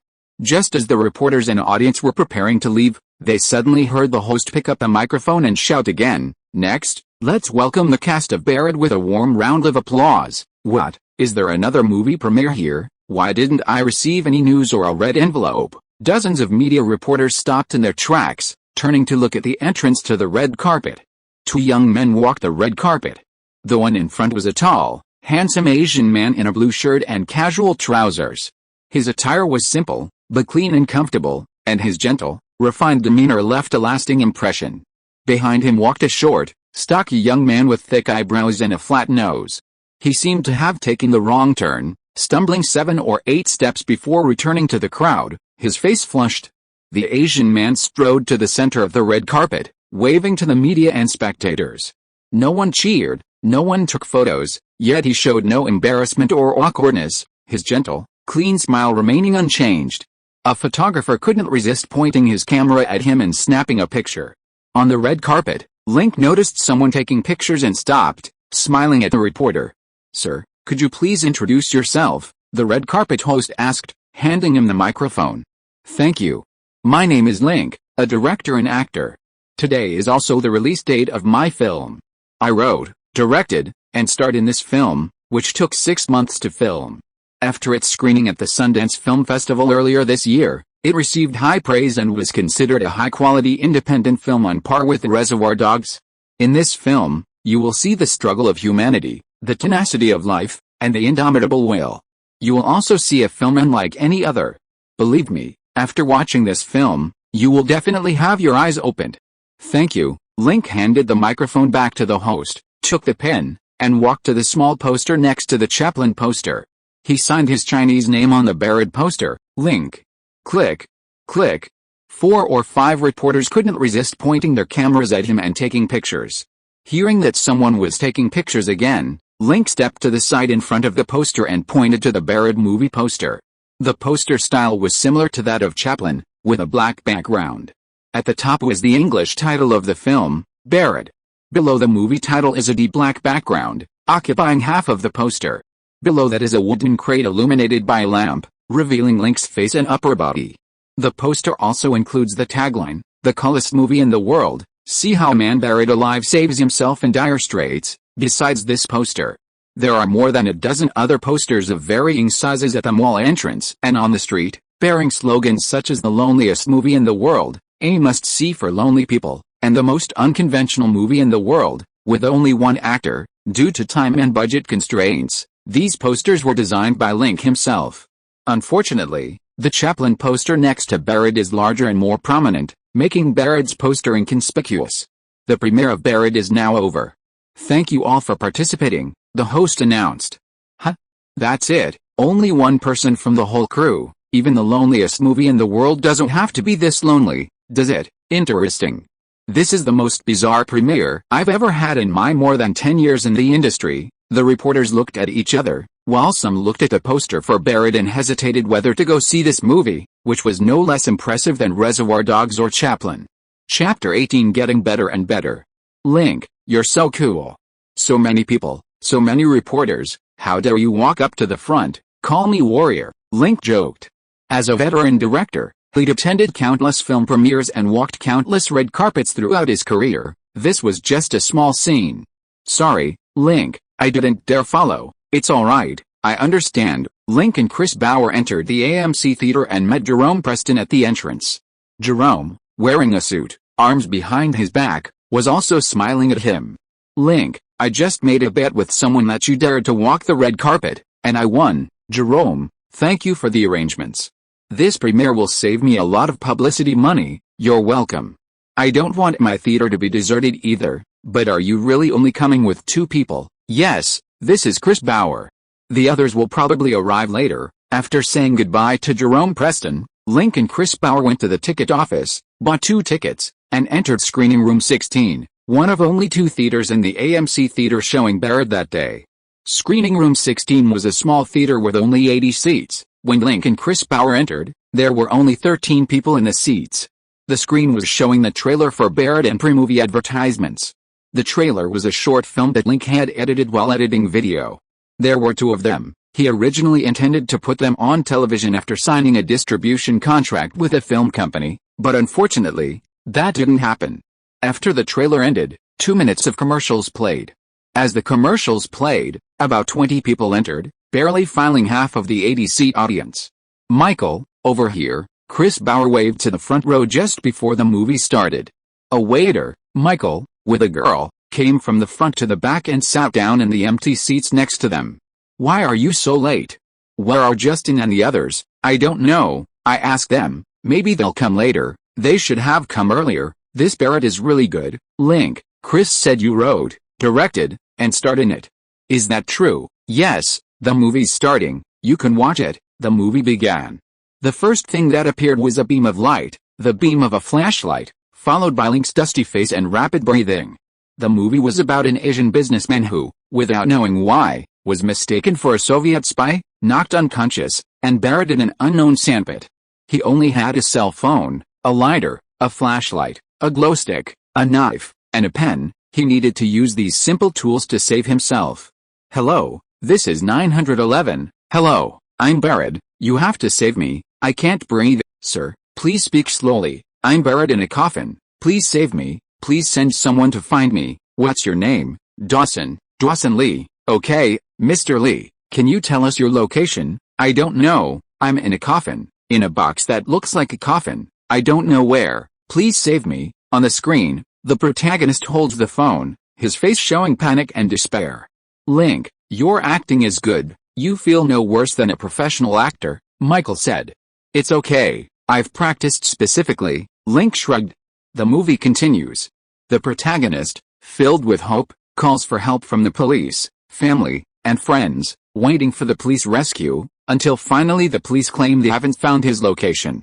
The rescue fails. The protagonist also becomes desperate and begins a hysterical attempt to save himself. This scene, seemingly simple on the surface, contains a reflection on the international political situation of the past few years. Through the protagonist's experiences, the film reflects how, during the Cold War, government mishandling, racial segregation, and distrust led to the suffering of many innocent people. It's also an anti-war film. Link didn't know if the revised version of Barrett would be as successful as the original, but he had done his best, betting everything, hoping the system wouldn't be too unfair. Clap, clap, clap. The film ended, with a dozen or so people applauding, a sparse crowd. Chris Bauer joined in the loud applause, Eric put his fingers in his mouth and whistled, and the other audience members clapped along when they heard others applauding. Thank you, Link walked from the audience to the front of the stage. Thank you for your applause. My name is Link, I'm the director and lead actor of Barrett. If you have any questions after watching the film, you can stay and we can discuss them together. Director Link, did the protagonist escape the crate in the end? A middle-aged man asked, raising his hand. Unfortunately, no. Wouldn't such an ending be too depressing? This is reality. In war, many people experience despair deeper than being buried alive. It is precisely because of this despair that people's aversion to war and their yearning for peace are aroused. The protagonist's death here is a meaningful one. Clap, clap, clap. Many audience members applauded. Link, well done, Chris Bauer shouted. After attending the premiere in Grove, Link left Chris Bauer behind and took the subway to Burbank, north of Los Angeles, to check on the screening there. Burbank is located north of Los Angeles and belongs to the greater Los Angeles area. It is a residential satellite city and industrial center of Los Angeles. Many world-renowned media and entertainment companies have branches in Burbank, including the Walt Disney Company, Warner Brothers, NBC, Viacom, and PBS. Therefore, Burbank is also known as the media capital of the world. Although it doesn't have as large a population as downtown Los Angeles, its media and information resources are highly developed, and the competition in the theater industry is not as fierce as in the city center. It's not bad that Barrett is showing here. It's just that Link has no money, no connections, no fame, no celebrity guests, and no media coverage, resulting in a very quiet premiere. When tickets went on sale, only Link and manager William Mason were at the theater entrance. William Mason was a man in his 60s, with a white beard, dressed in a well-tailored suit and bow tie, looking like an old British aristocrat. I've worked in cinemas for 33 years, and this is the first time I've seen such a quiet premiere. At this rate, probably no more than 100 people will come to see the movie today. It's okay, a few is a few. The fact that my movie is showing is already half the battle. Haha, good attitude. You'd better keep it up. William Mason stood at the theater entrance for a moment, and seeing that no one came in, he sighed, put his hands behind his back, and went back to his office. Link sat on a bench in front of the cinema. This cinema was also in a shopping center, but it wasn't as bustling as Grove Shopping Center, and the daily foot traffic was low. Plus, the cinema had been closed for renovations for a period of time, so even fewer people came. Link sat on the bench for half an hour. Dozens of customers passed by, and 5 people stood at the cinema entrance looking at the posters, but no one went in to buy tickets. Link began to feel anxious, wondering if the system that had only appeared once was a hallucination caused by a cold and fever. During this time, he ignored everyone's advice and insisted on releasing Buried Alive, mainly because of the 4-fold box office bonus promised by the system. This was his confidence and his motivation for working so hard. If the system was a hallucination, was everything he had done before even meaningful? An hour passed, and the cinema entrance remained deserted. No one went in to buy tickets, and the ticket seller was sleeping on the counter. However, in that hour, Link also realized something. As a transmigrator, his greatest advantage was foresight, directing skills, countless classic scripts, and decades of life experience. Even without the system's help, there wouldn't be any major problems. This time, he had been tricked by a hallucination. Next, he could continue selling scripts or work on other film crews, accumulating funds and fame, and directing other films in a couple of years. Although the path to success would be slower, it would still be dozens of times faster than for ordinary people. Link stretched, his stomach rumbling with hunger. He went to the fast food restaurant next door and bought 2 hot dogs and a hot cocoa. On his way back, he saw a middle-aged man enter the movie theater. Today, the entire theater was only showing Buried, and everyone entering had to see it. Ticket plus 1. After the man went in, a couple went in. Ticket plus 2. Not bad. Getting better and better. Link worried that his bad luck might be blocking the theater's entrance, so he simply sat on the bench opposite, eating while keeping an eye on the theater entrance. It was Friday, and by 4 p.m., the mall's foot traffic had increased, and the number of people entering the theater had risen from single digits to over 20. However, some people came out halfway through the movie, complaining that such a large theater only had 3 or 4 people watching, and it was a horror movie. It was a bit scary. By 5 p.m., the mall's foot traffic increased again. The number of people entering the theater also increased. By 6 p.m., more than 60 people had entered to watch the movie. By 7 p.m., the number of people had officially exceeded 100, more than William Mason had anticipated. This was a good sign. Chapter 19 First Day Box Office. Link worked part-time at a fast food restaurant at morning. At noon, he took the subway to the Burbank United Theater to check the previous day's box office results. Link, The opening day box office is in. Yesterday, we had 12 screenings, selling 213 tickets, less than 5% occupancy, and a total revenue of $1,810.50. That's far from the minimum guarantee. Based on this, showing it for a few more days won't change anything. I advise you to face reality and stop the screenings. That might salvage some of the losses. In the theater office, William Mason handed him a form showing the screenings in several theaters yesterday, along with the box office data, including the number of tickets sold at each time and the age of the audience. The audience for Barrett was mostly young adults between 20 and 50 years old, with an equal ratio of men and women. The other data was quite poor. Mr. Mason, I understand what you're saying, but the movie's already out, so let's keep it running for a few more days. A slightly lower box office doesn't matter, consider it a bit of a whim. Okay, Jerome said you're a very stubborn young man, and you certainly are. I hope you won't regret it when the final box office results come out. Of course, it's my own choice. After reviewing the first day's box office figures, Link called Jerome Preston to inquire about the screenings at the Grove Mall Cinema. Only 2 theaters there were showing Barrett, but the audience was large, so he hoped for better numbers. Jerome Preston told him that Barrett had been shown 8 times yesterday, selling 442 tickets and generating approximately $3,907.70 in revenue, ranking last among films released at the same time. Jerome asked him how the box office numbers were at the United Theater. Link said it was pretty good. With little promotion, they'd sold over 200 tickets, exceeding expectations. Jerome Preston remarked on his good attitude. Link said, "It's already like this, what's wrong with a slightly less positive attitude?" After hanging up the phone, Link left the United Theater, swam a few laps at the swimming center next door, and returned to the cinema around 4 p.m. He was surprised to find a large crowd gathered at the entrance, with a long queue forming in the ticket hall where only one ticket window was open. Although there were only a dozen or so people in line, this was unusual for a film like Barrett, which hadn't generated much buzz. Link stood across from the cinema for a while, and within half an hour, more than 50 people had arrived, more than the 2 hours he'd seen the previous afternoon. This piqued Link's curiosity. Barrett had no publicity, no buzz. Where did these people get the news? Or were they just bored on a Saturday afternoon and happened to see a new movie showing? Link observed for a moment, then pretended to be a regular audience member and joined the queue, tapping the shoulder of the curly-haired chubby guy in front of him. "Hey, buddy, what movie's showing today?" "Barrett, it's on the poster, didn't you see it?" The curly-haired chubby guy glanced back, shrugged, and seemed uninterested in conversation.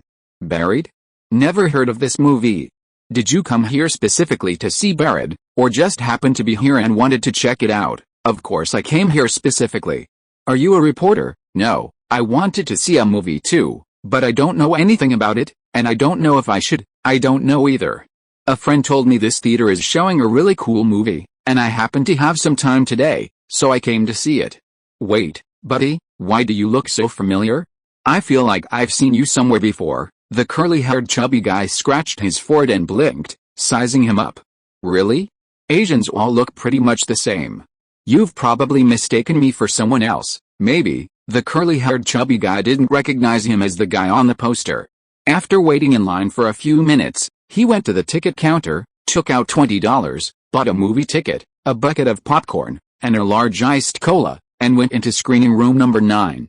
After waiting 3 or 4 minutes, about half of the 150 seats were filled, and the movie started playing on the big screen. The chubby boy took a sip of his cola, placed it on the cup holder, grabbed a handful of popcorn, and stuffed it into his mouth. He also looked up at the big screen. "PFFT cough cough, it's him. It's him. I've seen him before, just now." The curly-haired chubby boy pointed at Link on the screen and shouted excitedly. The others looked at him strangely, some even pointing fingers, telling him to be quiet. The curly-haired chubby boy withdrew his hand, scratched his head, and stopped shouting. Holding his popcorn, he looked at the actor on the screen, remembering that he had spoken to him earlier, and suddenly felt a strange sense of wonder. "Hey buddy, you mean you saw a review of this movie in the newspaper before coming to see it?" "Is it today's newspaper?" "Yes, the Hollywood Reporter's movie section." "Okay, thanks." In the movie theater ticket office, Link pretended to be a spectator and inquired for a while, roughly understanding the reason for the sudden increase in the number of viewers. First, there was word of mouth. Viewers who saw Barrett yesterday recommended the film to others after leaving. Second, there was media coverage. A film critic who saw Barrett yesterday wrote a review published in The Hollywood Reporter, and many people who saw the review came specifically to see the movie. Link went downstairs to the newsstand and bought a copy of today's The Hollywood Reporter. In the film section, there was a review of about 500 words, which seemed inconspicuous among the reviews of several other films. The reviewer was Will Roger.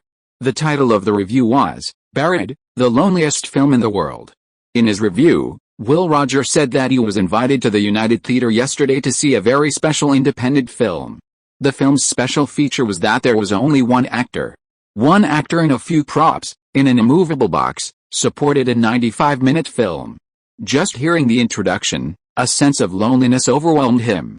Will Roger continued, saying that when he arrived at the cinema in the afternoon, he found that there was no one else in the theater.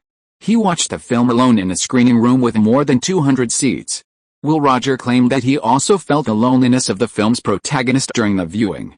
Therefore, he called this film the loneliest film in the world, not only because the actors and plot conveyed a sense of oppressive loneliness, but also because the viewing experience itself was lonely. Roger concluded his article by saying that he had initially heard the film featured only one actor performing for 95 minutes in a cramped wooden box, and he thought it would be boring and poorly made. However, after watching the film, he found it surprisingly good. The acting, the main plot, the cinematography, and the atmosphere were all above average for a thriller, making it a worthwhile new genre to try. This review was generally objective, pointing out the film's strengths and weaknesses, while also piquing the reader's curiosity. Many viewers, probably out of curiosity, decided to give it a try after reading the review. Link, after reading the newspaper, didn't know how many viewers this review would bring to the film, but the slowly spreading word of mouth was something to look forward to. All afternoon, Link didn't go anywhere, sitting across from the movie theater, counting the number of people buying tickets. At first, he could count a few dozen people clearly, but around 6 or 7 o'clock, over 100 people arrived. Link forgot whether he started getting confused at 455 or 465 and began making mistakes. But it didn't matter, this was the first time he was happy about being bad at math. Beep beep beep. Around 7 o'clock, his pager beeped. Link took it out, glanced at it, and went to the phone booth to call Jerome Preston. Link, how come Mr. Will Roger wrote a film review for you? How much did you pay him? I thought you hired him. Haha, Will Roger is a famous film critic. I couldn't afford to hire him. It was probably old Mason who did it. He has a lot of connections in the film industry, is that so? Mr. Mason is such a good person, and you are too, don't flatter me. I'm just doing what the contract says. How is the attendance at the United Theater? There's no data yet, but I counted for a while. By 7 p.m., about 500 people had come to see Barrett. How about yours? Not bad. By 6:30 p.m., the two theaters had shown it 8 times, and a total of 646 people had bought tickets to see Barrett. The attendance rate is 31%, which is a little better than yesterday. Hopefully, tomorrow will be even better. Haha, good luck. It was getting dark, and his stomach was rumbling. He had forgotten to eat again. Link glanced back at the movie theater and went back to West Hollywood to eat. Chapter 20 Publicity and Hype. Hey Link, I heard your movie's out. How is the box office? In West Hollywood, Link was having a late-night snack at a restaurant when he ran into a few familiar men and women. They immediately surrounded him. Not bad, don't lie to me. We went to see the movie at Grove Mall yesterday. There were fewer than 20 people in the theater, and 2 people left halfway through. It was like we had the whole theater to ourselves, like we were VIPs. There was no promotion yesterday, so there were fewer people. There are more people today. Impossible. You're the only actor in this movie, and all the scenes are in a cramped wooden box. It's easy to fall asleep. How could anyone buy a ticket to see a movie like this? Okay, you're right. Link finished his barbecue, paid the bill, and left. Back at his apartment, Chris Bauer came to report on the screening at the Grove Mall Theater. It was also mediocre, only slightly better than yesterday. Chris Bauer also started advising him not to self-finance Barrett, saying it wasn't worth it. He suggested he use that money to buy a car. Having a car would be very convenient for delivery. Link said the money was already paid and there was no way to get a refund. Chris Bauer felt sorry for him. After finishing his part-time job at Burger King that morning, Link went to Grove Mall to check yesterday's box office data. Yesterday, Barrett sold 719 tickets, generating $4,812 in revenue, just over $100 short of the minimum guarantee, which was obviously much better than Chris Bauer had said. However, Jerome Preston also reminded him not to be too happy yet. Yesterday's box office performance was slightly higher, partly due to media publicity and partly because it was Saturday, and the mall was busier. By Monday, all movie box office revenue will drop, and Barrett could very well see its daily revenue fall below $1,000. Jerome told him to prepare for a loss in advance. I understand, but I'm not afraid of losing money if I'm willing to self-fund the release of this film. We can always earn more later, you're something else. Since you've made up your mind, I won't argue anymore. Don't blame me if you lose all your deposit, Jerome Preston pointed at him. He'd seen many poor people, but he'd never seen someone like Link who was so poor, stubborn, and so indifferent to money. After leaving Jerome's office, Link found a newsstand on the street to read a newspaper. The newspapers had many reviews of Chaplin, mostly positive, praising Robert Downey Jr.'s superb acting and suggesting he was a potential Oscar nominee for Best Actor, transforming from an idle into a serious actor. Link spent half an hour flipping through several newspapers before finding 4 reviews of Barrett in publications like The Hollywood Reporter, Movie Variety, and Entertainment Today. 2 were positive, 1 neutral, and 1 negative. The positive reviews were similar to Will Rogers, praising the film's high quality, its consistent suspense, and calling it a standout in the thriller genre. The mixed reviews praised Barrett as innovative and experimental, with good directing, a tightly woven plot, and a tense atmosphere achieved with limited resources and settings. They also considered it a worthwhile watch. The negative reviews criticized the film's rough production, poor visuals, and weak soundtrack, failing to create a suspenseful atmosphere and comparing it to Chaplin, which was released around the same time. Link also saw a news article in the Los Angeles Times, reprinted from the New York Post, about Puff Daddy, which was somewhat relevant to him. The article stated that a few days after the Grammy Awards, rapper Puff Daddy and his entourage were returning to New York. During the flight, Big, a signed artist under Puff Daddy's management, got into a physical altercation with an Asian passenger, using discriminatory language. The Asian passenger responded by quoting Martin Luther King Jr.'s "I Have a Dream" speech and demanding an apology from Big. Big refused, and Puff Daddy apologized on Big's behalf. The news report also included a photo of Ben Wallace, a black man, Puff Daddy, Jay-Z, a rapper with dreadlocks, and Link. Link was facing away from the photographer, showing only half his face in the photo. Those familiar with the area would recognize him. The newspaper also carried a story about Puff Daddy. On December 28 of last year, Puff Daddy hosted a charity basketball game at the City University of New York City College, inviting black celebrities such as Big Daddy Kane, LL Cool J, and Mike Tyson. Due to inadequate preparation, a serious stampede occurred, resulting in 9 deaths and 29 injuries. Following the incident, the victims' families and survivors filed lawsuits against Puff Daddy, who was ordered to pay $750,000 in damages. Numerous media outlets criticized Puff Daddy, with the New York Post calling him a sensationalist fool. Puff Daddy is currently in the media spotlight. This is likely why even a minor incident on the plane received such media attention.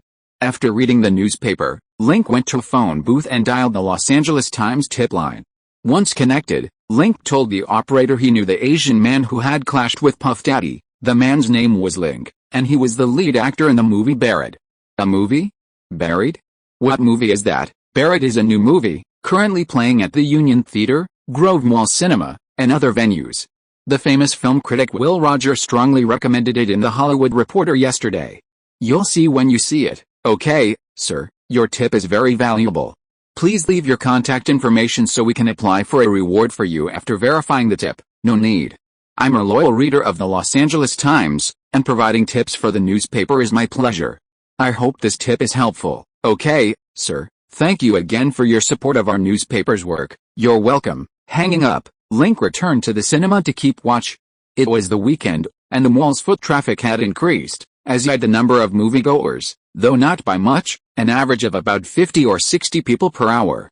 The following afternoon, the box office results for the third day of Barrett were released.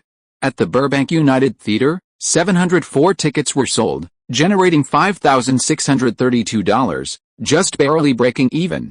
The film had sold a total of 1,506 tickets in its first 3 days, grossing $12,100.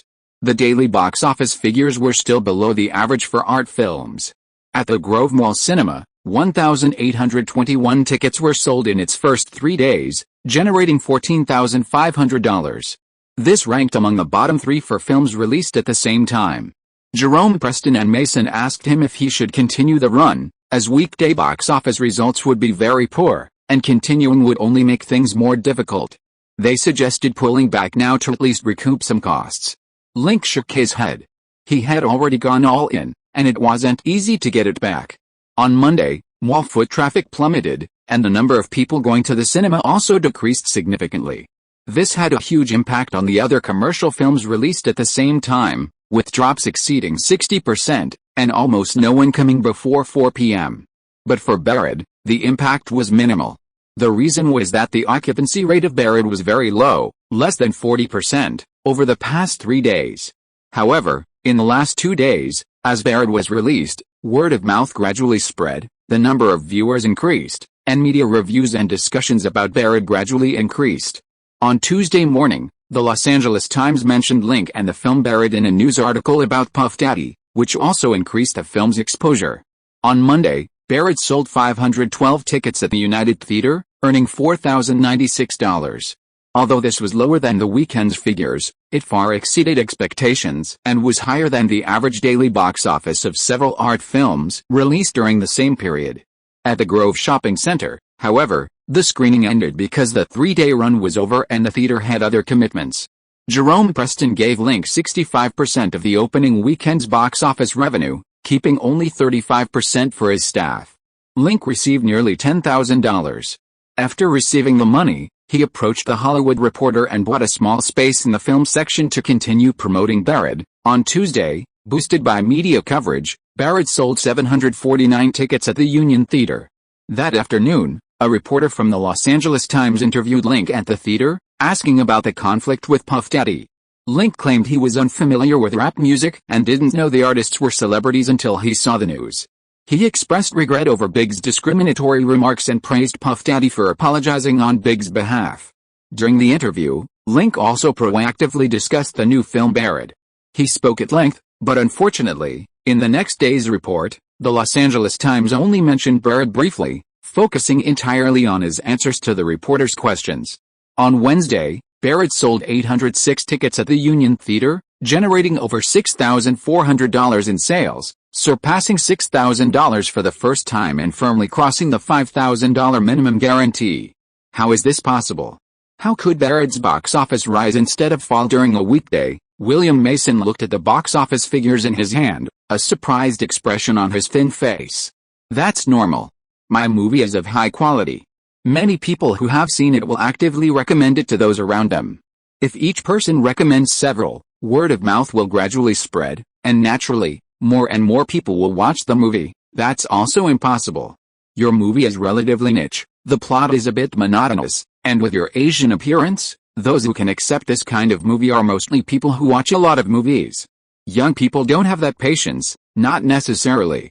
Maybe I have audience appeal, based on the current performance. If Barad can maintain a revenue of over $6,000 in the next 2 days, I can apply to the theater headquarters to continue showing Barad in theaters. William, thank you so much, I said.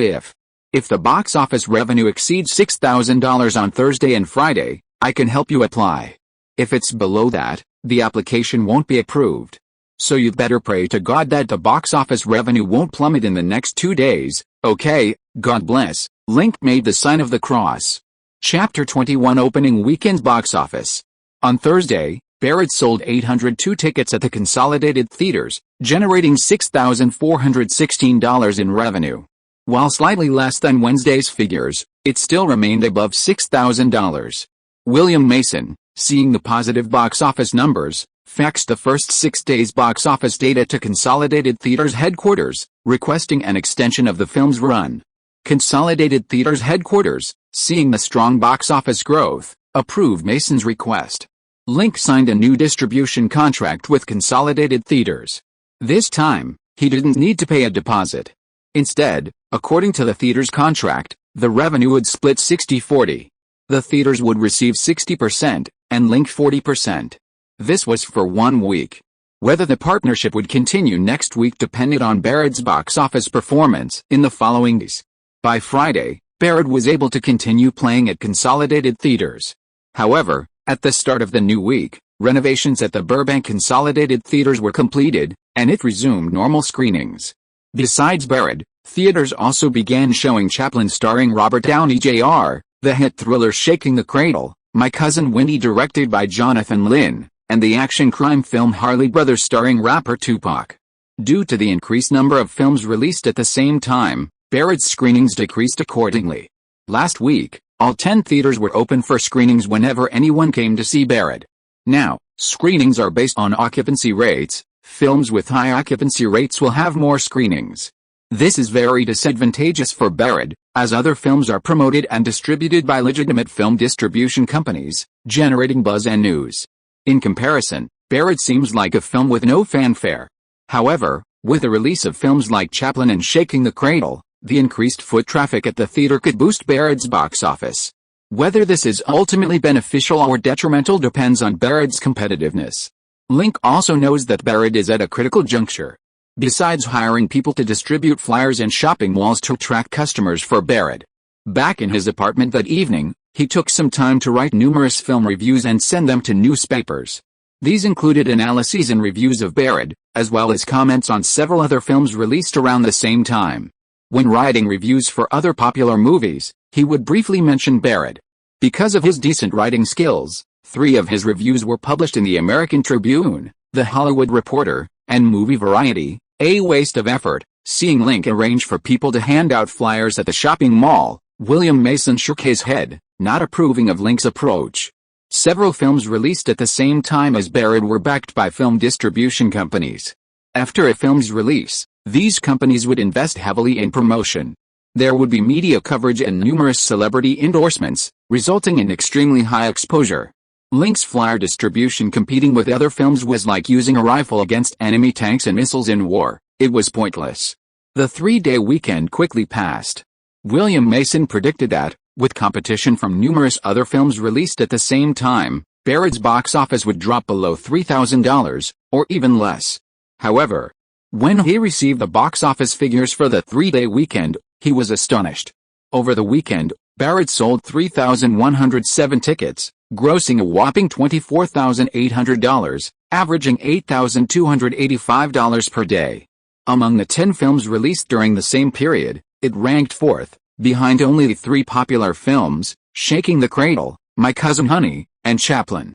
Without much promotion or publicity, Barrett relied solely on word of mouth to achieve a daily box office of over $8,000.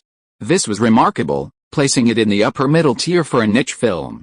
After receiving the data, William Mason contacted the headquarters of the United Theaters to inquire whether they should prioritize the film and expand its screenings. Barrett had good box office potential. If it was a success in Burbank, it would likely perform well in other cities as well. Theaters are profit-driven organizations, and they wouldn't let such a potentially lucrative film pass them by. Consolidated Theaters headquarters responded that day, stating that if Barrett's average daily box office revenue remained above $6,000 per theater by Thursday, the screening scale could be expanded. The specific number of theaters to be added would be decided after the box office data for Barrett was released in the coming days.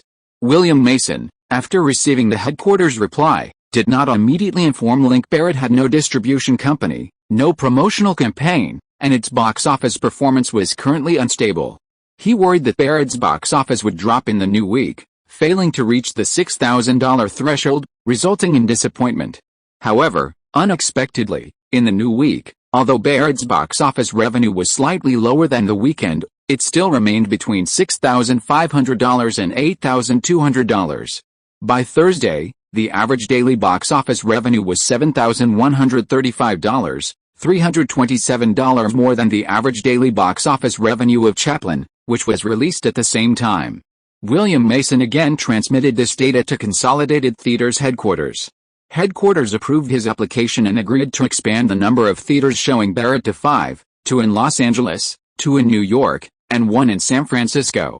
Upon receiving the reply, William Mason called Link to tell him the good news and asked Link to bring his lawyer to sign the distribution contract. "That's great news, William, thank you. No, you deserve it all.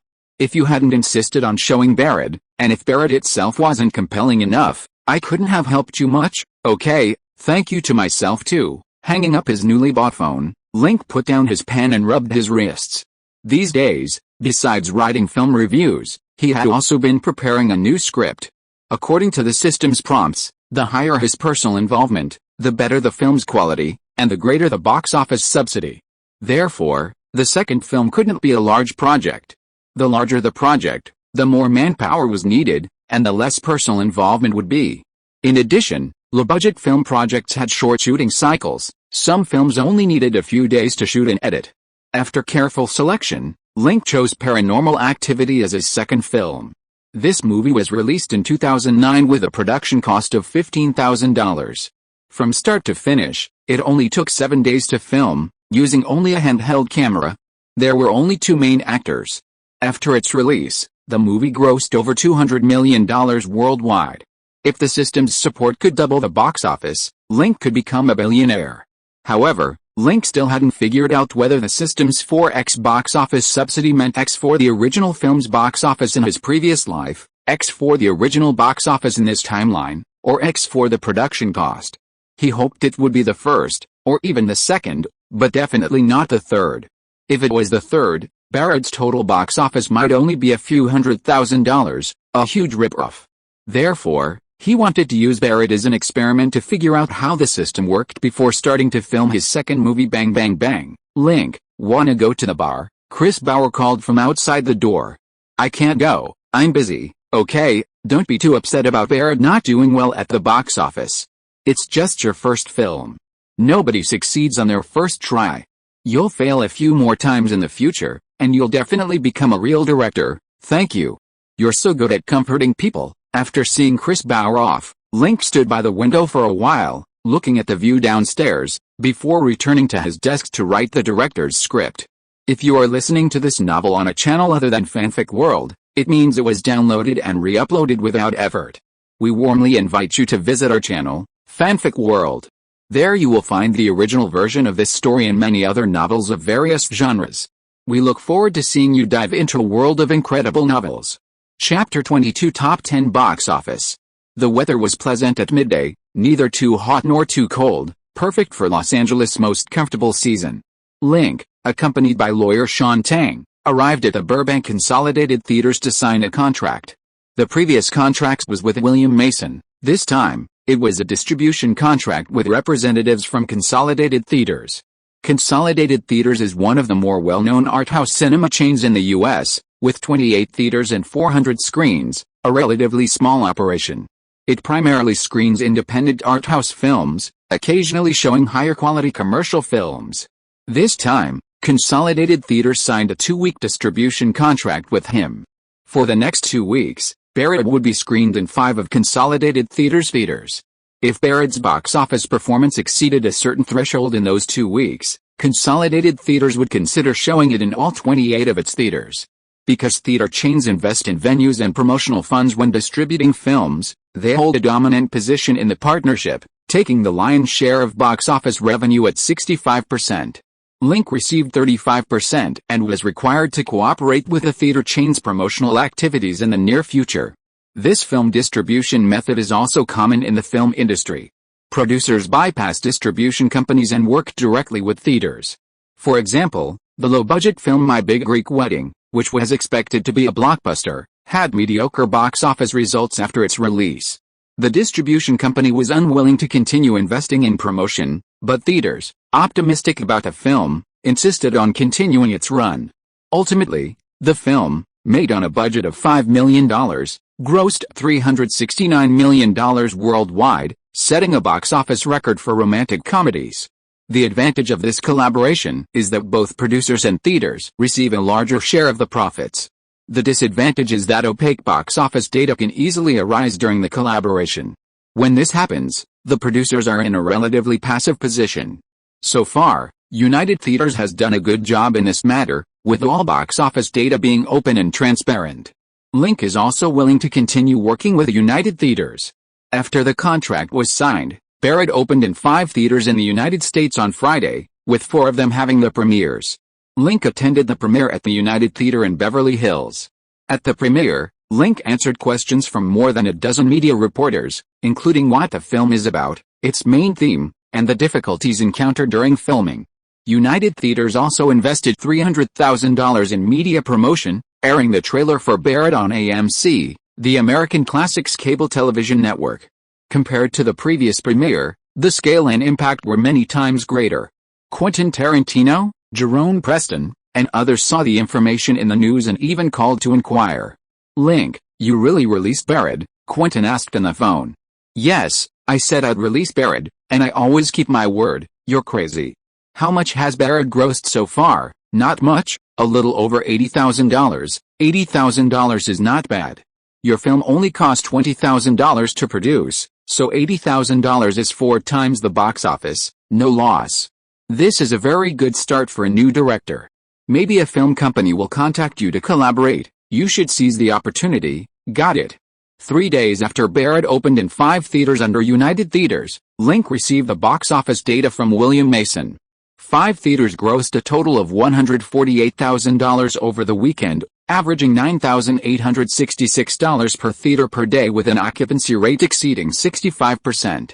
For art house films, an average daily gross of over $10,000 per theater is considered excellent, indicating significant box office potential. Barrett fell just short of excellence. In its opening week, Barrett earned $288,000 in 5 theaters across the U.S., ranking 18th among films released at the same time. Its average daily gross per theater was $8,228, ranking 3rd among its contemporaries, demonstrating immense box office potential. According to the distribution contract between Link and United Theaters, starting this Friday, United Theaters will expand the screening of Barrett to 28 of its theaters. Link continues to travel with United Theaters' promotional team to several key box office cities to promote the film and increase its buzz. Ben, look over there, it looks like Link's movie Barrett. In Cambridge, Massachusetts, Matt Damon stood on the street, pointing to a movie poster in front of the local United Theater. The poster, over 3 meters long, was eye-catching, featuring Barrett and information about the lead actor and director, Link. So he really is a director? Ben Affleck raised an eyebrow.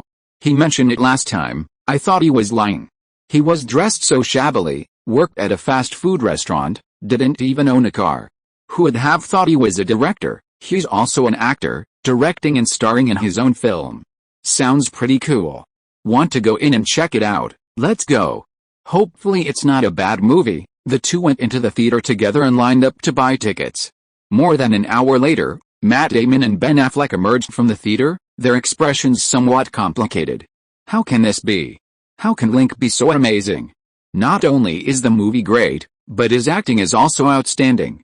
Ben, he's the same age as us, how can he be so amazing? Matt Damon thought about Barrett, which he had just seen in the theater, and couldn't help but recall the waiter carrying a tray in the burger joint, the deliveryman riding a bicycle through the streets, and the young man who looked like a homeless person on the train.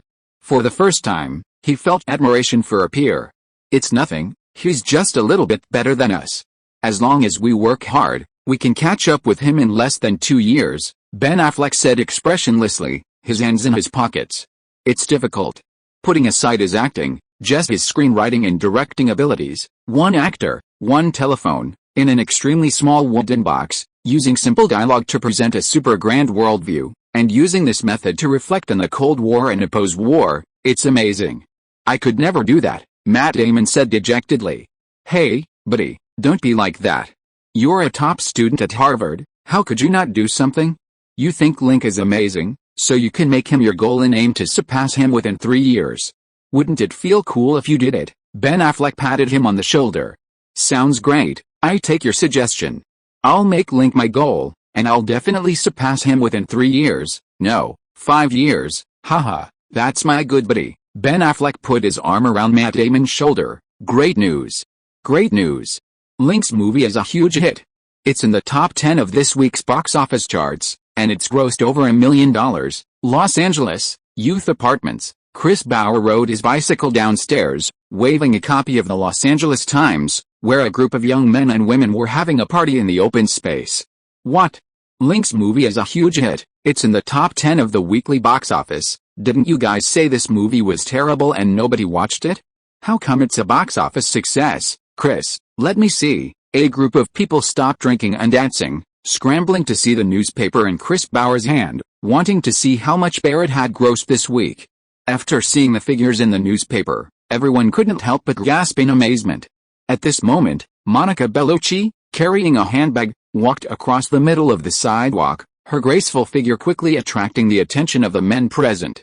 Hey, Monica, Link's movie is a huge hit. It made over $1 million at the box office. Did you know that? Tattooed Eric shouted, holding up the newspaper.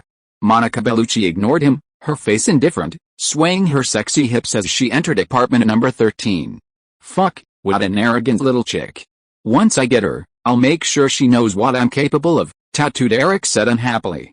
Monica Bellucci went up to the third floor, and as she took out her key to open the door, the newspaper in her handbag fell to the floor. On the unfolded page, a still from Barrett was prominently displayed. The male lead's face gradually merged with the face of the boy she had met in the hallway. Monica Bellucci blinked her long eyelashes, bent down, and picked up the newspaper. Chapter 23 Box Office Explosion. Barrett grossed $1.588 million in its first week in 28 theaters across United Theaters. This placed it 8th among films released during the same period, successfully overtaking Chaplin after 2 weeks in theaters and becoming a box office dark horse. Barrett has now grossed $2.16 million, 108 times its production cost. Following United Theaters' announcement of these figures, media outlets such as the Los Angeles Times, Movie Variety, and the New York Post reported on the film's box office performance, praising its high quality and the support of moviegoers. They also commended Link for his talent, noting his ability to handle multiple roles effectively and as a rising star among young directors. Movie Variety, in its film review section, called Barrett a hidden gem at this year's Sundance Film Festival, lamenting its lack of awards. The New York Post analyzed Barrett from an artistic perspective, arguing that its artistry and quality were in no way inferior to award-winning films like Reservoir Dogs and In the Midst of Trouble. Influenced by these reports, Link's reputation soared in Hollywood. Link, it turns out you were right. Your movie can boost theater attendance, Jerome Preston exclaimed on the phone. Jerome, I told you, I'm an honest man, I don't lie. Okay, I admit, I underestimated the potential of Barrett. I apologize. It's alright, Barrett got released thanks to your help, haha. Don't mention it, Barrett got released entirely on your own. You went all out to get it into theaters, ignoring everyone's advice. William and I thought you were crazy, the kind of guy who wouldn't give up until he'd been burned. Now these box office numbers prove you were right. Barrett has great box office potential. I was just taking a gamble, and luckily I won. Yes, congratulations. After the call, Link went to the Chicago United Theater to watch the movie, attending Barrett's promotional tour there. By the second week, due to its strong box office performance, Barrett's release expanded to 116 theaters across North America. In addition to the 28 theaters under the United Theaters umbrella, there are also 88 theaters under the United Artists Theaters, totaling over 2,600 screens.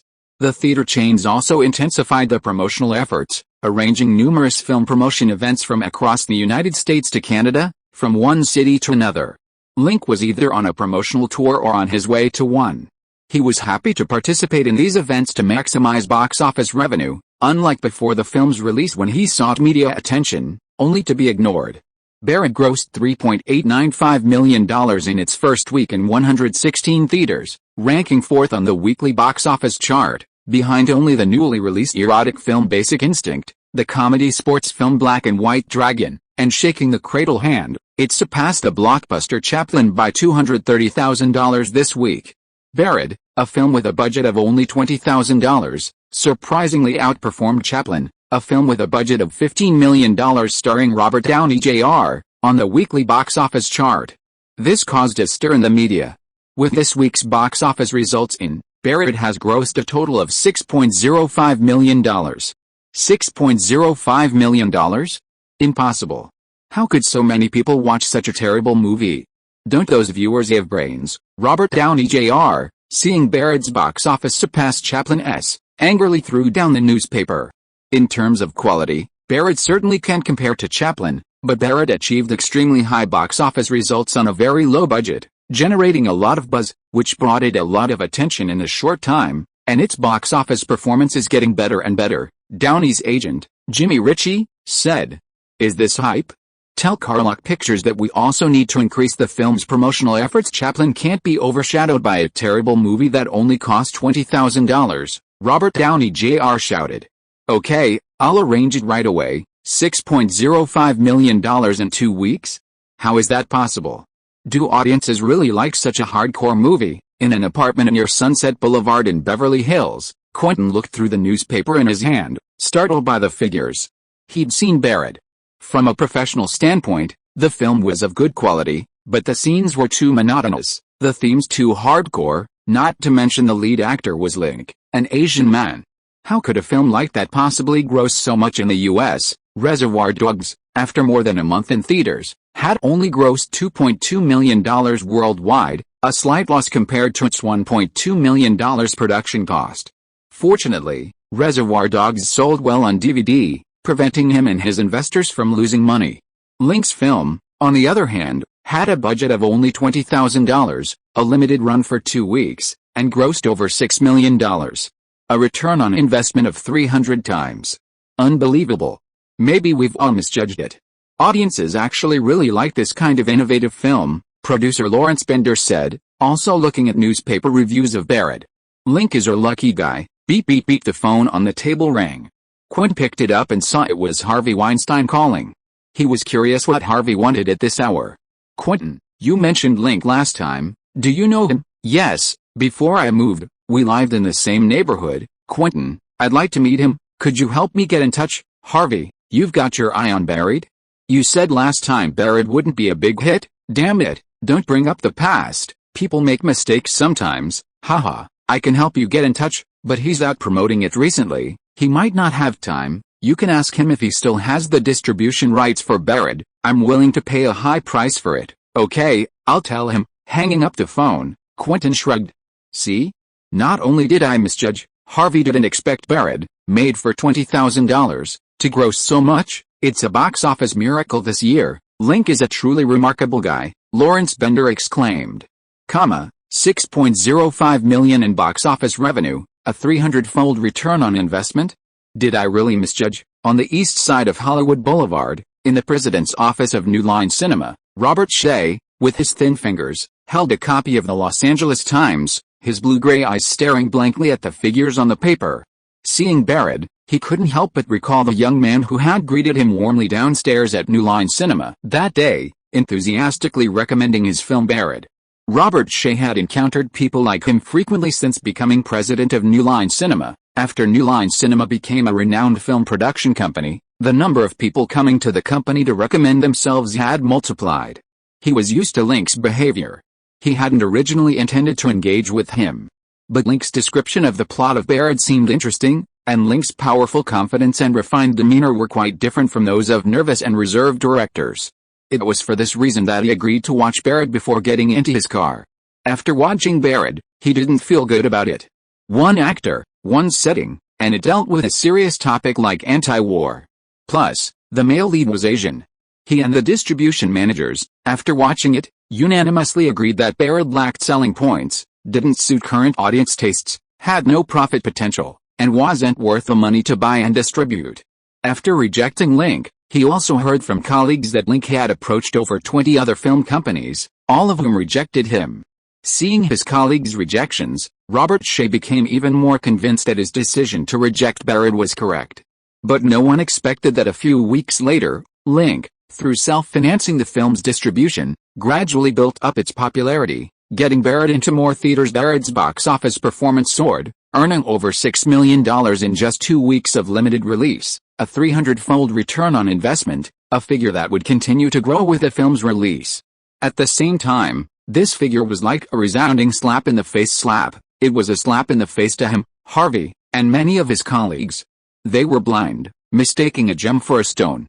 This incident would likely become a classic joke in Hollywood. Getting old, I misjudged. Robert Shea touched his thin face, picked up the phone, and called the film distribution department, asking them to contact Link to see if there was any chance of getting the North American distribution rights for Barrett from him. Although Link had a distribution agreement with theaters lacked the expertise, funding, and distribution channels of film distribution companies. To avoid losses, theaters would maintain small-scale releases, sometimes with a release period exceeding a year. The best option for Barrett to achieve higher box office returns was to cooperate with a film distribution company, leveraging their channels to expand the film's influence. Robert Shaye wasn't sure if Link would cooperate with New Line Cinema, but he wanted to try. If he could get the distribution rights for Barrett, the company could also benefit from this blockbuster film. Furthermore, Link had demonstrated extraordinary talent and potential as a director, making him a worthy ally. Chapter $24 million Profit Sharing. Director Link, congratulations on the huge success of Barrett. It's a real shame we couldn't work together last time due to a mistake by the distribution staff, Mr. Weinstein. Everyone makes mistakes. Don't take it too seriously, haha, well said. Director Link, do you still hold the rights to Barrett? How about we schedule a time to talk, Mr.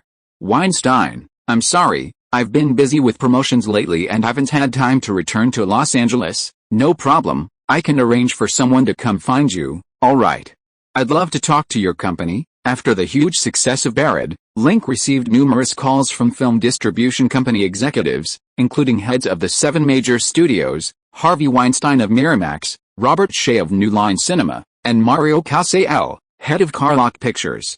Besides apologizing for underestimating Barrett's potential, they offered many tempting terms, hoping to acquire the distribution rights from him. Having shifted from a seller's market to a buyer's market, Link wasn't in a hurry to sell the film rights.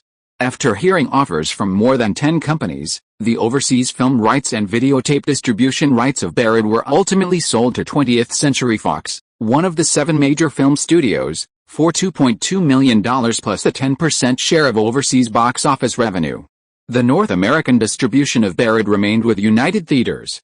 Although theater chains cannot match the film distribution capabilities of professional film companies, the current cooperation with United Theaters is quite pleasant. United Theaters submits box office data on time every week, and the data is highly reliable. Furthermore, United Theaters transferred the first share of box office revenue to his bank account this weekend. Changing partners at the last minute could easily lead to unnecessary trouble. In its 3rd week of release in North America, Barrett expanded its theater count from 116 to 487, meaning it could be seen in almost every city with a population of over 100,000. Link continued to travel to various cities for film promotion, expanding the reach of Barrett. Because of the immense popularity of Barrett, headlines like 300x box office return ratio, 5th highest grossing film of all time, Chinese director creates the biggest dark horse of the year, the struggle of a genius director, and looked down upon by all Hollywood film companies before release, created a box office legend after self-funding its release were quite eye-catching. Link also rose to fame because of the film's explosive success, becoming a relatively well-known public figure in Hollywood. However, with fame comes controversy, no matter where you are. After Barrett surpassed Chaplin at the box office in its opening week, a reporter from USA Today interviewed Robert Downey Jr., the star of Chaplin, at a film promotion event. He asked him if he had seen Barrett, what his opinion was on the film, and what his opinion was on Link. While Chaplin received positive reviews after its release, it suffered a box office failure. With a production cost of $12 million, its current North American box office is only $8.137 million, and it is projected to be below $10 million. The production company, Carlock Pictures, expects a loss of $4 to $5 million. With both Chaplin and Barrett released at the same time, and Chaplin's production cost being hundreds of times that of Barrett, its box office performance last week was drastically inferior to Barrett. Many media outlets compared the 2 films in their reports, using one to criticize the other and create buzz. A USA Today reporter interviewed Robert Downey Jr., hoping to get some news from him. Before attending the event that day, Downey Jr., whether drunk or under the influence of drugs, launched a tirade against Barrett in front of the media. He called Barrett a poorly made, trashy film, unworthy of being compared to a classic like Chaplin, and claimed its box office success was a result of media hype and undeserved. He also publicly brought up Link's behavior of crashing the red carpet at the Chaplin premiere, mocking Barrett for riding on Chaplin's coattails, and so on. Robert Downey Jr.'s response was subsequently reported by numerous media outlets, causing quite a stir in the US and the entertainment industry. As a top Hollywood star, Downey Jr.'s public criticism of a fellow actor was not only rude but also irrational. Some media criticized him for being petty and jealous that Barrett's box office performance surpassed that of Chaplin, thus using these opinions to attack Link and the film. Other media outlets reported that Downey Jr. had been drinking and using drugs before attending the event, leading to his inappropriate behavior. Similarly, some media outlets published photos of Link attending the Barrett premiere at Grove Shopping Center. There were photos of Link speaking in front of a giant Chaplin poster, as well as comparison photos of the Barrett and Chaplin posters, seemingly trying to confirm rumors that Barrett was riding on the coattails of Chaplin's popularity. Some tabloids also exposed Link's background, claiming he was an orphan, a former thief, a homeless person, often going hungry, and uneducated. These news reports had some negative impact on Link's public image, but they also confirmed the rumors of a bumpy road to the release of Barrett. This added some buzz to the film. Some media outlets even interviewed Link during film promotion events, asking for his thoughts on Robert Downey Jr. and Chaplin. In his response, Link didn't mention Robert Downey Jr., but only expressed his appreciation for Chaplin, saying he really liked the comedy master and was happy to see his biopic released. The American Tribune described Link as a refined and rational person. In its third week of release, Barrett grossed $4.268 million in 487 theaters, jumping to second place at the box office, only behind the classic erotic film Basic Instinct. This brought Barrett's total North American box office to $10.38 million, with a box office return of $519.1, making it the third highest grossing film after Eraserhead and Rocky.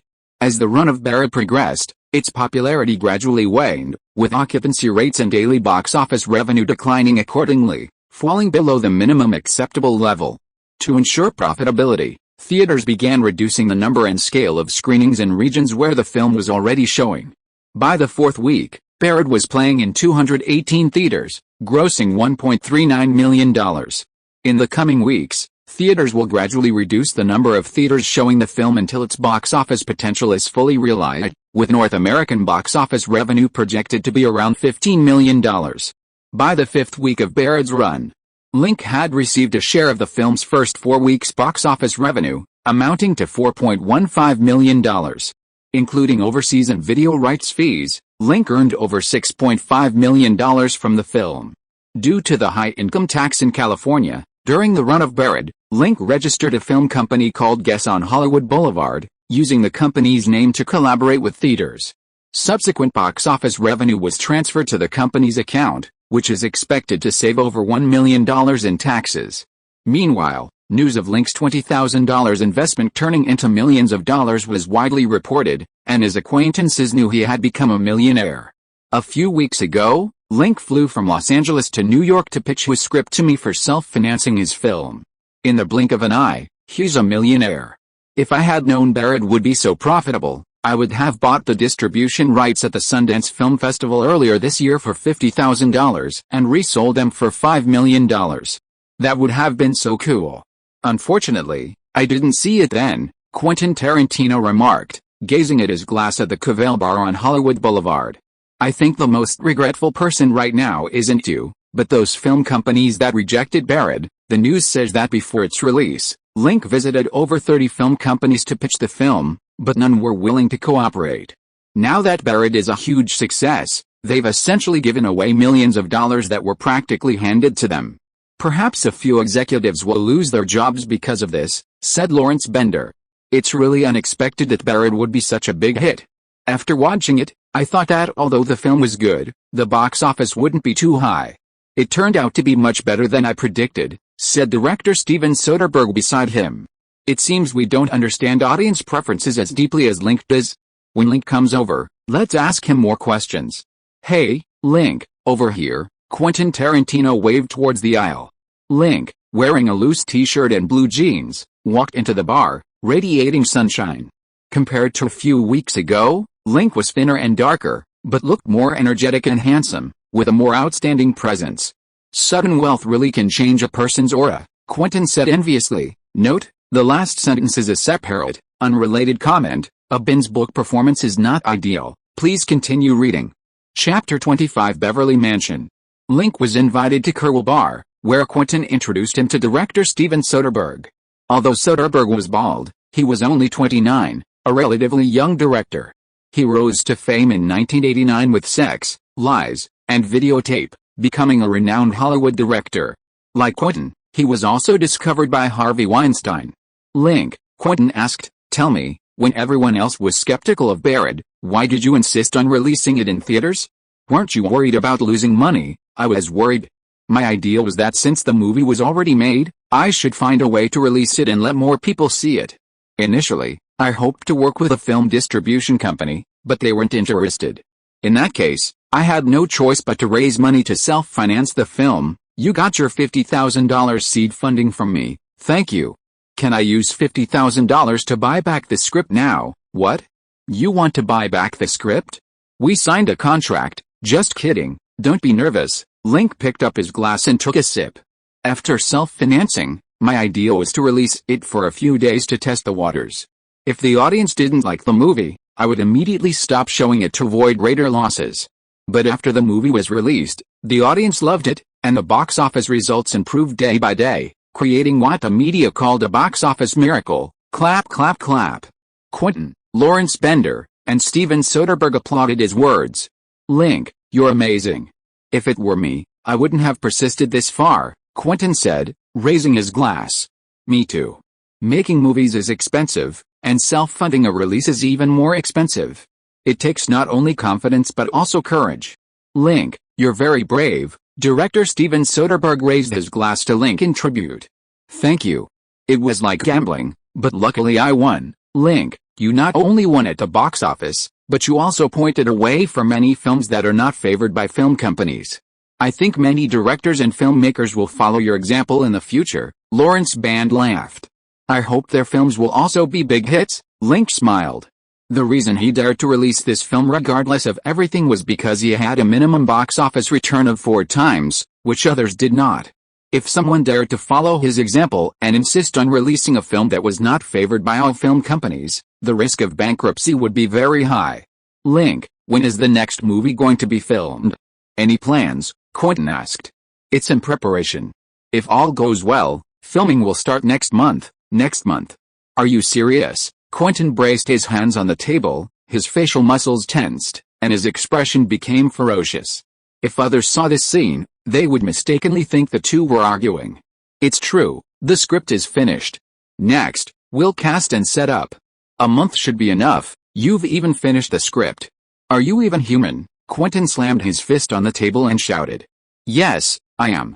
The plot and characters for the second film are very simple. It was easy to draw. You're really pushing yourself. No wonder you're a hard-working, courageous, and competitive Chinese person." Quentin frowned, fidgeting on the sofa. After finishing Reservoir Dogs, he began preparing for his second film, Pulp Fiction. He had planned to start filming next year, and he wasn't particularly enthusiastic about writing scripts, just writing whatever came to mind. But now, hearing Link say that filming for the second film would begin next month. Link was incredibly talented, his debut film had outperformed his, and he was still so diligent. This made him nervous, and he planned to go back and work hard on the script so he wouldn't fall too far behind Link. "Link, what's the budget for this film? Has it been completed?" Lawrence Band, the producer, was particularly interested in this question. "The budget isn't high, under $100,000, under $100,000? Such a low budget?" Quentin asked incredulously. "I'm a new director. I'm making a few low-budget films to hone my skills.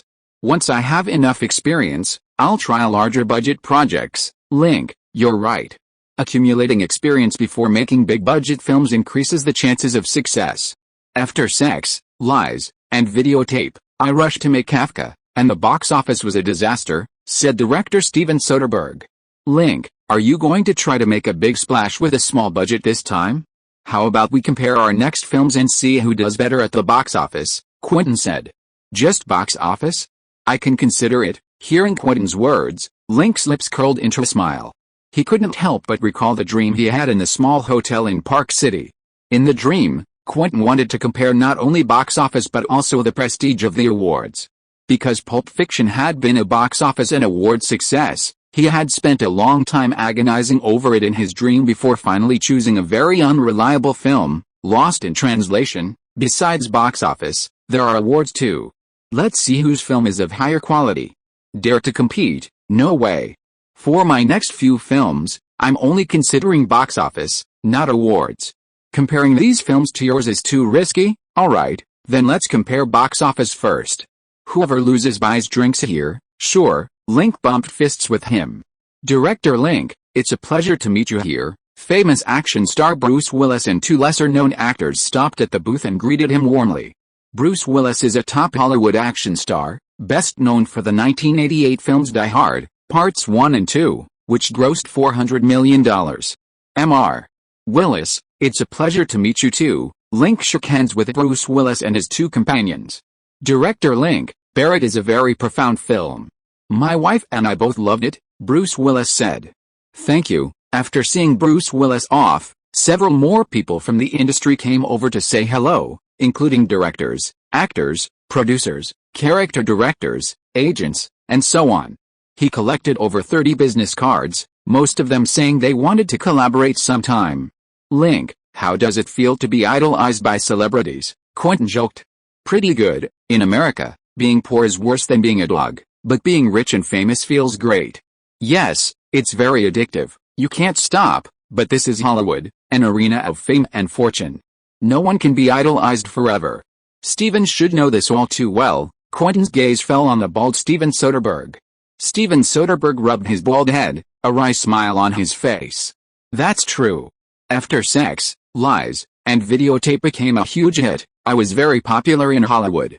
Now, almost no one knows me. Even God can't make you popular forever in Hollywood, Steven. This is only temporary. With your talent, you'll definitely become an Oscar-caliber director someday. Link raised his glass to the future Oscar-winning director. Haha, Link. Thank you for your encouragement. The two clinked glasses, and Quentin also raised his glass to join in the fun. While drinking, Quentin also talked about the purpose of inviting him out. First, to congratulate him on the huge success of Barrett, making him a Hollywood star. Second, to relay a message from Harvey Weinstein, the head of Miramax Films. Harvey Weinstein expressed his admiration for Link and hoped that he would prioritize working with Miramax in his future films. Quentin praised Harvey Weinstein's strong production abilities, Miramax Films' top-tier distribution capabilities in independent films, and most importantly, Harvey's strong public relations skills regarding the Oscars. In short, working with Harvey Weinstein would bring both fame and fortune. Harvey told me to say these things. Whether or not you choose to cooperate with him is up to you, Quentin said with a shrug. I understand, he wasn't particularly morally fastidious, nor did he have any particular opinion on the later Harvey sexual assault scandal, and he wouldn't harbor any animosity towards Harvey because of it. When it came to cooperation, he prioritized his own interests. If he could gain more benefits from cooperating with Miramax Films, he would cooperate with Harvey.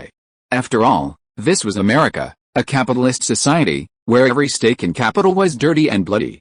Harvey's affair was really no big deal in the chaotic world of America. Hello, Director Link, it's a pleasure to meet you here. After a few words, other people came over to greet him. Link didn't have many connections in Hollywood at the moment, so he gave sufficient attention to those who took the initiative to strike up a conversation. After sitting in the bar for a while, Link said goodbye to Quentin and the others, drove his newly acquired Cadillac outside the bar, and went to Beverly Hills to look at apartments. He was preparing to move. After becoming famous, living in an ordinary apartment was neither convenient nor safe. Like on Wednesday when he returned home, a group of women crowded into the hallway waiting for him, some even stripped naked in front of him, yelling and lunging at him. Also, the youth apartments housed a group of dreamers, and someone like him with resources was easily disturbed living there. He chose to settle in Beverly Hills. There's a famous saying in the industry, you can only truly establish yourself in Hollywood if you buy a house in Beverly Hills. Beverly is a city in Greater Los Angeles, similar to Burbank. Facing the Pacific Ocean and backed by Beverly Hills, it lies between Sunset Boulevard, Santa Monica Boulevard, and Wilshire Boulevard. Due to its pleasant environment and proximity to several Hollywood film studios, many movie stars settled there from the 1930s onwards, gradually making Beverly Hills a well-known wealthy area in the United States. Mansions are everywhere, mostly villas. Link considered that living alone in a villa would be too lonely. Ultimately, he bought a mid to high-end apartment at 108th Street at the south end of Wilshire Boulevard. The apartment, located on the 12th floor, is approximately 280 square meters and features 3 bedrooms, 4 bathrooms, and 3 living rooms. It includes a study, coffee room, billiards room, gym, equipment room, kitchenette, and a large floor-to-ceiling window facing Wilshire Avenue. The neighborhood boasts numerous upscale bars and clubs, luxury stores, the Hilton Hotel, and celebrity residences, making it one of Beverly Hills' most vibrant and safe districts. The apartment is priced at $2.2 million, which Link can afford. End of this chapter. Thank you so much for reading until the end. Don't forget to give it a like. Looking for more exclusive content and immediate access? Subscribe to our Patreon. Remember, every like, subscription or donation encourages us to continue. Thank you all. See you in the next video.